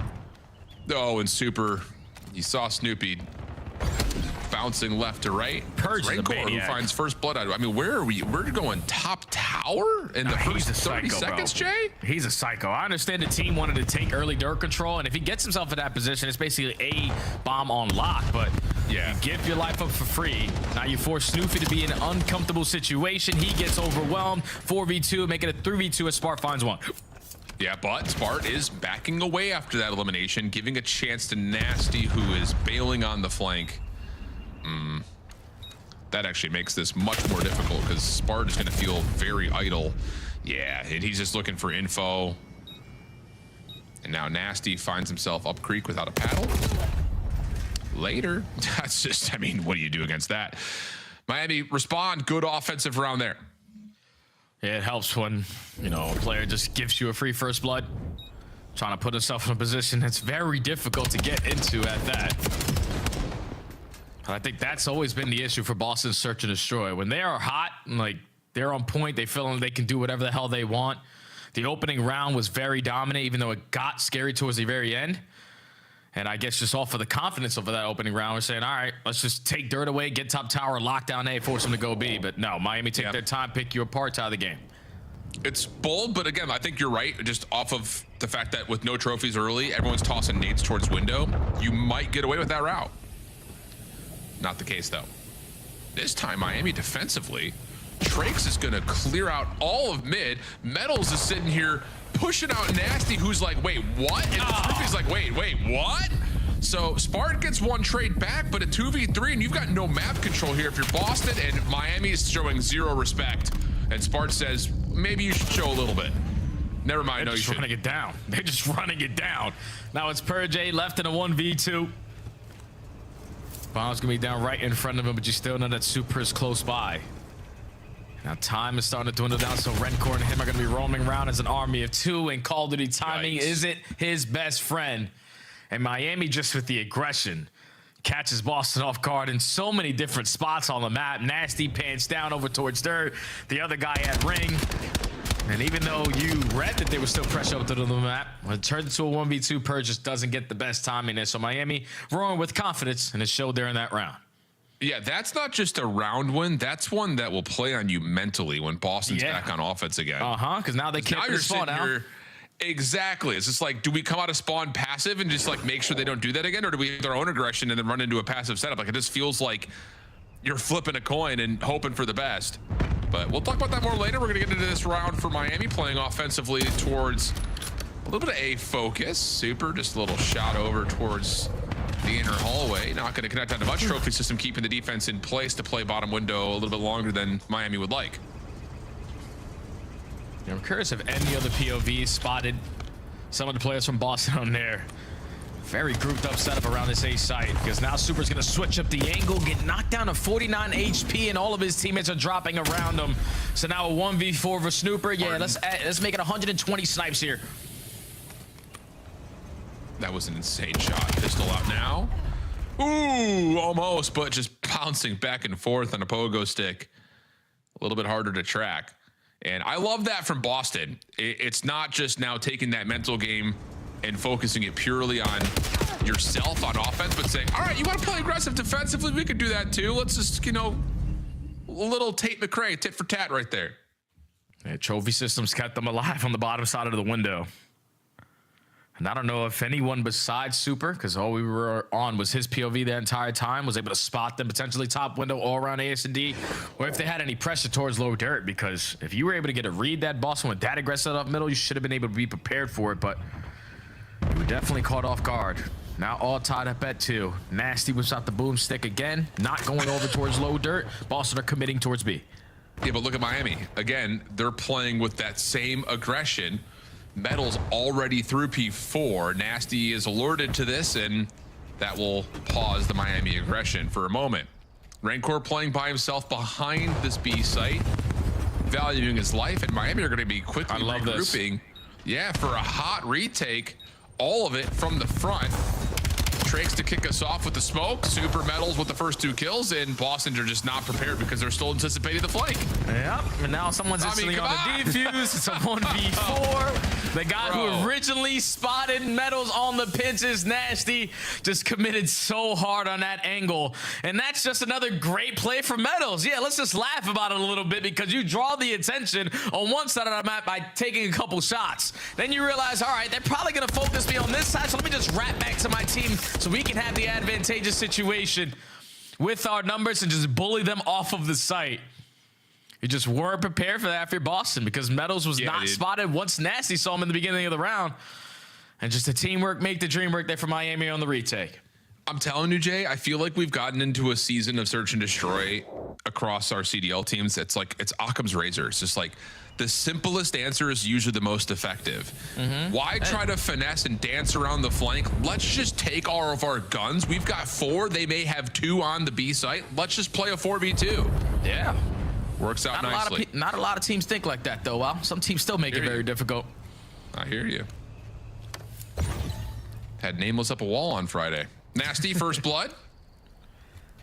That'll work out. Oh, that's towards top ring as well. It puts Miami in a bit of a tricky spot. Metal's looking for space, and that little poke to go back through gens and not go forward may have just saved the round for Miami. Yeah, now that tells you B is uncontested. Let's just get this bomb down. We could also push out their spawn if we wanted to, because Metals has it all on lock.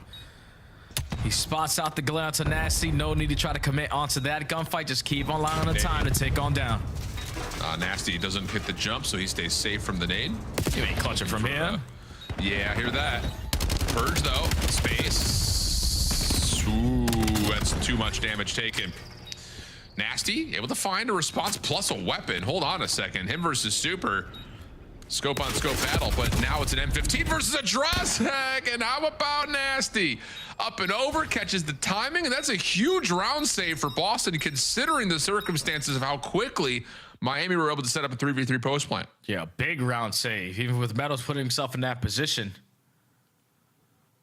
Big shout out to Nasty picking up the SMG when he could.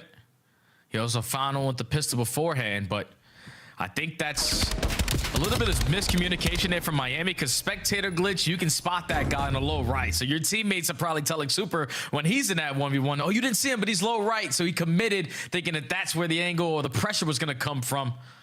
And Nasty just chooses 50-50 correctly on the positioning towards top plat. Doesn't allow that round to slip for Boston. Back to tie game. And this is when we start to consider all that defensive aggression. How do you respond to that offensively? And Boston say, we'll watch for any push throughs on P2 stairs and take away space of our own. Wow. And they are going to catch Miami with a bit of a blind counter offensively here. Purge needs to get at least 1. 1 would be fine. 2 would be a miracle. Done. Wow. And there's no trade. He could go more than that. Wow. Miami caught off guard. Super pistol out, able to find it before the knife can connect. But for a 1v4 with 25 seconds, yeah, good luck. Hey, GG. Round's already done. Heard that. 20 seconds left. Let's try to improve these stats if we possibly can. You're not going to stand a chance, though, and that's all due to the aggressive playmaking ability out of Purge. Like, that's the Purge I love to see. When the guy understands what I can get away with and when I need to slow the game down, because he could have obviously put himself in a position to go out there and fight backdoor, but he instantly gets to this spot on the map, running right up the middle, and not a single player from Miami scouted A, were in a position towards top window or anything, just get caught off guard out of Purge. That's surprising from Miami, considering that they elected to essentially give A away for free. Yeah, they were banking on the B setup. I mean, no throw nades at all over the top of A, but we're not checking for that P3 setup at all. Interesting. So Boston have the edge, 4-3 up. Metals forward already. Keep an eye on Purge, looking for the hot hand still. Snoopy's dead. There's nowhere for him to go. And now it's just down to Miami commit for a plant, or do we play for this flank? And Purge is taking shots, and now, well, we should know he's behind us, but he's getting some damage in. Problem is Spart has also fallen. He's now it's on to Purge, and he can't see Trakes. Oh man, that's tough. If you are Purge, you almost got that one done there for Boston. But now it's Nasty left in a 1v4, makes it a 1v2 with a lot of time to work with. But Trakes and Rancor have the back-to-back setup. You got to gun them both out of their socks. Yeah, there's just no way. Surely not, and no. No, there will be no Reddit-worthy clips here. Okay, I mean, this has been a really interesting search from just the set point of maybe because of the conditioning from those early defensive aggression rounds. now all of a sudden, both teams feel like they have to kind of match aggression with aggression. They're playing with some extreme speed offensively. It's created some really weird situations. They ISO wants to snoop, and I thought Purge on the opposite side behind enemy lines was going to be able to make up for it, but just doesn't finish his food on 2 different occasions. And then gets gunned down by Trakes to tie the game.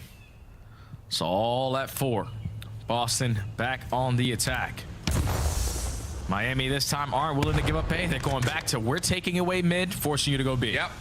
Yep. It's not just taking away mid, it's pushing through it and through dirt. So once more, Rancor will retreat back into their spawn. Make sure that Boston don't push through. But I like this from Boston, saying, okay, if they're trying to fight us over towards ring, we can fight here. We've got better angles than they do. So Nasty will get first blood. Spartan information that, yep, oh my God, Trakes. But Trakes, the timing here is absolutely impeccable. Super also connects through inner. And now it's a 3v2 for Miami. Spart's working one flank. Nasty's trying to jump up his way through turret, and Super has it watched. That is so annoying, so devastating. Because, like, all right, I'm not expecting you to hold this angle with a sniper. And now Nasty left in a 1v3. That's just stupid. Yep. Map point now for Miami. I hate to say that we're still surprised, but we're like 4 weeks into Super just continuing to hit shots. It's just like, how, why? And the thing is, like, there's such a clear gap between him and everyone else running a sniper right now, it feels like. Yeah. I think because Miami right now, the only team in Search and Destroy out of all the teams that we have in the CDL who actually play around their sniper. Like, they're using Super's information. All right, you're going to lock down one side of the map. We'll run right in front of you. So he is there, everything in Search and Destroy of how these play calls are being set up.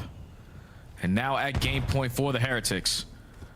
Aggression has been the key on their defenses, and they're not going to stop now on offense. We're instantly taking B, and there's no one here. Yeah, I mean, to be fair, it is because Boston's trying to play it through dirt aggressively, but Purge, he's so great. You know, he is way outside the play. What do you choose to do here if you're Boston? Do you want a 4-man stack and try to retake from the front? Looks like yes. Super's gonna hold the back angle. He got a sniper out. You better win this.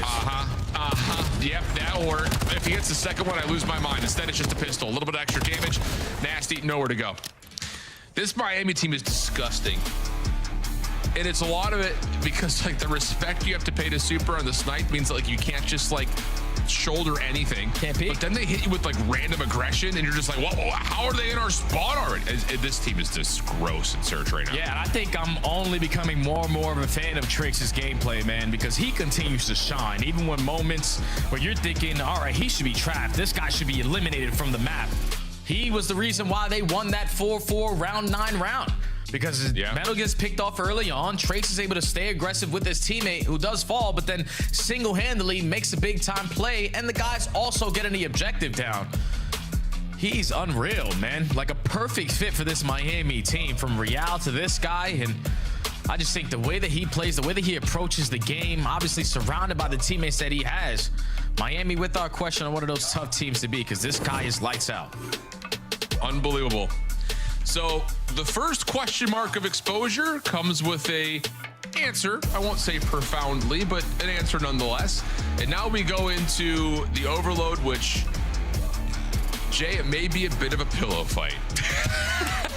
Both these two teams have really suffered on really showing us much when it comes to exposure overload. So why not square up and see what happens once again? Miami currently up big, though, in the series. Boston just trying to survive, fight back, and maybe show an extra lease of life on CDL careers. See how things go. It's going to be exposure overload when we come back after the break.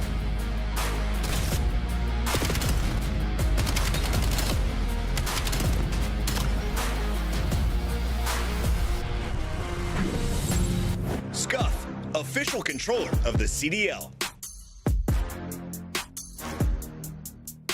Monster Energy, the official energy drink of the CDL. COD COD Champs tickets are on sale now. Come see the best teams lock in for this season's grand finale in fabulous Las Vegas. All 4-day passes come with early venue access. Head to FazeVegas.com or scan the QR code to get your tickets now.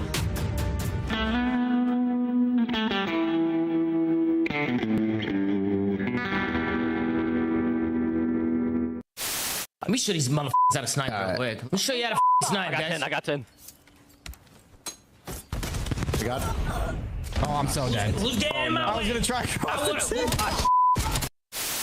Contesting hardpoint. Bro, there's 2-1. Nice. My God, they were both 1 for you. Oh my god. Yeah, that was it. Yeah, that was cool and all, but just know those first 2 were 1. Oh my God. F***ing door. Their f***ing door. Oh my God, to their door. I my pants. Okay, now I. Oh my God. Oh my God, what have I done? Microphone muted. With the 10 bomb as I just hit the 4-piece. Okay.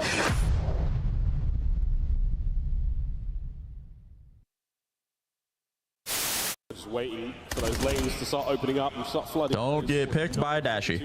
Set him out of the round. Right on cue, Sam. Right on cue. Dashy's first. Don't say I never did anything for you, Greenwall. Don't say I never did anything for you. They sound with a very quick listen in. Last one. Wishing Zach. P3. Wishing Zach. Two boxes. Got you. He told me. He did get to the left. My bad if I need you. You're good. Go, come weak. There's 3 on 3. Short steps.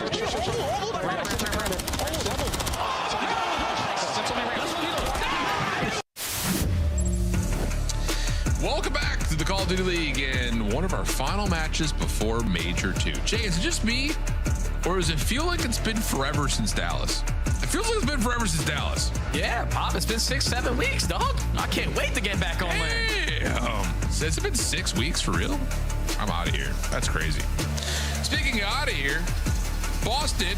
Whoa, not great news. They are last in goals, last in runs, 11th in score percentage, 3rd in possession time. Damn, how does that happen? Hard to say. Maybe getting too cute with it, Jay. That's what I would say. No. They are one of the best teams at counter-capping. And that's usually how Boston find themselves getting scores. It's like they usually dominate time of possession when they're stopping at the goal line. And sometimes it works, sometimes it doesn't. But versus Miami on a map like Exposure, you're going to stand a pretty good chance because this is their auto veto. They're obviously trying to add this to the map pool like the last couple of maps that they played. So Miami need to have some new tricks underneath their sleeve. Heard that. And honestly, again, you want to talk about it. The large overarching narrative here for Miami is how do you win a championship? And whenever we talk about a team, and this was actually a conversation we talked about with this team last year, you cannot have, in my opinion, by the end of the year in particular, a map that you're just like, nope, gonna veto that every single time. Like you cannot have a hard set veto. It just makes your map pool too predictable because your opponent can essentially take away your best, and then if you're Optic in that instance, you're already sitting here looking at map 3 like, brother, we're good. I mean, we're good on every single map. So you can't have a weakness because then your strength is gone and you're playing a great team on a map that you don't feel great on. So for Miami, a lot to prove here. For Boston, no, it's definitely a lot to prove. No, it's definitely a lot to prove, Al, because obviously these guys aren't going to Birmingham, but realistically, you're playing for your careers. So you got to try to fight here versus Miami. But we have top 3 so far in the season, especially with the way that they have been playing all throughout this stage. Phenomenal at Search and Destroy. Can go toe-to-toe with anyone in hardpoint. But overload on Exposure specifically is the thing that has held them back from hitting that final form. So can Miami figure that out? In your opinion, Jay, does Miami grow in stock if they 3-0 Boston here, or do they stay the same? No. Or These guys suck. No. We said, I was just like, Jay, I might go harshly on Boston this series. You're like, please don't do that. And then yeah. But remember, I'm the former pro, so I can get away with those things, you know? Oh, right. Sure. I can't say that. I'm sitting in plat 1. I can't do that. Here we go. Exposure overload, the break off. Pretty neutral, as we would expect, but Super has made his way around the back. Nasty thought about looking for it, and he still is, but some space is been gained for Boston at mid, and that will be enough to really cancel out Super's position. No, Super's position is still going to be very impactful here because he's the lead blocker. You're spawning him so far away from the objective, and all you have to do is consistently keep on stalling time. He's able to line up a double, and Metals is going to fly on in for the score. So Super Duper making big time plays for an early capture there for Miami. I won't lie, Jay, as soon as I saw Boston clear out the middle of the map, I was like, well, you just kind of stay away from the top side of the map. You should be good. Just kind of let Super come back to the play. But instead, Miami counteract the trades that happened at mid. And now we find ourselves 1-0 with the EMP right in front of Boston's B zone. Not grabbing yet, maybe possibly looking for just the general reset. Metals holding against that for one, and actually, right before the reset comes through, Snoopy's gonna grab it, get a pistol win, and move up mid. Yeah, it wouldn't have been a good decision to allow that to reset because Miami had that left side take control, so it would have spawned right on them. So at least if you're Boston, you retrieve it, and now you're sliding your way through the middle of the map. EMP's going by himself. His lead blockers are right behind him through mid-cut. They're able to both find kills, but now the play is going to be stalled out. Yep, Rancor looking for an extra elimination. Just kind of dancing and finessing with the Boston setup. Super is the one to find one in return, but now the EMP will reset. And a 1v1 between Snoopy and Tranks goes the way of Boston. But there's no help here, so Snoopy just kind of finesses his life, and keep your eye on Metals. Already slipping around the back. Spart more focused on the front than the comm from his teammate at Purge. As Metals now reaping the reward of that, and all it takes is to stop the play through P2 stairs, and this could be another score. Yep, just got to take care of Spart, and score number 2 quickly on the board there for Miami. 2 minutes and 20 seconds left to go. Boston are banking on this reset. They need to get one on the board before the halftime. You got players in a position to do it, but Rancor rips Purge. Super rips Spart, and Nasty at least makes up for it with 2. Dude, Rancor is so focused on the top side of Zig, he is not even anywhere aware that Purge is playing underneath his optic. And all of a sudden, you get a little bit of freedom, you jump over a van, and you destroy him. Unreal. But like you say, EMP stays neutral at dirt. Miami working on some map control, but Boston doing the same. And whoa, Purge is getting turned on right now. Just leaving like your potential OBJ player by himself every single time. The rest of Boston are more focused on getting spawn kills than just allowing your teammate to stay alive as soon as you've retrieved the objective. And if you keep on finding kills in their spawn, you're not finding the big ones around the EMP. So this is what allows Miami to keep on stalling time off the respawn. 1 minute and 15 left to go on the round. Purge gets cut down, and now all the Boston trying to hold down low dirt. Jay, this doesn't feel very coordinated for Boston. Not at all. I challenge you guys at home to just watch the player cams a little bit. The reason I say that is because every time we're on a Boston POV, I feel like I'm not seeing any mouths move. It just feels like we're just individually joining into a 4-man ranked game. This is tough, man. It's been a tough last couple of matches here for Boston, and they only continue to get worse. You have yet to leave your spawn. It's like the overload we casted earlier where Vancouver were just trapped in their base for like 8 minutes out of the 10. Finally, an opportunity where Boston clean up house 4 dead, another goal line stop. Can they get a score in the next 25? Because they have a lot of space at B. We're fighting for position. Miami off the spawn, chance to challenge. Can you find a way to crack the code? No, that double shell up top too hard to break. But we flip back over to A. There's nobody home. And that's going to be a Snoopy score. So Boston will get us back to within 1. The exit kills will generate a bit of a hot hand here for Purge, but the clock will expire before the EMP can spawn, and we'll go to a 2-1 half. Yeah, Miami had a great start, but at least Boston end that half on a high note. Finessing with the EMP. All it took was a clean 4 dead and all the map control to go with it for them to get their first score, but this should not have happened right off the rip. Like, there's no way Super should single-handedly push at B as the lead blocker with not a single player from Boston wrapping back. By the time you wrap back, he's already in your spawn. He's able to give you a multi-kill instead of just one. And those are the plays that consistently keep on hurting Boston, especially in overload. And a majority of it is usually off of the break-off. Second half needs to be better. gotta have a small get together moment. I mean, we talked about this a little bit. Like, we theorize about like what would a team like Boston do if they were to make changes, but that's a conversation that as a talent group we've had for 3 years. And Boston continues to say, you know what, we're gonna make no moves. We're gonna just keep trusting what we have. So there should be some inspiration behind what Boston's trying to do. Oh my God. I'm trying to be like this beacon of light. I'm trying to make Bryce Tacular proud for a moment. It's like, bro, like these guys are professionals. They're professionals, man. Like, they scrim this every day. There's nowhere walking out through the middle of the map and getting 3 dead right off the rip and pulling a hell trap again. And now Miami have an opportunity to quickly get a score because they have everyone over towards B. Chat, we've lost Study. He's gone. Medals up and over, able to get it through the finish line, and now Boston are in some trouble. They do have numbers though over towards Tank, so there should be a chance for them to grab. We'll see how they set things up. We'll go to a bridge listening. Look at me cut. I got native, bro. I got native, bro. I'm one shot. I need help right now. Black box. Play middle. I got her now.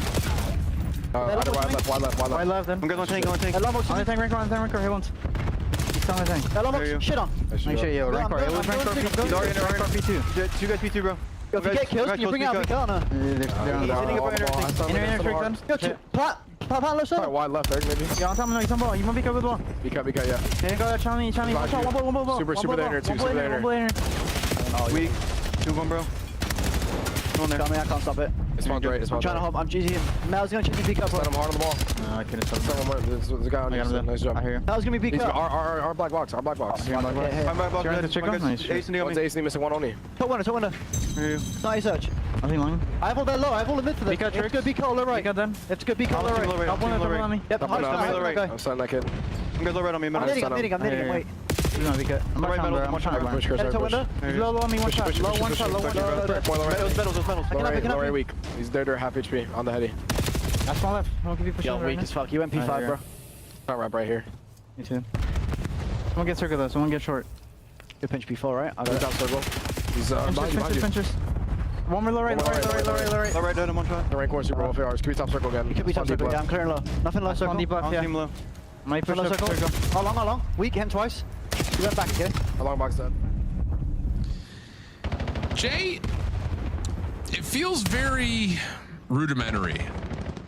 This guy's here, that guy's there, I died here, this guy's weak. I mean, you've got Nasty trying to call a play and just the rest of Boston's just nowhere to be found. I don't know, man. It doesn't feel even remotely like the Bostons of old, even when they were struggling like last year, for instance, in the first half of the season, and then they make incredible runs by the end. It just doesn't feel like that same dynamic right now. Yeah, it's not good, man. It's not good. You can just hear it in the listening, the way that they're trying to set up plays. Nancy saying, if you guys get kills, bring the EMP to me. Like, no, it shouldn't be like that. Like, we should be doing something as a team, especially when you're finding the opening kills, but we're consistently trying to run the EMP up the middle of the map instead of lead blocking on one of these sides, and that's just not going to lead to a lot of success. A minute 30 left to go. Yes, sir. It feels all but gone, of course, because it's a 4-score gap. I don't know. Feels like a setting sun right now in some ways towards the mentality, the philosophy, and the design of the Boston roster over the last 2.5 years. Hold on, Al. Hold on. They might get one here. Jay, fine. It's 5-2. Like, cool. 3 dead. And they got the reset chance if they just get a trade on the Trakes, and they just find it as well. So Boston still have a chance here. A minute left to go. You need to consistently keep on slaying, but Rencor is able to pop a double, and the other 2 guys are coming off the respawn. So Miami have the numbers to stop. You picked a hell of a time to start spitting rainbows. All right, you always got to give the hope. You always got to say. Oh, now we're giving the hope. Now we're giving the hope. All right, Opium. All right. 38 seconds left. Miami good at 3-0 Boston here. And it will leave a lot of questions that I'm sure there will be a ton of philosophies on the flank tonight about what Boston does in the long period between now and when we restart into Major 3. You know, it's interesting, though, because, like, we come back from Birmingham and the season restarts relatively quickly. So it's like you really can't necessarily wait on what you get from Challengers event. Like, you have, what, a week and a half? Like, maybe, but, like, I don't know. There goes a calendar to let you know how many days you actually have. On the 15th, just knows a happy smiley face. Yep, that's how Miami are feeling right now after a clean 3-0. After that victory there versus Boston, you lock in the number 2 seed for Birmingham. So big shout out to Miami. They definitely showed improvements throughout that series on a lot of the maps that they wanted to work on. The Den hard point, then the P2s and the P4s, holding it not from the preferred side. They look great there. Exposure, search, and destroy. They were able to manipulate the map a certain way and also take advantage of what Boston were doing to them. But then on the exposure overload, this is what Miami truly wanted to see improvements on, and they dominated Boston. So a good series for Miami and the node out here in qualifying matches, and going into Miami confident that they could potentially add exposure into the mix. Jay, let me just read this back to you real quick, because it's easy to sit here and talk Boston negative train, but I'll start to spit some sunshine for you. I'll go to the Miami way. The last handful of Miami overloads, here are the results. 6-3, 6-3, 1-3 on Scar versus Thieves. Okay. 6-2, 5-2, 7-1, 6-2. Those are some stupid numbers in overload. And that's against some solid teams like the Falcons, for instance. Like, there are some aggressive scores being put together, and to see them carry that same scoring potential onto a map that they have been notoriously at least worse on, like it's by far their worst of their 3 overload maps. I'm not gonna lie, I think all of these like faint feelings of like Miami getting to a Sunday, Miami getting to a grand finals, they're building all the right narratives to allow the results and the stats to speak towards that on a more strategic, scientific level, for sure. Oh, yeah. Yeah, Miami just needs search and destroys for the event, and without question, they're going to be able to make it to a championship Sunday because of how consistent and how slay-heavy they are in the respawns. Love that. Well, we're back into the mix. Everyone got their predictions right, including Chris. Congratulations on 50. Go, guys. Yeah. Good job, guys. Got it. By the way, anyone who wants to get into broadcasting, learn from study. You start the clip strong, you end the clip strong. You know? Yeah, well done. Let's break down what we just witnessed here in a fast 3-0. We all saw it coming. Boston saw it coming. You saw it on their faces, Allie. Heretics, you heard it from Alan, though. This is not a one-off. This is their thing when it comes to overload. And what's so interesting about this is, Miami is just such a fun team because not only, they're setting the pace in this game, and then they have the Renkor and Super story from last year, and then bringing in Trakes and his story. Overload being good out of both respawns and focusing on the overload gives them such an edge over the rest of the league. If they're going to be able to keep up these high-scoring games at map number 3 to lockups, like their hard points are already good, but that's what majority of the league is going to focus on as well. They're going to focus on the hard points, the S&Ds, and the overload's probably going to be their 3rd priority. So for Miami, this is great heading into a major because they have so much confidence across all game modes now. Yeah, Alan brings up the point of their overloads, and they've been putting up a lot of points, and these guys, they do a real good job. When they do have ball and they are making a run towards it, they score. I mean, 35% of the time they're scoring on their runs. That's top 3 in the league throughout this split, and that's massive for them. Is that credit to the ARs paving the way, the SMGs, or just teamwork? That's teamwork for sure, because it's going to be a different lead blocker each time. You're setting up pinches. That's everybody across the board. It takes a lot of teamwork to score an overload. So for them, comms are on point. The pace is there. It's just one good system in that game mode right now, which can get them over the edge for a championship. Metal's evolving into a male model in front of our eyes. We talked to his teammate live in the Monster Winner Spotlight. Super, welcome to the show. Congrats on a swift win. You guys played every team in this qualifier. You walk away with 7 wins. How do you feel about your performance? We feel good. Like, we could have won a couple of matches, but we take it. Like, we feel good.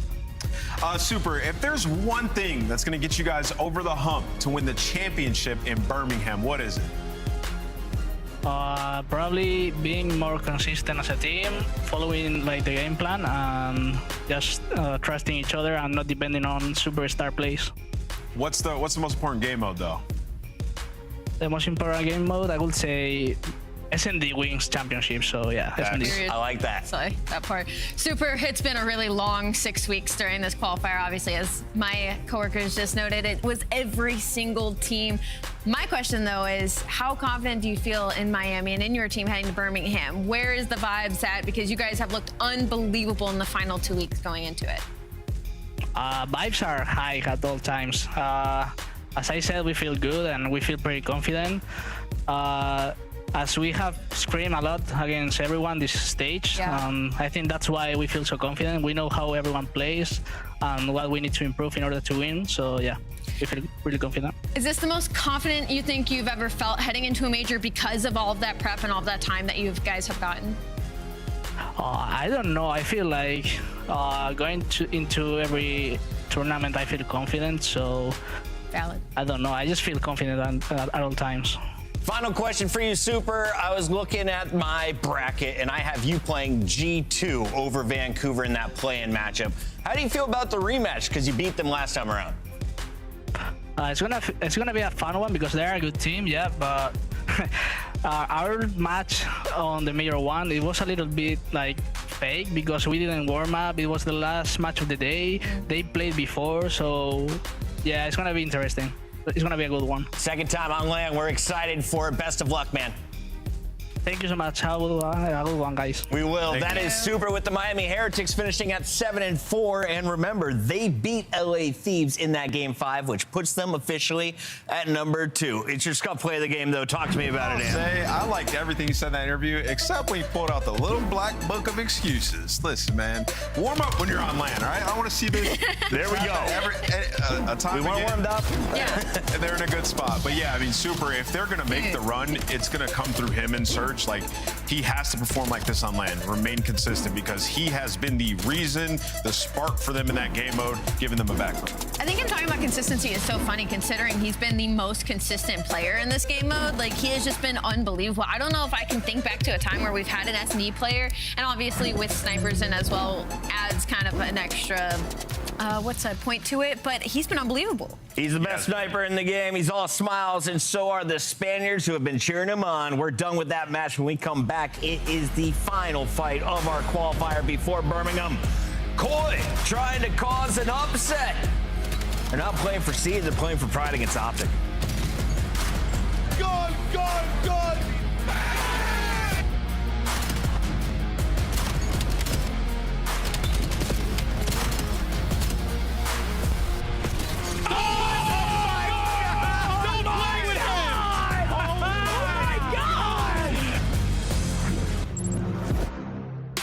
Major 3 is going to be a classic. 4 challenger teams are taking on the 12 pro teams, bringing non-stop action to the ATL. Get your tickets before they sell out at DreamHack.com/Atlanta.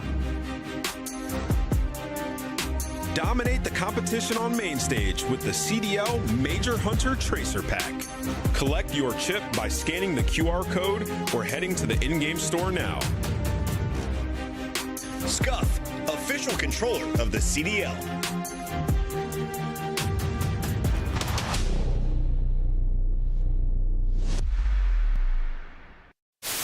And this weekend, we will find out which team will take the largest portion of that $1 million prize pool and etch their names into Call of Duty history forever. Ladies and gentlemen, live from Las Vegas, the World Series of Warzone Global Final. No, he's mid-desk, laying down mid-desk. The long desk, snaking the long desk. Nice play. Good Let's go, Clay. Go, Clay. Ran at him, bro. Yeah, you should have with the Vass for sure. All good. Can't win it on the point. Scrap and the boys get it done. Back on the f***ing desk, Clay. Back on the f***ing desk. You're f***ing dog shit, kid. How did Now ball mid. Yo, no, Broken, one shot. Nice, bro. Let's just run him in. That's right. Yeah, that's just. I mean, we just trolled at the beginning. We brought the ball to them to like relay it on the A side, and then we. I don't know. Top window. One shot there back mid. Excellent. It's. He wants this guy so bad, like. They just scammed it, like when. It's first dub. Go, baby.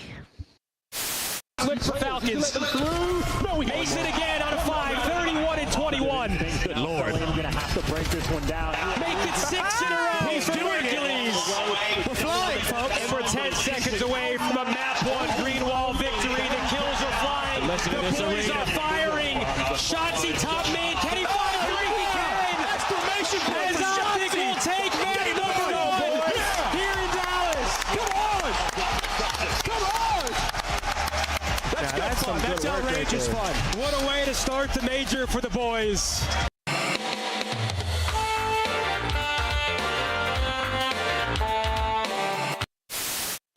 Chelsea. Oh, and he's been tagged up. The timing was great for a second long, but now Vancouver with a big old advantage. But wait a minute, in the smoke, like a ninja, he strikes on the second man as well in a 1v1 now with less than 20 on the clock. What? What? What? Yep. Come on, take it to him. He's got to go plant. He has to plant. Oh my God. If he lives, he wins the round. What a moment this could be. Oh my God. This other guy's tweaking. This guy is trousers. He can't even play. Yeah.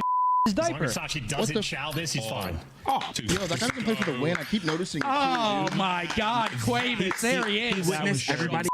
He's like, I want no parts. That I'm not getting clipped. That's a smoke criminal. I couldn't plant. Jeez, that was a crazy play.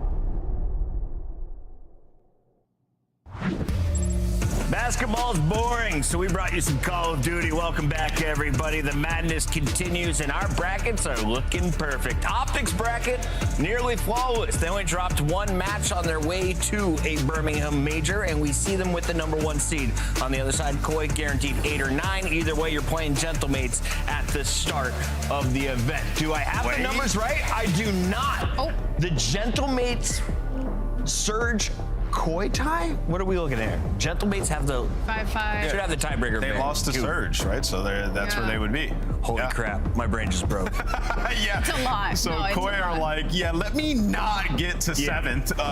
Please no. So we should figure out if with a win here if they move up to 7. But either way, big match. We get to see where Toronto Koi is at versus Optic. It should be interesting. Whatever. Headaches galore, right?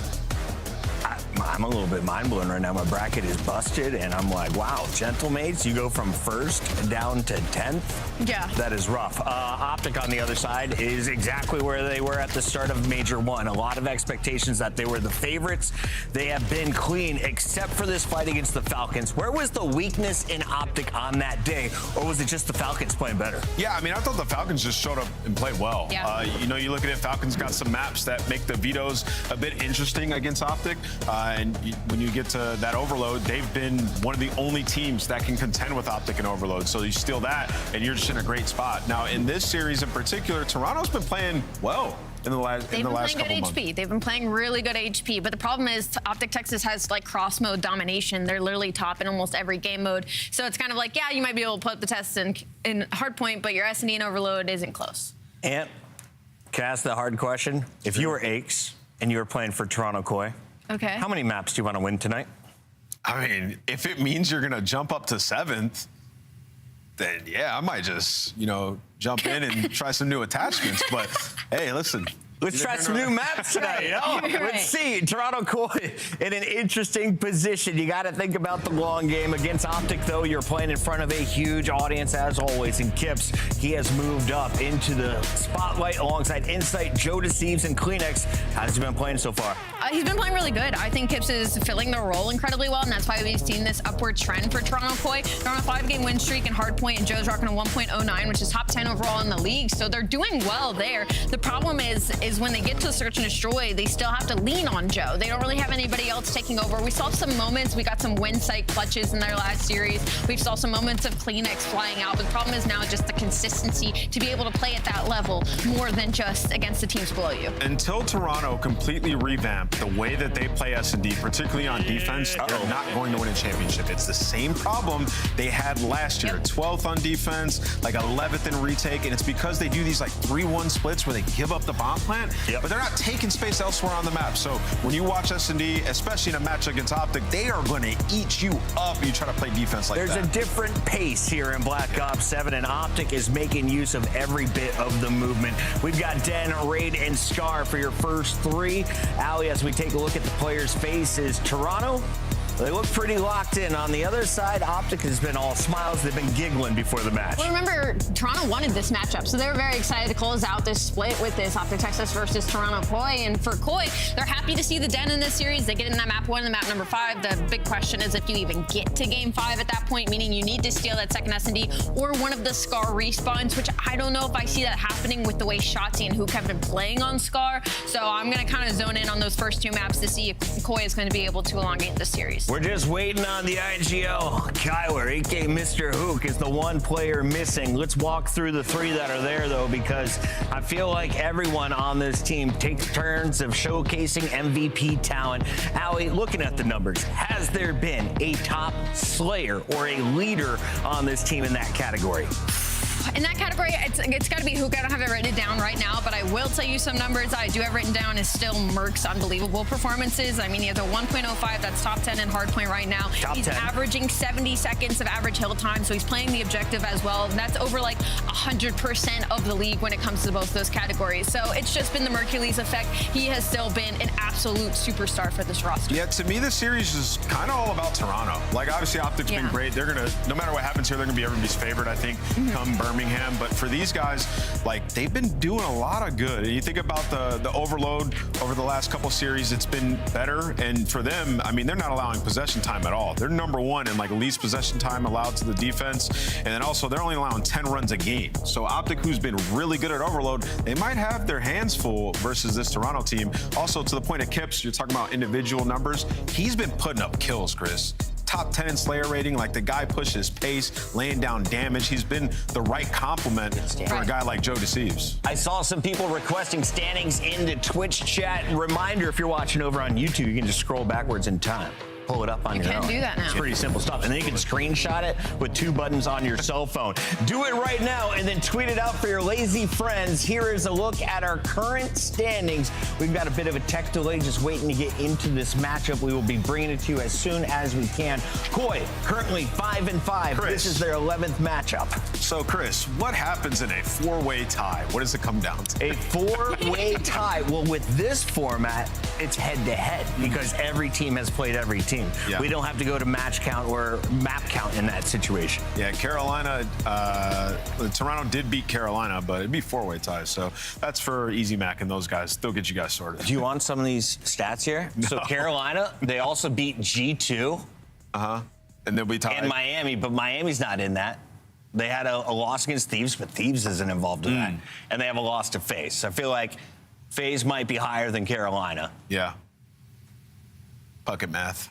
I got great numbers here. Why isn't the match ready? Come on, I don't know. sit down. Who's Let's lagging get into us? the game. We get to start blaming. Yeah, I want to well- point fingers. Well, yesterday, Dashy pulled out the little black book of excuses, so we've been seeing that quite often. We have seen the little black book of excuses. Can I make a request to production? Easy Mac is our wonderful stats wizard. Easy Mac, can you tell us what happens if Toronto wins? Yeah. Because Ant and I, we've been trying to do it in the green room, and our producers, they've been doing it, and we all have different answers. They stay at 8. Okay. So, yeah, they're going to be going 100% in this series. Yeah.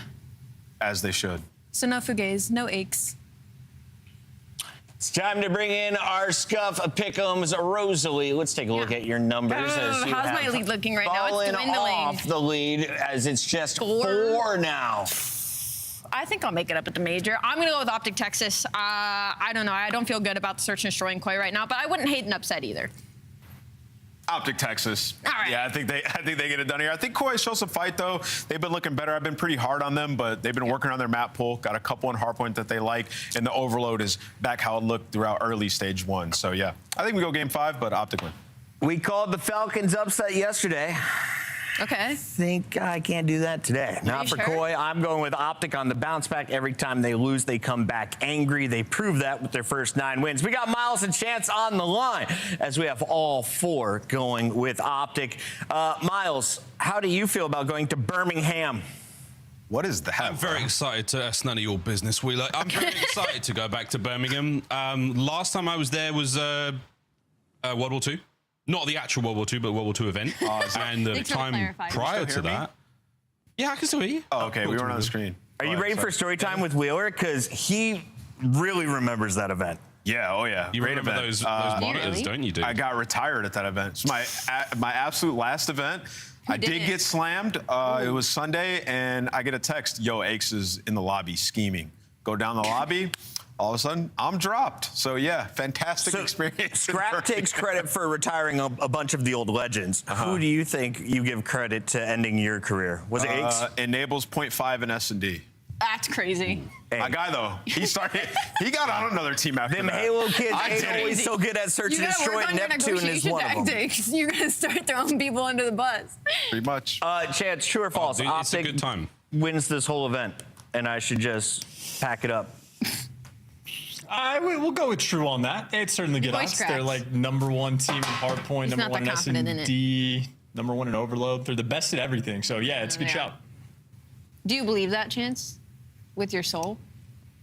Yeah, my entire soul. Yes. 100% of it. Every piece of it. Last time I was in Birmingham, before that, actually, guys, I was winning tournaments at the Toot Suite. This is sacred ground. Really? For European Halo players as well. Yeah, man, this place, we love the Birmingham NEC. Dignitas Ross. Remember that name. That's what we're talking about. Come on, man. I'm told it's attached to a casino, and I'm feeling lucky, ladies. Let's get into the match. We got Miles and Chance on the mic. Okay. We're going to the green room. Please. We were going to do story time. It was loads more story time. There's not that much food option when I was there as a wee boy, but now I think we're doing good. I know Bryce Tacular's been in the DMs. Dinners will be bumping, and you know there's a Nando's. Anyway, time to lock in, Mr. Ashworth. How we feeling? I'm feeling great. I got the soul of Sam Cooke flowing through me. I'm ready to sing in this series. Let it rip then, brother. I'm kidding. I'm not going to sing. That's all right. We need less fill time and more optic time, I feel like, on the screen. Well, it's going to be a fun battle, Miles. I believe Shotzi had a headset issue, so that's been dealt with rapidly. And we're almost ready to go. So, yeah, Koi, we'll be going hard, as the desk has proven to us. They've given us as much credence and clarity on that as possible. Clarity. But yeah, we'll see how this one goes. For the Optic boys, again, actually, I've just been told they're still having that technical issue. So instead of throwing to a break, what I thought I might do was let you guys know I've got a book here full of my poetry that I've been writing. I'm only kidding. It's time for a quick break on the other side of this one. The first and final match, Optic play today. Let's find out who's built for the big stage. Heretics ready to dive in. Thanks, Tim. 4 and Snoopy. Come on, wants some more.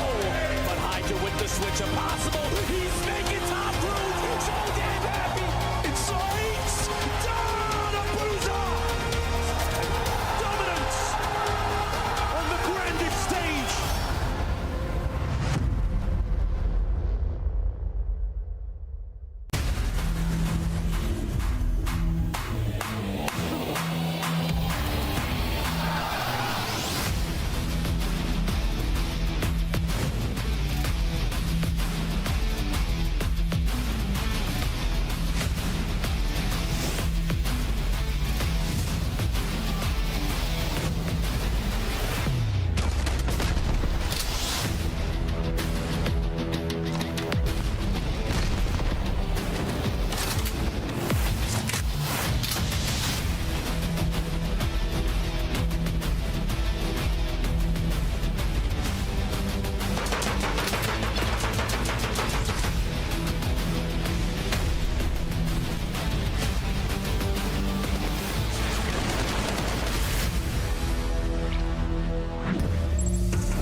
Ladies and gentlemen, mesdames et messieurs, welcome back to the Call of Duty League. We should be good to go. Again, a slight issue. I think it was a headset, possibly Shotzi's, but as you can see, it is on his head, and he should be ready to party. Welcome back. No more story time, folks, but a final update on the importance of this matchup. With a Optic Texas win, Carolina is in the play-in as the 7th seed versus Paris. If Koi win, Minnesota is in the 7th seed.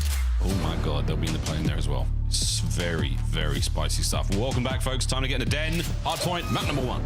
Oh my God, a double graphic. Well, would you look at that? The importance of map number 1 for Toronto Koi. This is their clear advantage. I think down the line, Optic happy for every single map in this series, bar potentially this one. So that means you need to come out of the gates hot, strike while the iron's hot, as it were, and obviously rotate as well. If Optic only have an 11% break rate, well, you get there first. You should be good to go. Anxious onlookers to find out how this one goes down. Your fate no longer in your hands. It is a scary prospect. Not as scary as Optic are on this attack towards P1. They might have the most time, but they have the most kills. Mercury starting things off well. 2-0 right off the rip. Yep, Hook's got mid-cut under control as well, so Optic, everything in position, and you're having to square up for this battle on P1. Not a fun approach, but hey, Kips wins the first gunfight, and trying to do the dance around back. He gives you 2 from time. That should be good for the break, and CleanX there for the cleanup as well. Back spawn secured, no pinches are in. Toronto, they have restabilized. We got a balance on the map. Balance, lovely balance. Watching out though for Shotzi, who's going to go up against Kips in a moment. This battle towards P1's going to come to a close. Watching out for holes now in the armor of Toronto Koi. An opportunity to make your way through mid. Kips on the tactical retreat, again feeling the pressure. Optic now 3 of them flooding through, checking every possible avenue, and Mercules has gunned down inside. He's been left for dead there by Kips. Now the attack towards time, staying on board with Kips, picking it all up. A lovely 3 spree. Absolutely beautiful plays as well. You leave the main AR inside in the back, even where he falls. Well, Kips fills into the position absolutely perfectly, and now we get to test the breaks of Optic Texas. Not a great start with wall bangs like that. Kips out here showing off the goods. Kips shooting MIPs, lovely tags. Less than 30 to rock. P2's looking good so far. Joe shooting a ghost. Not there on the instant trade inside court. And so is CleanX. Kips now last man up, and he's going to be doing what he can to dance his way through this many Optic players. With 15 seconds to go, though, Toronto Koi electing for the rotation. Well, Dashi already here, lying in wait, tagged up in 1 HP, and reinforcements not quite in. This is all 4 players of Toronto going to be crawling around this new time, and the Optic players a little bit more distant, so this is going to be back-to-back rotations won by Toronto, and once again, we'll just be testing the breaks from Optic. We're testing the breaks from Optic. We're testing the insane gun skill. Hoog finding a couple. Jotzi, so difficult to contend with. Teamwork makes the dream work. He's still alive. What a ridiculous live 3 dead after all that for a drop of nothing.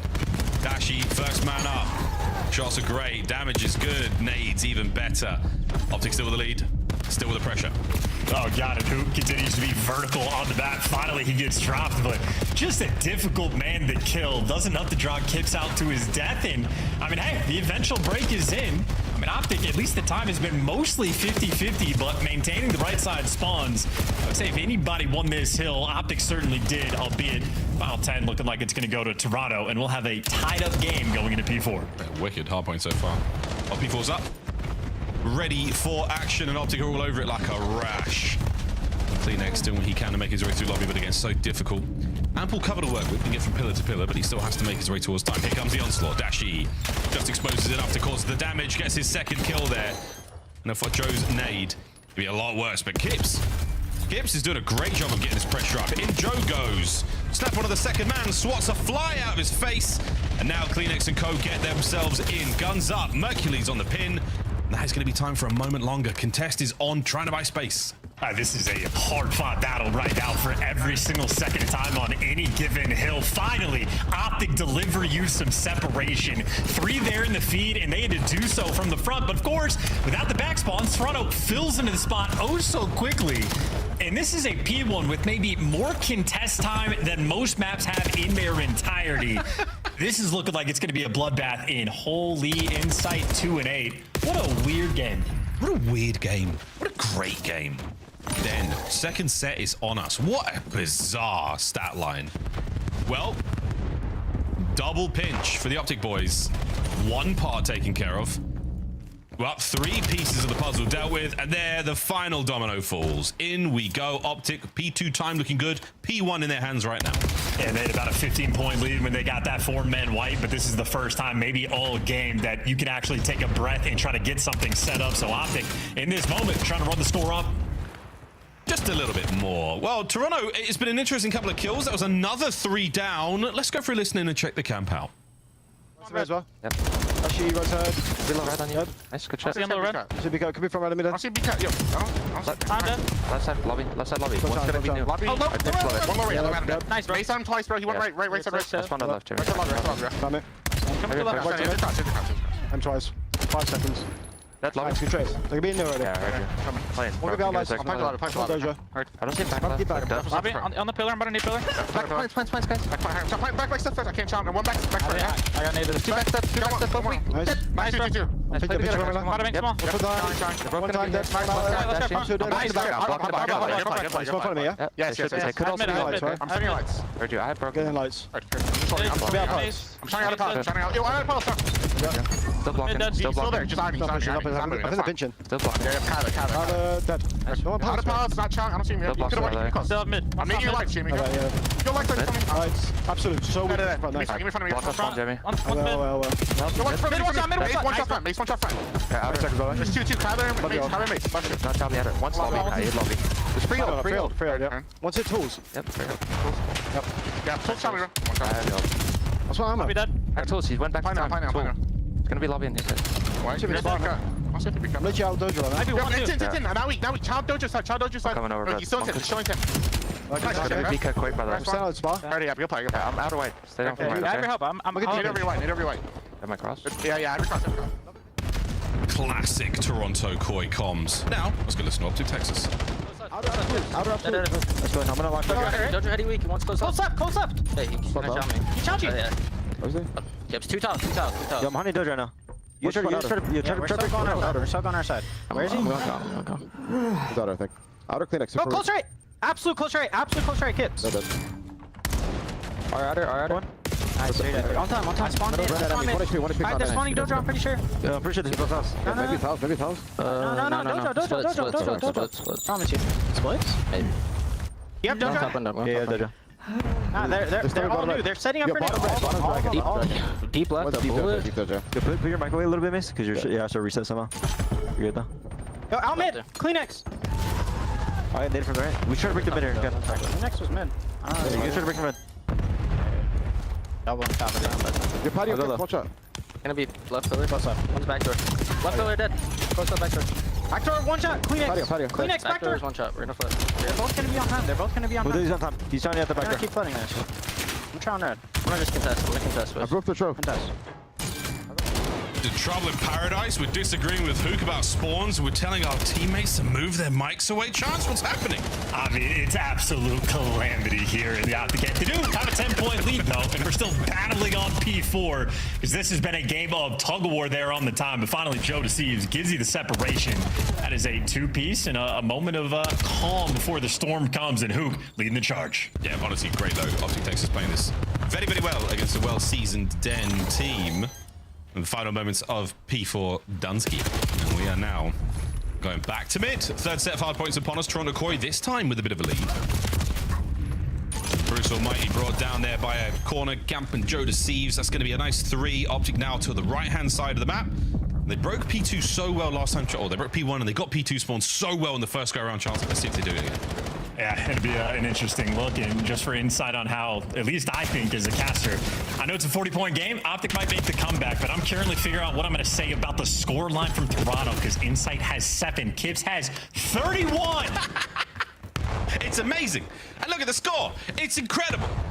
We're going to be talking about this one for at least the next 24 hours, because then we're all on a plane. Nah, not really, but hard point time so good so far. This P1 has been great for Optic. Not relinquishing the control they've got either, but oh no, it's Kleenex. Oh, there you go. Shotzi finds a way in from behind, gets his lucky number 13 in the feed. And now Shotzi trying to keep the spree rolling, and he's dancing around quite a bit. Doesn't want to give away too much. Lovely shots onto Joe, halfway to the Hellstorm. Yeah, Shotzi actually gets really unlucky caught timing, allowing Kleenex to get through for that pinch. So decent P1 time there for Toronto, but this is the first time they've had to play the break game, and that is something Optic are happy about, that they finally get to try their holds. Holds are on. So far, they're getting picked apart slowly but surely. The spawns of influence of the reinforcement from Optic not close. Hook down, Dashy next, and he's dancing and diving, and they line up for him, and Mercules gets there in time. And what do you know? This hard point might not be over yet. Big Bruce holding it. The pistol another banger from Dashi. Yeah, 10 times better than having a Dropkick in there, but it is only Dashi's pistol that can rain out like that. A terrifying place to be. Now you got Merc leading the charge. This is phenomenal time from Optic to get if they can collect it all, and it looks like they're going to do it. That is a nearly perfect P2. Dashi has turned the laser beams on, and off the back of that, Optic might very well take this lead. Hellstorm, 7 spree, not bad for an old fella. Here it comes. Most of Toronto Koi will be out of the action here, but this will definitely slow down their approach towards the new hard point. And this moment of time, this late in the game, what a huge play. And this is, I mean, how many times is Dashi calling in Hellstorms from P2? And I can't believe that one actually didn't connect. I don't know if CleanX just missed. That's a tough time to cut. Wait. In the meantime, Shotzi, what in the hell did he just do to those three? Spawn flip. Shotzi still on a run. Takeover moment right now. Optic Texas are holding. Oh, back-to-back, they're going to get it. That is an absolute just juggernaut performance toward the end. This is a 40-point comeback maybe they had going into P2, and you basically stop getting kills if you're Toronto. Optic shutting them down on Den. Well. What the hell happened there? Off the volley of a Hellstorm, they go blow for blow, and then Shotzi pulls off something. By lockers, there was a knife involved. There was a Dravik or two.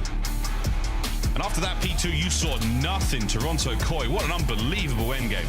I mean, I just don't even know how the Hellstorm from CleanX missed, or if the trophies just got it, but that final missile, I would have thought would have gotten in. But either way, Shotzi, well, he's over here working some magic. Oh, come on. No way. He opens Joe up like a packet of crisps, chips, my American friends, and shots into CleanX for the 3. Superstar plays when you need him. The dying seconds of a Den hardpoint. Object Texas take map 1. And Miles, what I was going to say when Toronto had the lead is that Insight, one of the few players in the game that can drop a stat line so terrible and still get the win. They didn't. They lost, so he hard costed. Yeah, 34 kills for Kips in less than 10 in a respawn. One of the worst stat lines we have seen all year. Would have been great if they won, though. It really would have been great. I would have given him so much praise of like, wow, the intangibles. Look at those stun grenades. Yeah. Look at those comms. But no, stuns are really good. What a bizarre one. Well, put your cameras away now, folks. Time for the highlights. What an unbelievable game of Den. And a superb scoreline. And yeah, it really did come down to the photo finish. Ridiculous game. Absolutely ridiculous game. Kips, again, kudos to he and his 31 plus kills. He was cooking, man, but he was looking fantastic there. But yeah, Optic slow burn. They kept it going. And in the end, just enough stamina left in the tank to run towards that finish line and overtake Koi. Yeah, thriving as well. And honestly, it's the final P2. Actually just gets the Hellstorm, but it's not even the Hellstorm. It's just the fact that he popped off well enough to soak up all of that time. That is the kickstart of the turnaround, because where Kips is frying on the P4 and Koi end up getting about a 40-50 point lead. Once that switch got flipped, all the turntables, all the things are weird. Idiom's going out of control, and Optic never looked back. Oh yeah, it was raining cats and dogs. It was something, folks. Well, congratulations to Optic. The Den work is definitely being put in. You take down a big team like this. So the final moments here from Big Bruce. Dashi takeover. Shotzi, ridiculous. And this, watch the player cam reaction as well. Big bark. That was a loud dead. Doesn't need to get the last man either. That was a good one. Wow, indeed. GG's. Well, that's that, folks. First map done in the books. Optic walking away with the dub. Again, thinking about the implications, how this will change who matches who in the play-in. And look at the game flow. It's going to be a nice one. It's going to be good. Whoa, yeah, look at that. It's a nice little bit of back and forth right at the very end. Nearly 2 hard points, nearly 3 in a row. You kept Koi at bay, 2 of them, rather. Brilliant stuff. And Optic, what a steady climb. That second set for both teams was so consistent between the two of them. It was such a wonderful back and forth that scarcely any change there. Brilliant game of Den, wicked stuff. Very, very excited again at that map number 2. Raid, absolute classic chance, an absolute classic. How are we feeling about this? Feeling pretty good. I think Optic may be feeling a little bit better. The 4-2 record overall, and obviously a lot of players with a ton of experience in 2-3 there for Toronto. And just to turn back the clock a little bit, tooltips with Shotzzy. If you want, fast hands, great tech for pulling out the knife, and you can also change the settings so when you just tap your melee button, you pull out the knife instead of having to hold. Do those two things, and you can play like Shotzzy, except, haha, just kidding. No, you can't. No one's that good. No one's that good. Absolutely, absolutely rained on our parade there. But wonderful tips with Chance. Little tool tips with Mr. Chance, with Uncle Chance. It's like Uncle... Not an unk, not an unk. Nope, That's not right. an unk, not an unk. With Daddy Chance, there we go. Map number 2, on its way. Fist bumps are complete. Nice job, Kleenex there, picking up the long-range one from Joe Deceives Optic. No fist bumps needed. We're ready to rock and roll. This is S&D, maps with 1.5k damage across the board. And what do you know, folks? Mercules has got 5 of them in the season so far. Yeah, he has been a juggernaut from the start of the year. Obviously, part of that stat is, longer lasting games, but that is just ridiculous output either way. So, got to be on the lookout for Mercules. Any given situation, for the first bloods, for the clutch, it does not matter. He is an incredibly valuable player. Speaking of valuable players, hey, in case you forgot, that shots he got. He's pretty good. Hey, he's causing all sorts of chaos in this Mad March. Number 1 in the KDs, Big Bruce. Oh yeah, you saw plenty. Double dip into the kitchen. Shotzzy fries Kleenex. And Hook knows something's up. He's below you, right below you. Hello, Joe. Unreal. He gave him a jump scare, an IRL jump scare, for God's sake. 2v2. Yeah, a lot more difficult in the game to see them compared to Codcaster. Still surprised by that, but nonetheless want to tip it. 2v2 though, and dashing with the pistol. So aggro. He's gonna. Oh no, the timing's gone. Oh no, it hasn't gone awry yet. Little dance here. He might catch Kips. Got a red dot to work with. See ya. Last man in sight. And is he gonna catch anyone here? He's got a bit of work to do on the kill. Oh nah, but it's Big Bruce. That iron on his hip. Fans 2. Yeehaw. Yeah, Dashy this year, I feel like, just sees the vision at all times, any given situation in the S&D round, and he's got a pistol there against Insight. Insight does not hit a bullet. Dashy is genuinely way too clean with it. Yeah, the pistol play, I mean, most S&Ds, it looks like somebody stole Dashy's car and killed his dog, the way he's moving with that pistol. And that's a reference for some of you young kids to a really, really great film franchise starring Keanu Reeves. Yeah, called Air Bud. Yeah, there's a dog that plays basketball. Super impressive. Nice stun Kips in round 2. I feel like that should be against the rules, just as sending 3 players towards the middle of the map. Actually, you like middle of the map control. As Kleenex maybe hunting down the first blood. In the meantime, Shotzzy has already gotten it, because Shotzzy, believe it or not, that was actually Toronto's spawn that he was just in. But now that he's left it, Toronto don't know what to do. Yeah. Oh, he's got bottom bed. He's got that side of the map. Sweet. And no bomb plant yet from Mr. Deceives. Here we go. Spoke it into existence. He still has a Semtex to play with. Now we get to test Optic's retake. Here we go. And 3 through mid as well. Joe Deceives gonna have to get 2 here. Yep. Good luck, Joe. Dashy brings the snipe forward, looking for a dirty shot. Lands it. Plenty of damage. Toronto Koi have closed ranks. Insight. Good. Dodges the second. Numbers are still good, but he's opened up his flank and Mercules is on it. Here comes Kleenex to flood the hole. 2v2, time ticking. Might not be enough to get it done here. Anyone there for the check? You might not need it. Oh, but we might get the check, please. We're eating good here, folks. Joe's out. Might be a knife fight on the bottom site. No, it is not. Somebody get in the game chat and call for it the next time. But hey, good stuff out of Toronto Koi. Burnt the midnight oil there. Optic unable to get the defuse. Yeah, a huge win, honestly, for the 3v4. Optic maybe a teensy bit too slow, but ultimately Toronto just make the good plays. Insight getting that first pick in towards ring and buying at least enough time.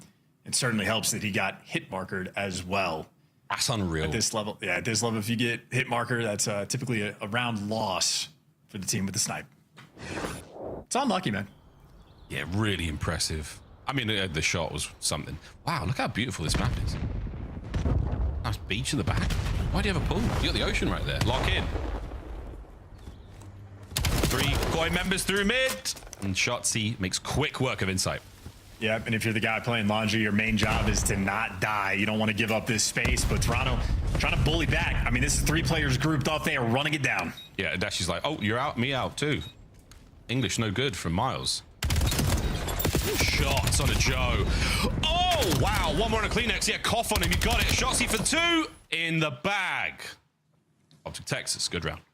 Perfect. I mean, Insight gets first blooded before his brain turned on in that round, and immediate bomb plant. 0 time wasted. Shotzzy backs down the correct response once he feels out the pressure. I mean, these are instant play calls being made, and multiple times where Shotzzy is absolutely flying around the map. Shotzzy. Little play call. Nothing crazy. A little bit of Shotzzy, a little bit of Dashy in the player cams. Always interested to hear those. We typically only get a real deep dive into Optic's communication process when it comes to a process video. Great nade over the top. That was going to hit Hook. Kips with the early damage, and Shotzzy has not vacated the hot tub. Doesn't dodge the nade, and I say that Hook should have had a nade. It was a nade kill of his own. Man advantage Optic. So somehow you get Shotzzy trapped behind like the whirlpool there, and you don't even try to nade him, and he gets out of dodge. On the pitch, though, Insight does make the play to even up the odds and open up the A site. So Insight trying to drag his team to this round win. No bomb plant just yet, and maybe he won't with this much pressure. Yeah, Joe gets hit too hard. Kips nearly causes some real shenanigans there. And now the min-map pressure is on. Mercules, that should be enough to send in Shotzzy. Easy as you like. That's the kills, and that's the defuse. 3-1 to Optic Texas. And I think Shotzzy might be on demon time as well. I don't think he called out that guy that was Zig that Mercules ran straight past. Shotzzy looks like he is in ninja mode. The nades.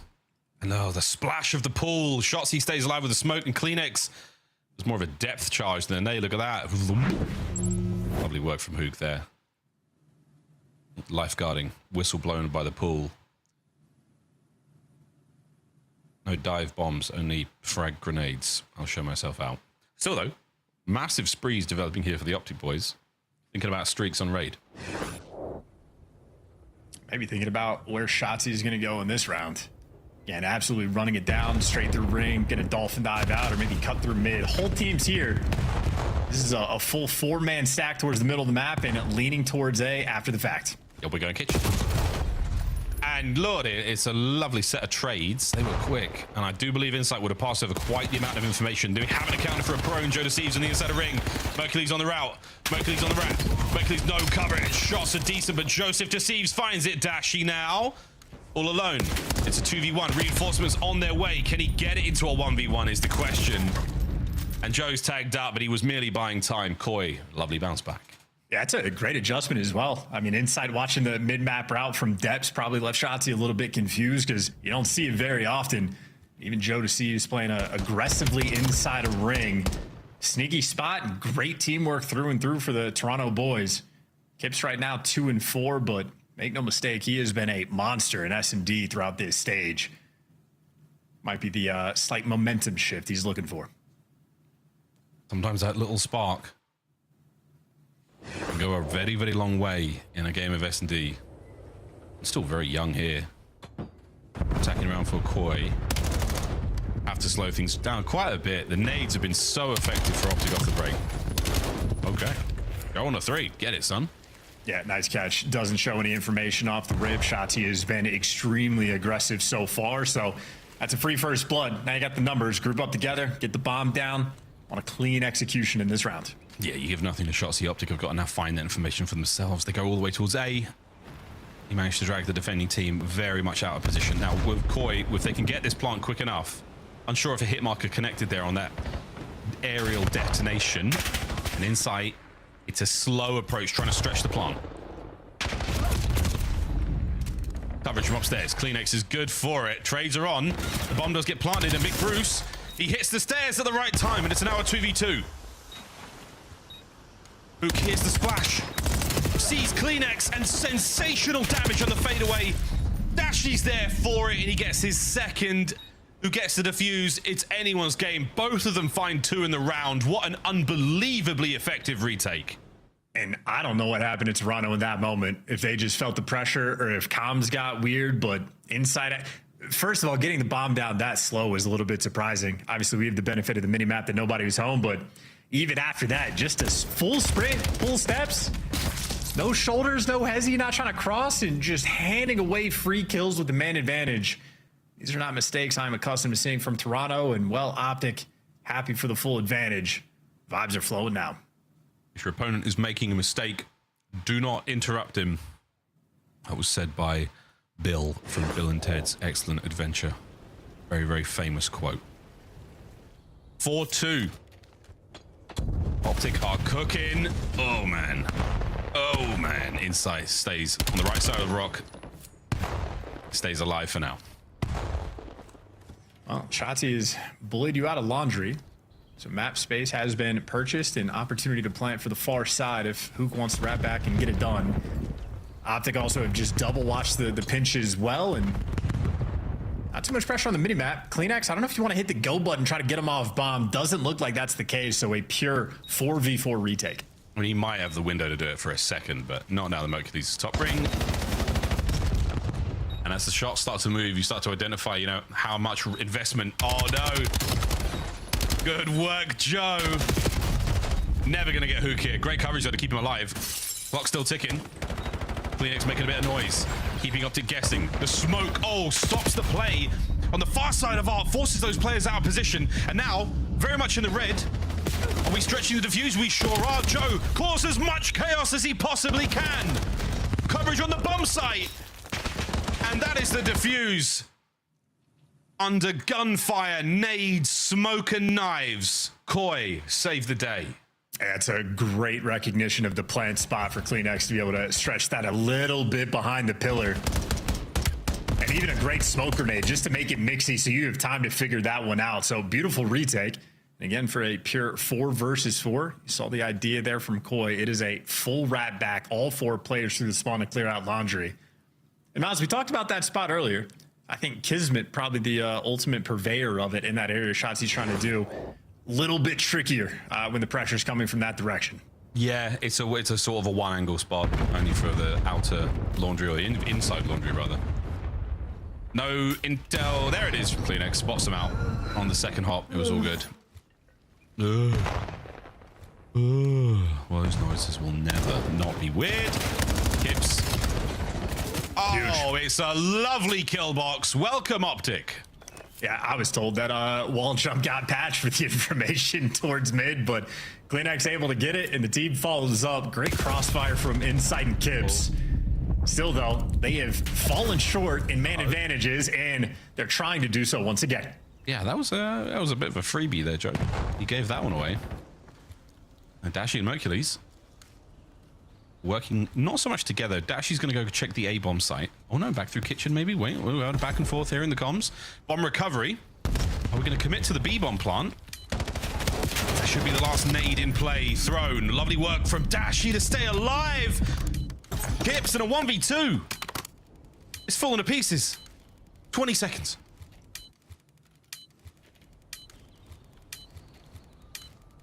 He's gone the wrong way. And there's the check from Dashy. Oh, as clean as you like. Another big clutch. Yeah, this has just not been a good look for Koi overall. A couple of these rounds now slipping through with the man advantage, and slipping through in ways where they just cease to shoot back. And if you're providing target practice for Dashy, I assure you he does not need it. Tooltips again. Dashy recommends shooting maybe 10 to 20 minutes of bots a day at the very least. If you want to improve your shot, get out there, kill 1,000 bots every single day. You'll get there. Work on your centering. Yeah, work on your centering. Work on that. I think he talked about it once. This sort of internal clock he has, how long he knows he needs to keep that target on. The sound that 4 shots sound like, that immediacy of just having it all down. Nobody home there though, as he's shooting ghosts in the pool. Lovely fadeaway information there from Mercules, the old hit and run. That's a drive-by if ever I've seen one. Tons of intel gain, and Kips is completely surrounded here. Right. Shotzi listened. Now you're the voice over his shoulder. No. What's he doing? Where's he going to do it? Where's he going to take him? This is exactly how you close out a round. Last man in sight. And that is a tough way to go. Optic Texas 2-0 in the series. You never forget your first time playing Optic, and Kips won't be forgetting that. Shotzi over here walking around with the UAV. And yeah, Toronto, just a couple rounds, not really shooting back, and definitely some missed opportunities there. Optic Texas, as expected, full speed ahead, bouncing back after their quick loss yesterday. Indeed, a quick loss. Indeed. It was, I mean, was it quick? Yeah, a little bit. Yeah, but spicy stuff. Ladies and gentlemen, 6-3. Final score there on Raid. And we liked what we saw at Dashi. He had the damage, he had the clutches, he had it all going. Shotzi, though, steals the show with a body shield finish there on Kips. Honestly, a huge thing to do. Definitely the right thing to do in that situation. Loads and loads of intel passed over there. GG's, good stuff. Now, coming up next, Scar. And again, thinking about how this is going to play out. Optic Texas win this map. Carolina Royal Ravens in the play-in as the 7th seed. We'll see if that matters. We'll see if it changes. Well, we've got a little bit of work to do. Toronto Koi, are they in trouble? Definitely. We'll find out just how much trouble when the game starts after this break. Don't go too far, folks. Optic Texas, Toronto Koi. Final match of the qualifiers for Birmingham. Wow.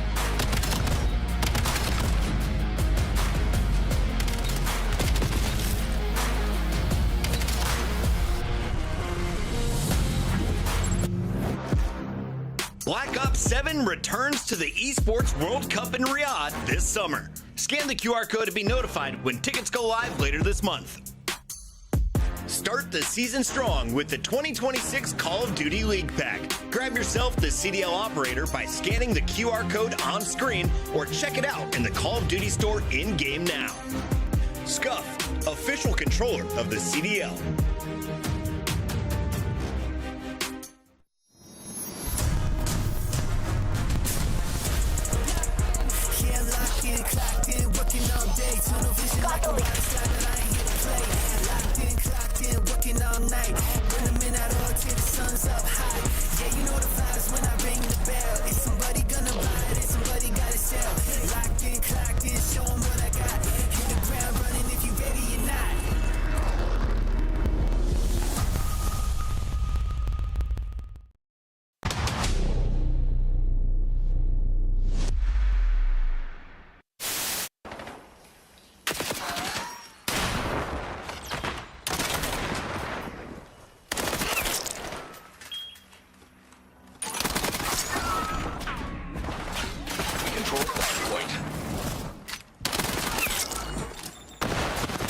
Fine, guys, I'll do everything myself. It's fine. And then I get naded by my teammate. Like, oh, I'm freaking healed for that.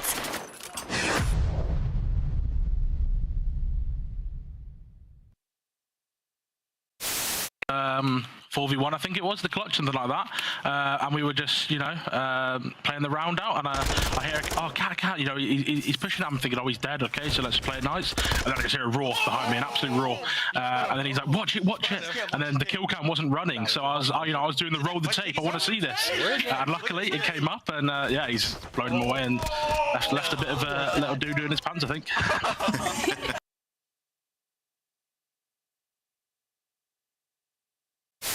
Skies dies, and then in a 3v4, effectively, New York Subliners flood on through. With another nice shots from Dashi, though. Some bad timing. He is going to find him. It's just Kleenex scrambling, trying to get around, drops in between. Dashi with all four and the defuse. Talk about the ice. Did he get it? It was very close. I don't. Oh, he doesn't get it. I thought he had it. I think there's a miscomm there. There's a miscomm. I set up. Come on the stairs, Nice. I'm looking you. Could be outer. Outer. Nice. 3v1. Nice, baby. Oh my god. I mean, I'm trying to scam it. They won't even kill me. No joke, folks. I do think about that roster. I'm like, wow, Nasty Crim, go to Steve's. Ghosty would be really good at this game. Crazy. Crazy how things work out like that. Crazy how we're about to go into another game of Overload. We go to Scar this time round. Welcome back to the Call of Duty League with Optic Texas taking on none other than Toronto Koi, who have had a tough run so far. Very, very close game of Den, a very difficult game of Raid, Search, and Destroy. Chance, how are we thinking about the Scar? I mean, I'm feeling great if I'm an Optic fan, for sure. Yeah. I mean, again, we sort of talked about it with the Death just a little bit, how Optic is pretty much the best team in the game at every single mode. They don't exactly have a perfect map pool, but even there, they have a fantastic map pool. So, based on the way this series has gone, if Hook doesn't play, never mind. I'm feeling good if I'm Optic. No, he's back. He's back. We got to look at the stats so far. Tough to stop the streak thus far. I mean, the last 2 maps, not tough, not great, but the first 8 maps, 8-0. This is how overloads have looked in stage 2. Not bad at all. Overall, fantastic. Overall, brilliant. A tiny bit of trouble as of recent chance, but I think recent form, I mean, they're not holding anything back. They're not pulling any punches. They're going hard because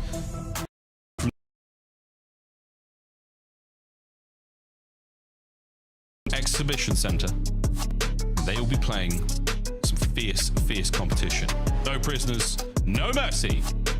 Let's see how this goes. And Jodeci's obviously there with some great stats in the month. Fantastic KD, great scores, a lethal threat. If you were paying any attention to the series, Optic doesn't seem to respect Toronto too much. Shotzi was involved in 8 out of the 10 first bloods. He sacrificed one of them just because he was going for an assassination. Or the body shield, whatever we're calling it. Easier to say than what we actually call it in ranked. Illuminate me. No, don't do that. Don't do that. Here we go. We're going to get that early possession. We've seen how Scar can be a bit of a runaway when it comes to overload. Right now, Ultra have got all the... Koi have got all the map. And this ultra efficient attack they've got. Saved it. Nice one. Shotzi, though, completely cuts that play in half. And now the tables have turned. Nothing ultra about it. Koi are on the back foot. Oh, baby. And we're taking longer out with the device. So all that work from Shotzi is just the long-term setup. Either way, I'd say a missed opportunity. Shotzi was technically out of the play for a decent amount of time. Toronto just not super quick with it. Now Mercules is going to be happy to take his time and let his teammates get to work. Yeah, Hooks. Whoa, he gets away with his life. That is so annoying. Kyler Garland, you pain in the ass. Are they going to find him? Surely. Is he going to let him go? In the back. They're going to let him go. Oh, he's still rocking. He's still going. And here comes the EMP. One defender to deal with. No problem. Optic sneak it over the line. Yeah, one of those sequences where I am not expecting Optic to come out on top of that one, and somehow it is a score 10 seconds later. That is a quick punch, and of course, with the topside device spawn in the long term, this is advantage for Optic. You clear out your base as well. Don't quite have the plane heady just yet, but Kip's trying to make sure he keeps that to himself. And he's playing it very patiently. Red dots be damned. Ha, da, da, da. You do it all right. And then all 3 of them fly over the wing and take care of you. Here we go. Optic got another attack towards A. CleanX trying to soften it up. The tenderizer is out and he's doing his very best. Dashing the outside here. Massive damage in, and it's a pistol duel against Mercules on the outside of Bo, and CleanX is covering everything. He's got tags into everyone. The last man left alive. Shotzi. It might just come down on 1v1. There we go. It's running through. Oh my word. He jumps over the body of Kips to land the second. Yeah, that's a good route, and this is a good and very mean spot. While CleanX able to do extra pistol damage. Nonetheless, though, Optic up 2-0. And again, the bottom side device spawn advantage for Toronto in the long term. 2.5 minutes to work with. Yeah, plenty of time. Plenty of time. Couple of good kills here. You take care of the man in the back. You still have to get that EMP across the red threshold. Slow things down, wait a little bit, but Shotzi's behind you. So again, all those reinforcements now being forced to take a different route to the fight. So much time gained there. Quick reset. McCoy still battling for control. Oh, not able to get any of it. Insight gets killed towards the middle of the map, and it is a pure reset where Optic absolutely in no rush. The play has to come to them, and I mean, they know they've got them peppered and tucked into P2. This is looking like a round of S&D where Optic right now are swarming 3 players make it all 4 round P2, and on the pinch, Insight, big responsibility, has a Merc behind him.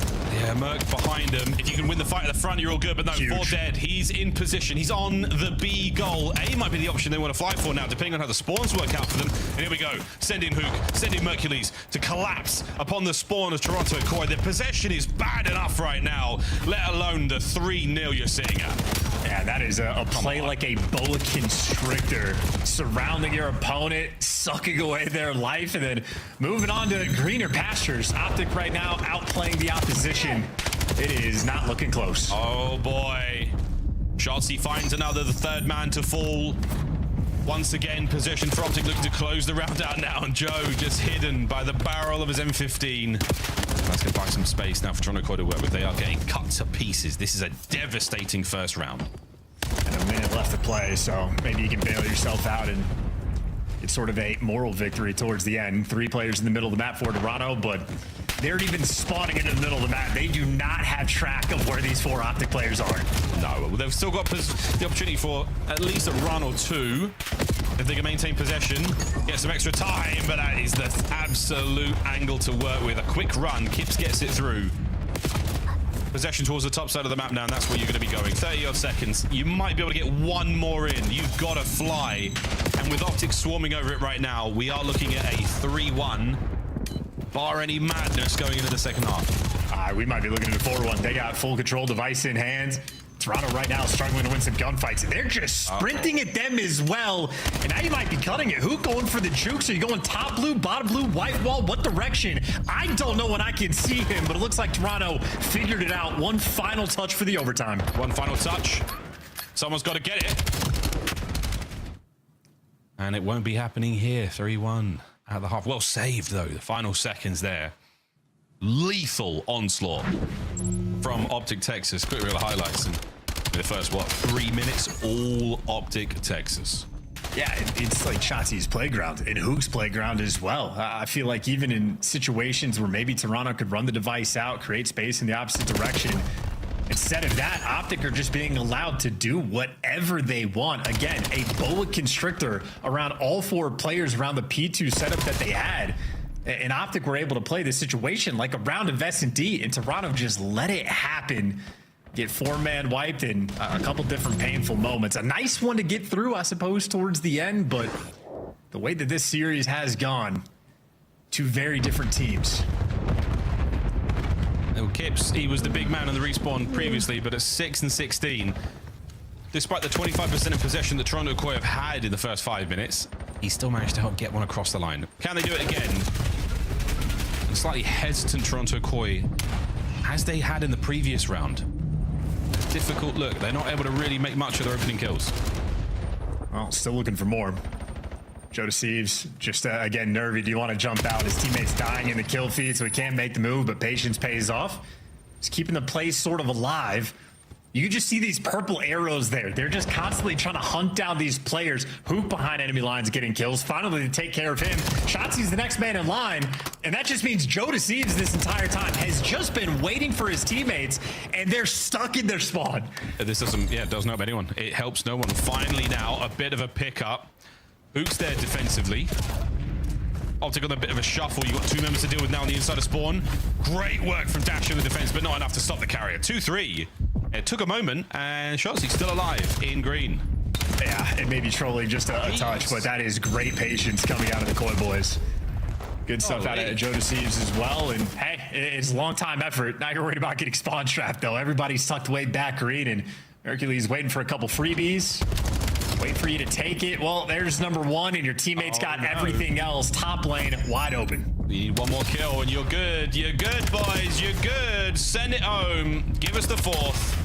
And there it is. Detonation number 4. 2 for Dashi, 2 for Shotzzy. And they've got bottom side coverage, but got errant Joe Deceives to deal with as well. I'd be just farming him out of spawn. This is playing like a rank play game where we are over the top, spawn killing and farming them, leaving guys out of position, dancing on them in the back line, and getting another score through. Dashy for the credit, but this is a beatdown. It's a hat trick for Brandon Hotel, full streaks.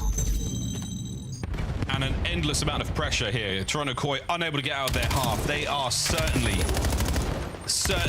taking a beating here. Great damage, and here come the cleanups. Another capture is on the cards. Rapid response right now from Toronto Koi, flying forward, a little desperate. Great shots from Kips, trades are on, and here we go. Mercury's on the fly, down and out. An opportunity to make it happen, but Shotzi will be behind you. And it does look like Koi are aware of that. Will it matter? Forward they go. I mean, just over the top, looking for spawn kills or getting in the bag, shoot players in the back. This is disrespect for the moment. That's a fun stat, by the way. See Dashy, that is his 3rd hat trick this season, as his teammates now on the defensive end getting all the cleanup kills. Oh, there we go. Hoog, 4 HP. Last man for Koi. Taken and forcibly removed from the optic side of the map. Dashy Cellstorm. We get to that point towards the end of the second half where typically the team who has farmed the most gets to enjoy the fruits of their labor and call in hellstorm after hellstorm to just deny any opportunity for the comeback. And right now, strong defense from the Optic boys. They are holding blue. Yeah, and I mean, every single angle covered. Ratty spots there, teamwork on point. Just jubilation, laughing at him as you're calling in the hellstorm. Here it comes. For some more spawn kills. They're not going to get... Well, they do. They get the protection for a second, but the primary splash is what gets the pair. Another 3 dead. And could we look at a 4th goal here for Dashy? Arguably, yes. Luke maintaining forward position. 3 dead. And with a minute to play, Toronto Koi's chances are not good in this game of Overload. A perfect setup for now. Good defense. That's going home. It's 3-5. Topside spawn as well. Keep the spawn trap going. You might be able to set this one up. CleanX doing what he can. On white wall, though, he only gets 1 before he gets traded, and you just do not have time to make this happen. You frontline kill, you get 2 kills. If you score this quick, there is a chance. Oh, Insight has done a lovely job here. Done a lovely job over the top. Not good enough. Stop on the line. Kips can't even get it through. The final dodge. And CleanX, he will. 4-5. 20 seconds to go. Optic on the bottom ball spawn. You can get the extra time as well. So they only have 18 seconds to get a touch on this device. Right now, you're looking for the kills. Shotzi, the nuisance, can't get it. 2 there in the feed. The response is clean, and it's going to be a 1v1. CleanX has to hightail it to the device, but just look at the coverage. There is nothing you can do. We'll see you at Birmingham. See you in Birmingham, ladies and gentlemen. Shoo-hoo-hoo! Shenanigans. The final moments of Overload. And what an attempt by Toronto Koi, but the 3-0 is done. A hat-trick for Dashy.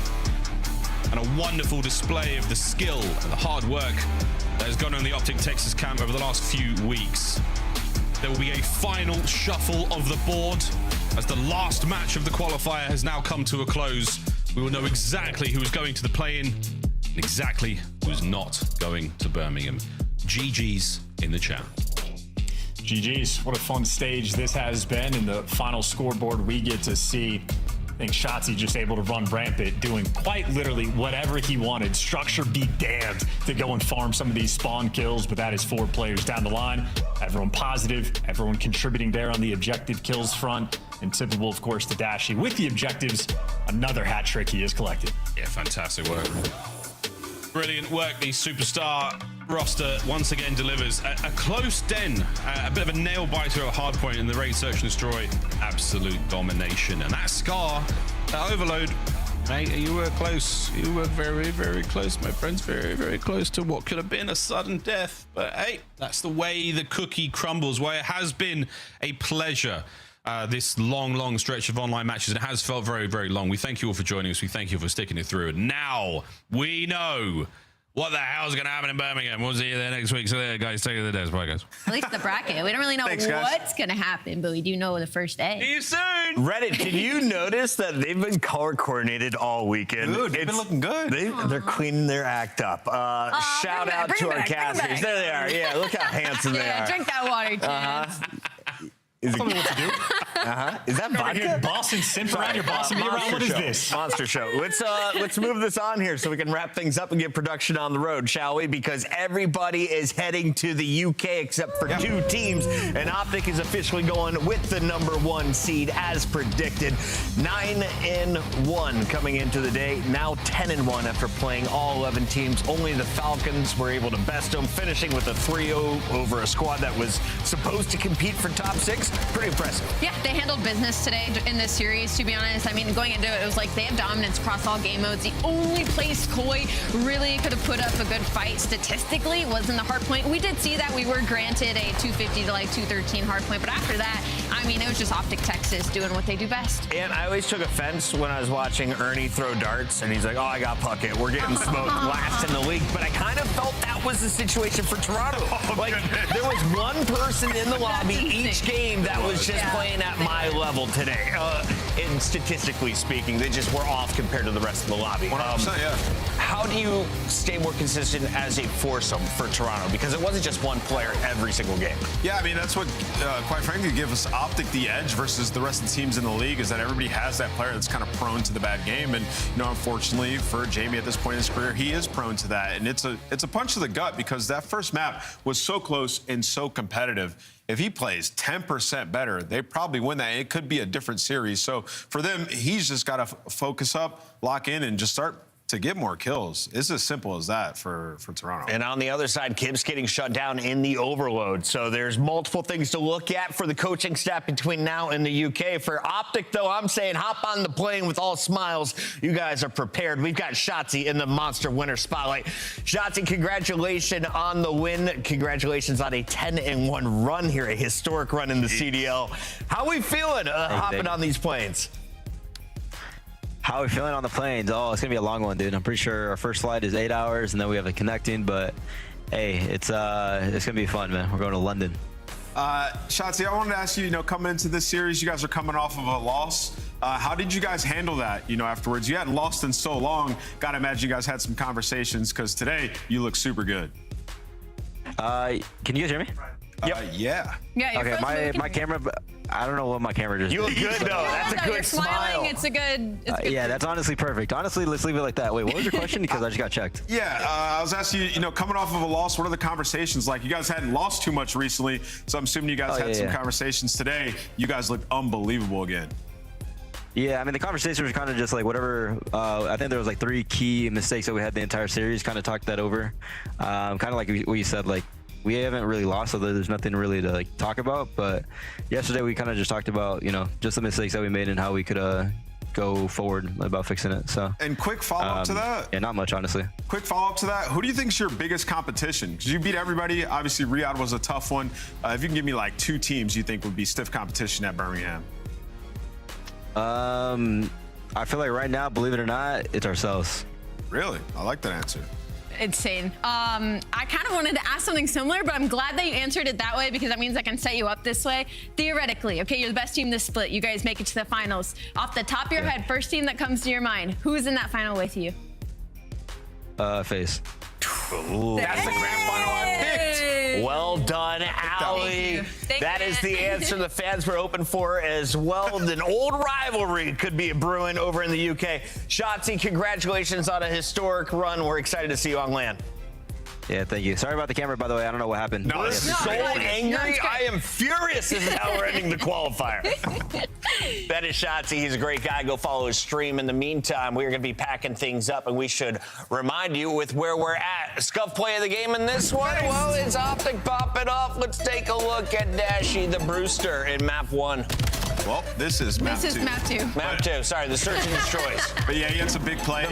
This one, it was planted for mid. He wrapped around, found one, and then just had the anticipation to pick the guy up money. Dashy's been a beast in SMU. I was literally just about to say that on some duo shit. I was like, damn, Dashy has had like a really good split this stage for search and destroy, and I'm glad that we were able to call it out. we're going to make sure that the standings are official before we announce them and you guys post them on Twitter. AKA, we're going to milk you for every ounce of viewership. As I remind you what happened at the start of the day, it was a 4-match Sunday. And we had the Falcons guaranteed to get their 7th win, right? Nope, it's Vancouver controlling their own destiny, making sure Boston cannot leapfrog them. They lock in another win. And Vancouver, they played spoiler to Carolina back at Major 1, and they caused more problems going to Birmingham. Their search and destroy looks great. I mean, again, they bring in Capsule to split for that specifically, and he looked fantastic today. And the fact that we got that interview and he was like, honestly, I wasn't really shooting with the way my controller was, and now that we kind of get to see him getting this flow going, it makes me excited to see Vancouver surge, even in their possibly 1 match heading into the UK. And you ever make that move where you try and go from an old controller to a new one and then go immediately back? Oh, all the time. When I was playing, I went through like 6, 7 controllers a season, and at least 4 of those got thrown at the wall. So glad he went back to the old one he was shooting today, and they're going to need him to have performances like this. One of the spiciest matches of the day followed that Vancouver upset. It was LA Thieves taking on Paris Gentlemates, and Paris fall victim again. Neum, all smiles in our Monster Winner Spotlight. Allie, what'd you learn about the Thieves? I just learned that they're on the upward trend. I think they've kind of rejoined my conversation of when they go to LAN, they could be a contender if they continue to play at this level. If Neum continues to play Search and Destroy the way he is and hitting the snipes that he is, that gives them an edge over, the bottom half of the league who are struggling with the sniper and S&D right now and what to do with it. So I'm looking forward to LA Thieves. I think they showed us something really special today. And we said they could go to Championship Sunday. Where could they finish on a podium in your eyes? Yeah, I think the last 2 series showed me enough to think they could make it to a final if their search looks like that. Because that was the biggest question I had. And today, Hydra and Abizi were Hydra and Abizi. What a good sign for these fans. They're running together and they're causing chaos in Search and Destroy. Who knew they had all the pieces to find success? LA Thieves getting a big dub over Dan Ghosty and the Paris Gentlemates. And Rancor Squad, well, they made quick work of Boston. Poor Boston at this point. They're on blow it up watch. Everyone is wondering what's going to happen at Challengers in DreamHack. You got to think Boston management will have their eyes glued to that stream. And that's what players want to play for. So there's going to be a lot of Challenger players, looking at this team. And really, it's not like the worst makeup of players. Like, no, it's not. Take Nasty and Spark. Nasty and Spark? Yeah, I mean, and even like, if you retain one of Purge or Snoopy, get them a new duo, you could see them maybe get back to where they were last year. So, yeah, Boston, not like the worst spot from a roster makeup situation. They can make some moves if they get the right guy for the challenge. On the other side, Super was all smiles in our interview as well. What are the thoughts for our Spanish squad going into a UK event? Love it. They're in my favorites heading into. It's probably Optic and Miami for me. Favorites heading in. I had that as the final. Should it shake out that way, I think it'll be a banger. I think the pace of which they play will be able to match Optic Texas and give us something really special to watch at LAN. The thing is Super's got to continue to play like this on LAN. There were times last year where he was dominant at S&D. We get to LAN and wasn't exactly the same. Okay. If he plays like this, then yes, Miami, I Remember agree. the black book of excuses? He just needs a warm-up. That's true. That Gotta warm him up. True, but I like that team Fly a lot. out one of the teams not going, then you guarantee a warm-up. Question, with this not being 8 teams and with it not being 12 teams, does that affect the warm-ups at all? I mean, potentially, It'll get weird, I'm sure. Less opponents to go up and warm up against. So, yeah, it probably will. And jet lag is a real thing that players are going to have to deal with. So whoever can manage that, they're going to be in a good spot. Shout out to all the pros who have been there before. If you're coming for the first time, reminder, ask your hotel at the front desk if you can have a power converter, because you don't own one yet. If you have time, get a universal charger. And as we're dishing out tips, and you are going back to Birmingham. Last time it was a bad breakup with Aches and Enable. Now, though, we're going to be going back with one of the rowdiest fan bases in Call of Duty history. I haven't seen them since the Gfinity days. I am so excited, and this is our opening day on Friday. Yeah, guys, listen, it is awesome. I mean, there are chants that you've just never heard. Yeah. Think last year, Madrid. I was going to say, Madrid was the closest I got. It's going to be like that times 5. It's going to be so awesome, especially at a DreamHack. And this is our schedule, and these are some of our matchups early on. They're going to be Spicy Thieves FaZe. Poor Carolina. Alpha and Bravo stream coming your way, both with an elimination round 1 match on opening day. We'll be sending folks home. Take a look at the game times. We'll be kicking things off. It's going to be 2 p.m. over in the UK. That's 10 a.m. Eastern time. Allie, go ahead. Did you nail the bracket perfectly? No, none of us had Surge jumping up to the 9 spot to play Koi. That means Gentlemates Carolina definitely going to be the match to watch. Yes, I mean, Koi, what they have to look forward to, play Surge, then you get a rematch of what we just saw. Very, very tough. But I will say, you know, the G2 Riyadh match, very compelling matchup, and then Thieves Phase should be super lit. I almost got really upset with Miami versus Gentlemates, but I forgot they're already in the bracket at that point, so they'll just move to eliminations. Okay. There we go. Everyone gets 2 lives. If you win, you're playing. Thank you all for staying tuned to all 6 weeks of qualifiers. The first time ever that every team has played every team. We'll see you from Birmingham next Friday. We love this format. Let's do it again. Let's do it again. Do it again.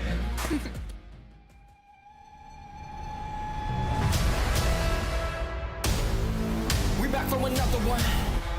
Another one. Here we go. How I like that. We back for another one. Here we go.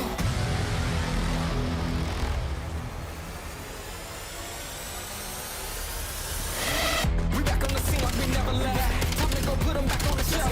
No, we do not need permission. We came in alone, now we leaving you by ourselves. Now nobody wanna play me. Everybody think I'm crazy. Guess I gotta live up to it. Nothing but to do it. Hear me out. Oh, thank God. We know I done been it before. I think we gon' do it again. Do it again. I think we gon' do it again. I'm ready to go for the win. Go for the win. Tell them let's do it again. Let's do it again. Do it again. You know what we're doing. You know what we're doing.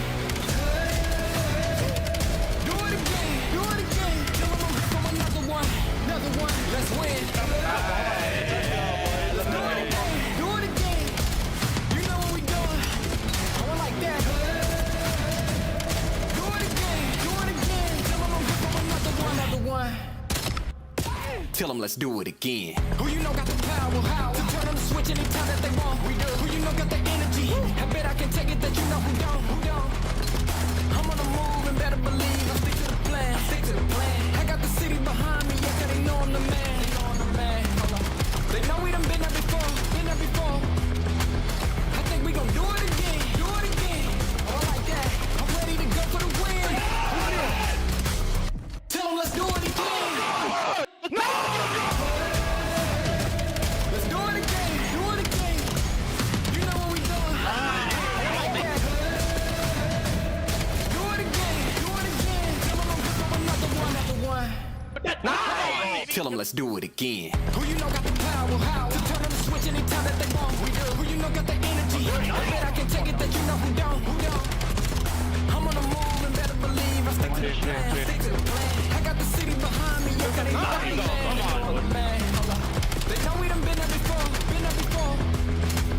I think we gon' do it again. Do it again. I like that. I'm ready to go for the win. Who ready?